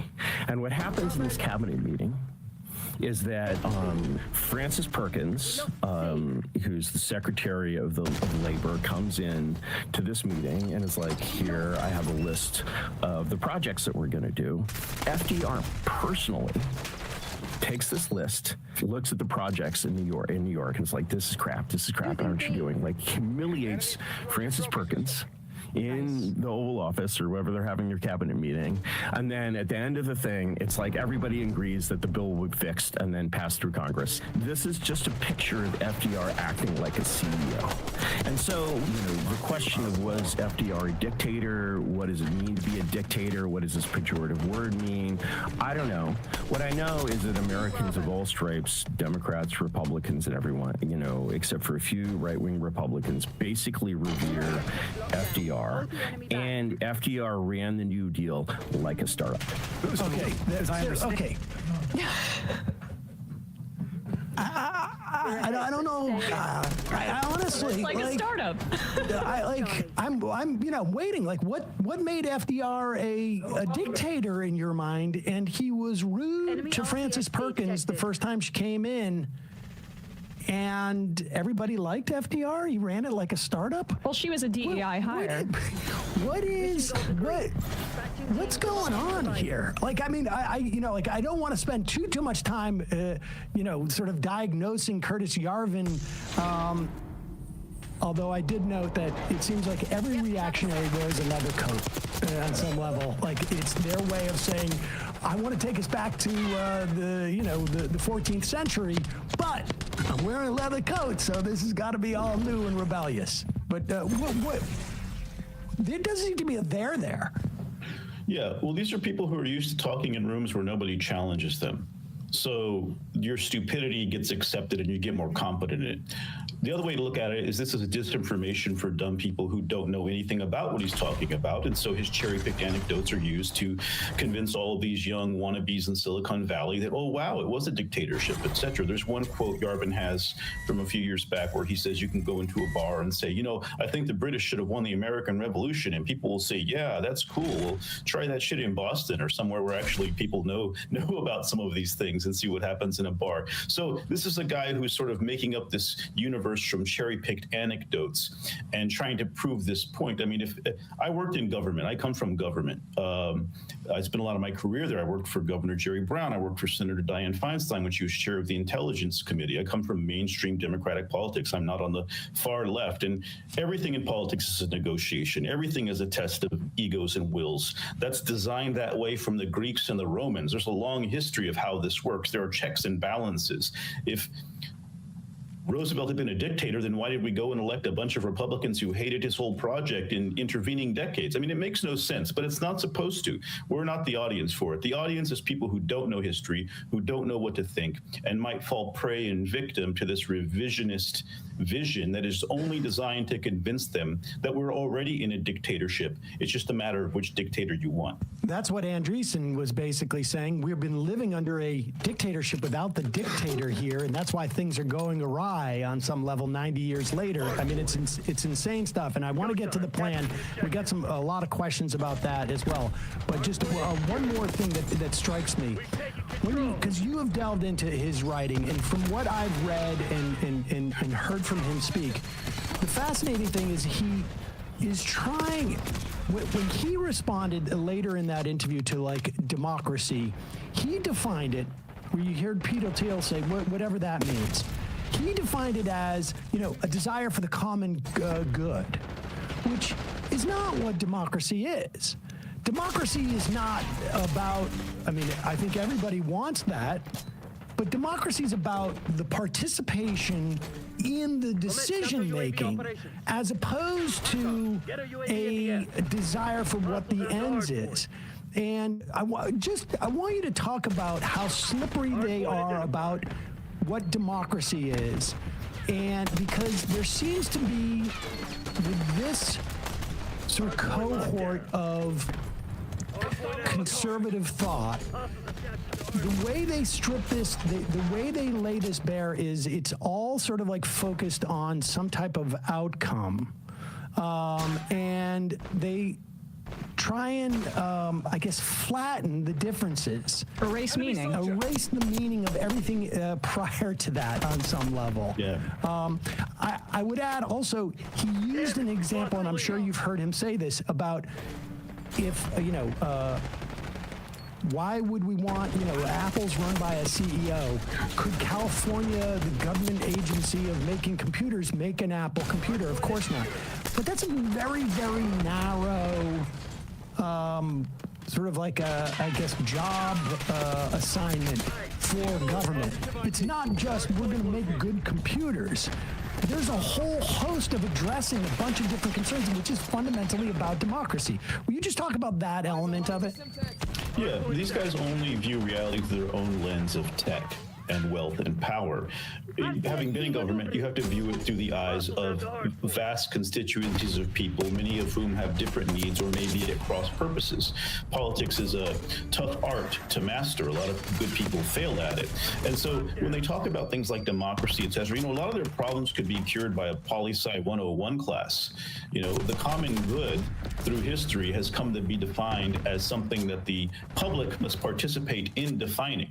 What they're trying to say is that, well, there were times where there were monarchs or there were dictators, and the common good was defined as whatever they decided it was. And, they claim things worked better or whatever under those systems, which I think history will prove that they don't. So all of this is pointed toward complete ignorance of actual history, of political theory, of how we got to the system that we have, toward a return to something that doesn't work, always gets overthrown, usually through violent revolution or war, and that would only benefit the richest guys in the room, which is them. So I think, if anybody who's familiar with the basics of political science can see the very juvenile and sophomoric mistakes they're making. But again, these are guys who don't get challenged in the rooms that they're in. And even when they get interviewed by, say, the New York Times, it's a pretty softball interview. This is a guy who's called for a dictatorship and laid out a plan that appears to be being followed, and he gets this glow-up, black and white, smoldering photograph in the New York Times. I mean, this is a really bizarre time to be living in. You couldn't get these guys to cover this stuff before, 3 days before the inauguration, they brought the Yarvin interview. And believe me, I was talking to people and urging them to do this. And again, I was out there in weirdo land, and now we're all in weirdo land. So yes. But they covered Project 2025, right? I mean, and that I guess is like the. Well, before we get to Project 2025, will you just lay out the plan for us? Because then I think it overlays over Project 2025. Yeah. Oh, you're talking about the plan in the blueprint that Yarvin yes. had? Well, in 2022, Yarvin updated his plan to a second Trump administration, and it's called the Butterfly Revolution. He did this on his Substack, and he said that the basic plan would be, and he said, this is all imaginary scenario, a harmless thought exercise, but the idea would be to install a CEO-style dictator while keeping Trump as the figurehead, to then purge career government employees, basically carry out rage, retire all government employees, to weaken these institutions, get rid of any people who are loyal to democracy, replace them with loyal ninjas who would answer to the CEO dictator, not to the democratic process or to Congress or anybody like that. Then start centralizing executive power under the executive branch, rebutting the courts, refusing to go along with the laws, just challenging every aspect of the system to break it. And then, and also bypassing congressional oversight, and then use this new centralized power to start seizing the other centers of power in society, media power, academia, establish complete control over the information sphere, because in order to have this experiment last, you have to make sure it controls information because it needs to control future elections. It does no good if in 2 years we get the Congress back or in 4 years we get the White House back. So that was the scary vision he laid out in 2022. And as far as I can tell, that sounds impossible.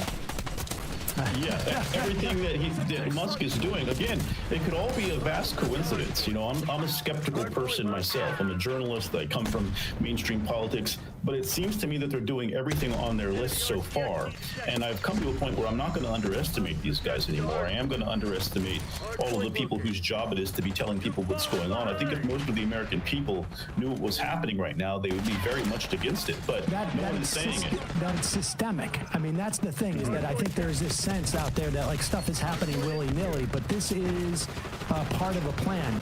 But no, I mean, that was my question, and it's really just, it's fascinating to see how this pairs with the lack of meaning that they're trying to engender. And the fact that these tech bros have control over our communications platforms, they're able to make that a reality. I mean, everybody's a blue check, and what information is true and what is not. I mean, I think I saw Yarvin saying that this is the prime opportunity for our plan to come into place, or go into place, because right now we're in a very irony-pilled or a high irony time, essentially saying that there's such little education that our ideas sound okay. I mean, it's the same with the anti-vax stuff. That's where we're at right now. Definitely. Everything is considered negotiable, and there's no opposition that's organizing to really counter what these guys are doing. Instead, the Democratic Party's stance seems to be that, well, we're just going to let them do it as much bad stuff as possible, and everybody will be against it. You know, we're starting to see some people stand up and resist it. We've got people like AOC and others. Jamie Raskin said the other day that they're trying to install a tech monarchy. People are creeping toward it, but I think what people need to understand is that this is not random chaos. This is a strategy, and it's a strategy they've been talking about and writing about and bragging about for years. And once you understand that, then it takes on a different meaning. You can make more sense of what's happening. And basically, we've got an unelected, foreign-born billionaire up in our government, destroying it and defying our laws. This is exactly the kind of nightmare our Constitution was designed to prevent. And we need to be very aware of that, because we can stop it, but not if we stay asleep for too long. These guys are trying to do as much damage as they can, as quickly as possible, because that's their key to keeping power. And I don't mean keeping power for 4 years, I mean keeping power in general. And to see the Democratic Party largely silent, to see the major media outlets not really getting it, is pretty scary. That to me is the scariest thing of all. People should, this is an advanced conversation. Catch up, get your pants on, get your boots on, and get out the door. It's time to go. And I don't really see that happening from the party that, again, I worked for very mainstream politicians for most of my career. Hey folks, don't forget to hit the subscribe button and check out our daily show. We do it every day at 12 p.m. Eastern for about 2.5 hours. We even take phone calls. You should check that out.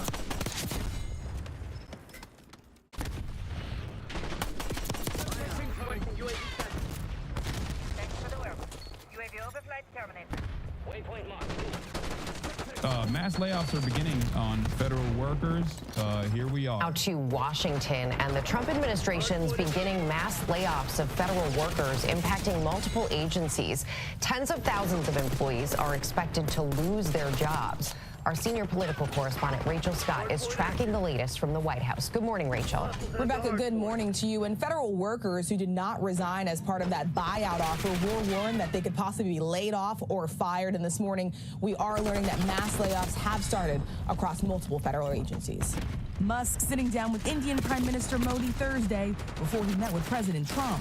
The president unsure the capacity of Musk's meeting and whether Musk was acting as a private citizen wanting to do business in India or a member of the administration. I would imagine he met possibly because, he's running a company. Trump pushed on how a foreign leader may know the difference. Well, he's meeting with me in a little while, so I'm going to ask him that question. He's like, I'm the head of state, and I'm here to do business, too. I personally am basically like the reverse of Elon Musk, Someone who was elected as the head of state, who also wants to do business deals. He's someone who is a businessman who's doing head of state stuff to basically do business deals. We're two sides of the same coin, It's cool. The way media has just reported these as mass layoffs is absurd. The firings are illegal. You can't just mass terminate federal employees without cause, even if they're probationary. Even if they're probationary, people are losing their health care and lives are being torn apart. It's so upsetting. Yeah, remember the 23% underemployment statistic that we looked at yesterday? 23% of the current existing workforce is either doing part-time jobs or basically makes less than $25,000, which is a poverty wage. Now, remember, the reminder here is that obviously the people that are currently being fired are not exactly caked up, but they at least have like decent jobs in comparison to the people making $25,000 a year. And we're firing them by the tens of thousands as well. Not only is this firing process unimaginably cruel, it's also not done for good reason, and it will lead to a lot of these services that people rely on that they don't even realize that they rely on to go away, to be crippled. Of course, saying that this is illegal is virtually inconsequential in this process, because what are you going to do about it is basically the attitude that is demonstrated by this administration over and over again. A lot of people also don't understand that the federal government in and of itself does have a bunch of jobs that are just simply good to have, right? Not every single person is dealing with issues in the most efficient way possible, but it doesn't matter. It's not supposed to be that way. Jobs are given to people in many instances, whether it's the federal government or even in private enterprise, not because like you have to have this many people working on this job, but sometimes jobs are given to people because it's good to have jobs. It's good to keep people busy. It's good to keep people, it's good to make sure that they have a way of purchasing more commodities, to have disposable income. It's an important facet of the federal government. And in many circumstances, considering, especially on the private sector, how much these guys engage in layoffs, most of the jobs that were previously done by 5 people, 6 people are now being done by 1 person or 2 people as a consequence of technological improvements that make the workforce more productive. But that also means that there are less people making an honest living in that process. And that's a bad thing for the economy. Saying that helps the conservatives' points that these people don't do shit and should be fired. Yes, because conservatives are stupid. Conservatives are stupid and live in a fantasy world where they think every single person on the job site is maximizing their efficiency at every point, not recognizing that they themselves in their own immediate workplaces are probably playing that very same role. Okay, whether it's a blue-collar job or a white-collar job, whether you're on the assembly line of some sort, you are not maxing out your efficiency at every given point. And it's understandable that you're not doing that. You're not supposed to do that. It's ridiculous to do that, especially if you're working for somebody else. The question I have for people is, and I guess like if you want to have this conversation with conservatives, you can have it on the basis of AI, because they were genuinely fearful of artificial intelligence and self-driving cars taking away key parts of the trucking sector, right? They were truly worried about that. And the question remains, if AI and self-driving cars are going to eradicate the trucking sector, is that the best possible thing to do when we're moving forward? Should there not still be someone that sits on top of that truck, even if there's a FSD structure that exists? I mean, we criticize, or not criticize, but like we make fun of Japan, for example, where there's like so many people working in these like ridiculous positions. There's always like an old person that covers like 4 sides of any sort of construction, where they're just sitting there with a light stick in their hands going like this all day, every day. Why does that guy do that? Now, obviously, he's too old to be doing that to begin with, and it's crazy that he's still working. But why is that guy doing that job? Does he have to do that job? Could that job be relegated to I don't know, a automated light stick? Probably, definitely, as a matter of fact. It's not necessarily just because of safety, chatters. A big part of why these jobs exist is so that there is money to be given to these people so they can make an honest living. People don't understand that.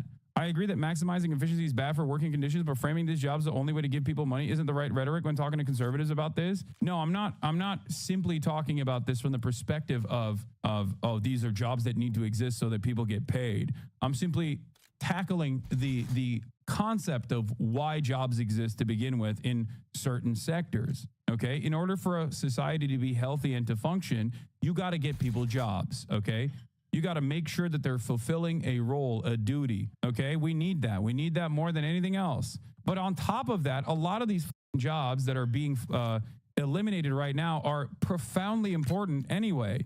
And the consequences of eliminating these jobs and these mass layoffs is only going to be seen further down the line. I'm a probationary employee that took the fork offer and still got fired late last night by email. If you're like me, you can still file an appeal with the MSPB for wrongful termination, even if you're probationary. Making things more efficient and cutting worthless jobs isn't inherently bad. It's about how the surplus produced is allocated. Yeah, except it is inherently bad. The proper process in this circumstance is not to fire people. Let's say technological efficiency has made it so that you can get the same work done a decade prior in literally 2 hours, okay? A decade ago, you could get the same workload done over the course of an 8-hour workday.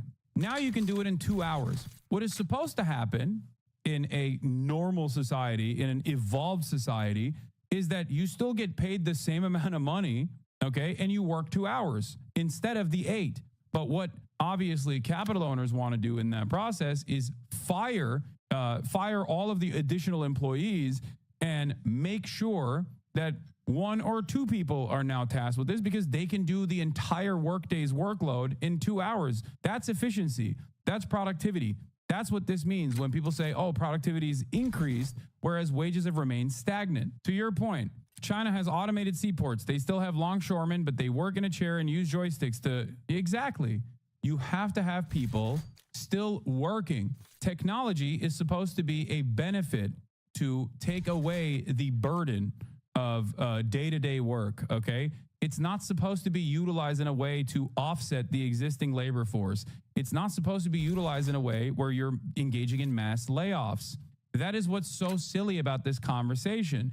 And many Americans who are primed to believe that capitalism is good, unironically write away their own death warrants. They don't realize it's like, no, we have to be super invested in efficiency. It's like, it's okay. It's okay to have efficiency at the job site.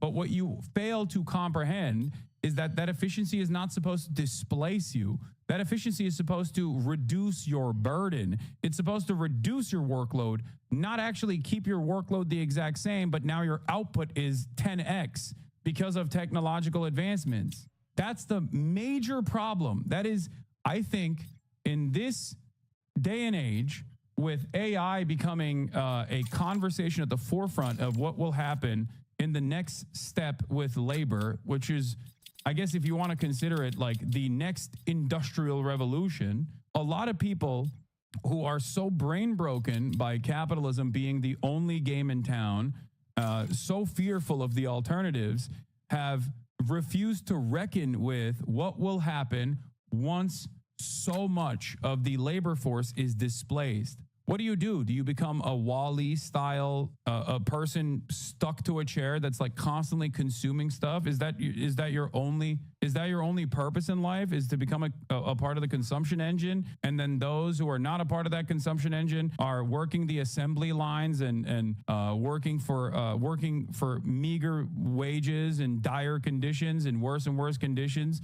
as we supercharge the exploitation? Is that what we're supposed to be doing? Is that the perfect future? Is that the utopian future that technology and all of its endless bounty was supposed to offer us? It's crazy that so many people do unironically feel like, well, I guess that's just the way things are. Even from a capitalist point of view, you're supposed to slow hiring, then trickle layoffs and buyouts to not collapse the local economy. People think food stamps is about being altruistic and not about keeping the stores open and the crime rate down. Exactly. That's the other side of this process that people don't understand. Wealthy libertarians used to call welfare the riot tax because they understood that without any social safety nets, there would be too much chaos and too much instability.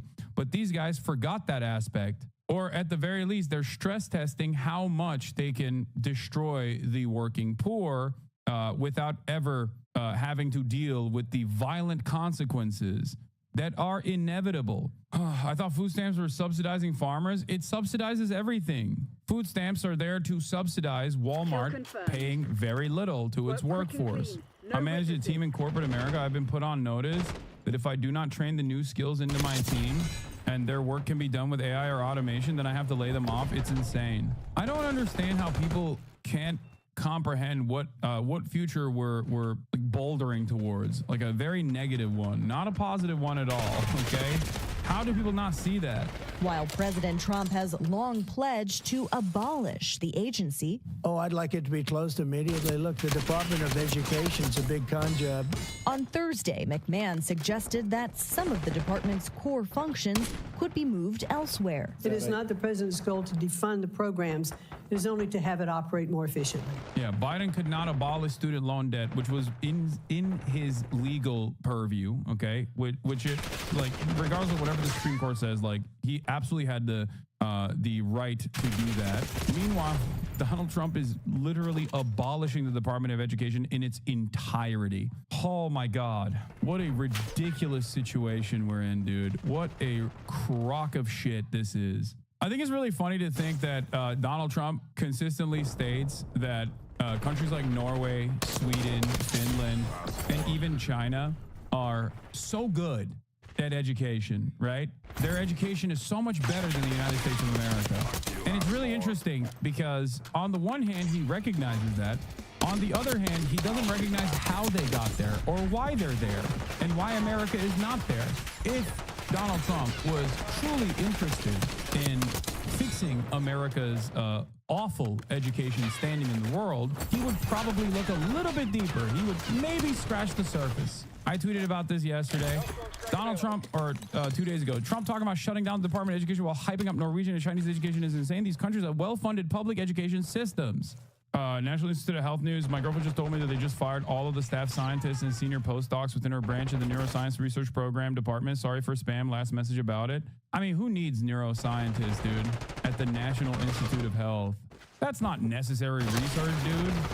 The neuroscientist is the natural. Also, yes, I'll have you know, a neuroscientist is the natural enemy of a brainworm. And considering that the HHS is now run by the worm in the brain, I suspect that many actions will be taken against those who want to eviscerate brainworms. Are neuroscientists woke now? Yes. My lab lost R&D running last week and fired a couple hundred scientists working on a revolutionary new STD test system. It's, I mean, we already learned that with COVID. It's better if you don't test it, you know? If you don't test it, then it doesn't exist. Our dean keeps emailing students to contact congressmen saying our school is cooked without research funding. Guys, neuroscientists are bad because, one, they're anti-brainworm, okay? And that's an untenable position.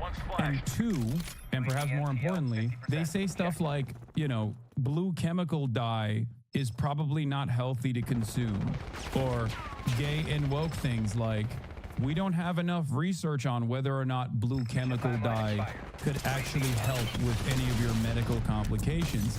When you hear stuff like that from a gay and woke neuroscientist, obviously, immediately, if you're a blue chemical dye kind of guy, you're going to go, okay, well, you're fired. Don't worry, I'm sure all the neuroscientists in Asmus chat are letting him know they were fired too. Yes. In between their guild trades that they're conducting in trade chat, they're talking about how they're losing their neuroscience research jobs. This was the executive order that Trump signed before the, oh yeah, this is the new incredible executive order from Donald Trump, you know, saving the American population. President Trump signs an executive order halting federal funding for schools that mandate the COVID vaccine. It's his COVID vaccine. He took credit for it.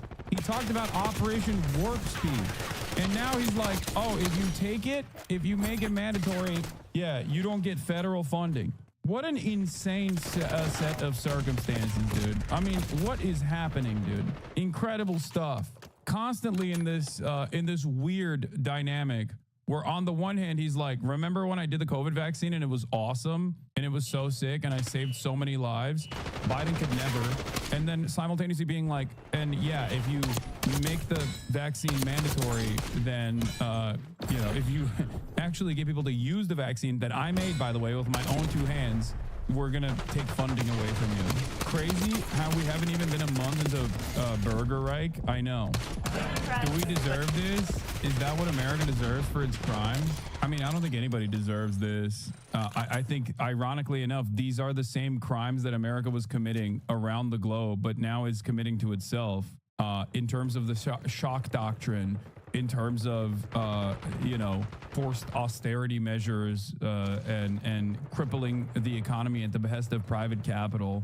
We're doing that, but now domestically. Things that we have done globally, which I think are completely unacceptable, completely inappropriate, has caused a lot of pain. We are doing to ourselves. We've been doing to ourselves these things as well, but I think we're doing this to ourselves even harder now than ever before, and in a more aggressive rate than ever before.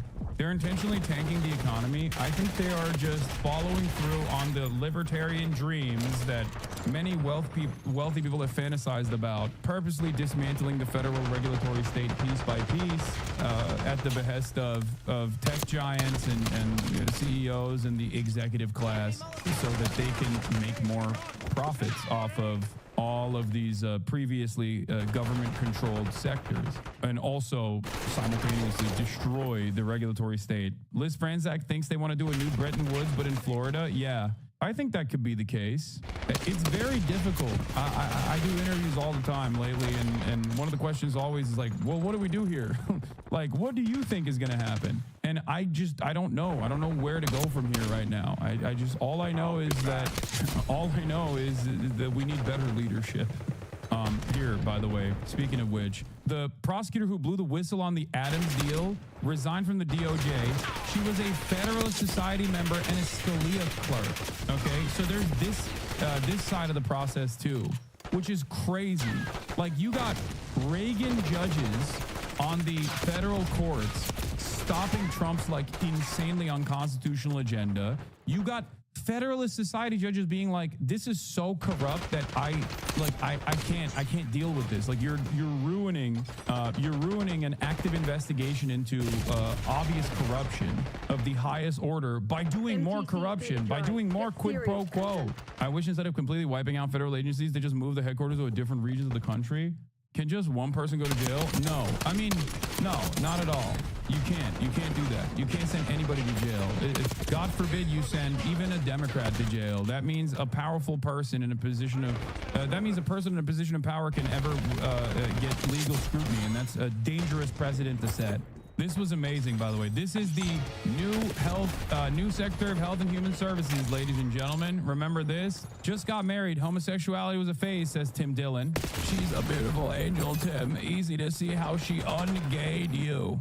Is this real? Yeah, no, it was real. This is not a fake tweet. I think he might have deleted it, but I remember seeing it in real time, live when this tweet was out. Awesome stuff overall. Brilliant minds in charge of all of these departments. It's a really interesting predicament because, like, on the one hand, you think about like Pete Hegseth or Tulsi Gabbard, right? But their positions in government are already like positions that require you to be very violent, and also if you're incompetent, that's not necessarily the worst thing. If the American war machine and the person most responsible for the American war machine is an incompetent drunk asshole, maybe that's not the worst thing.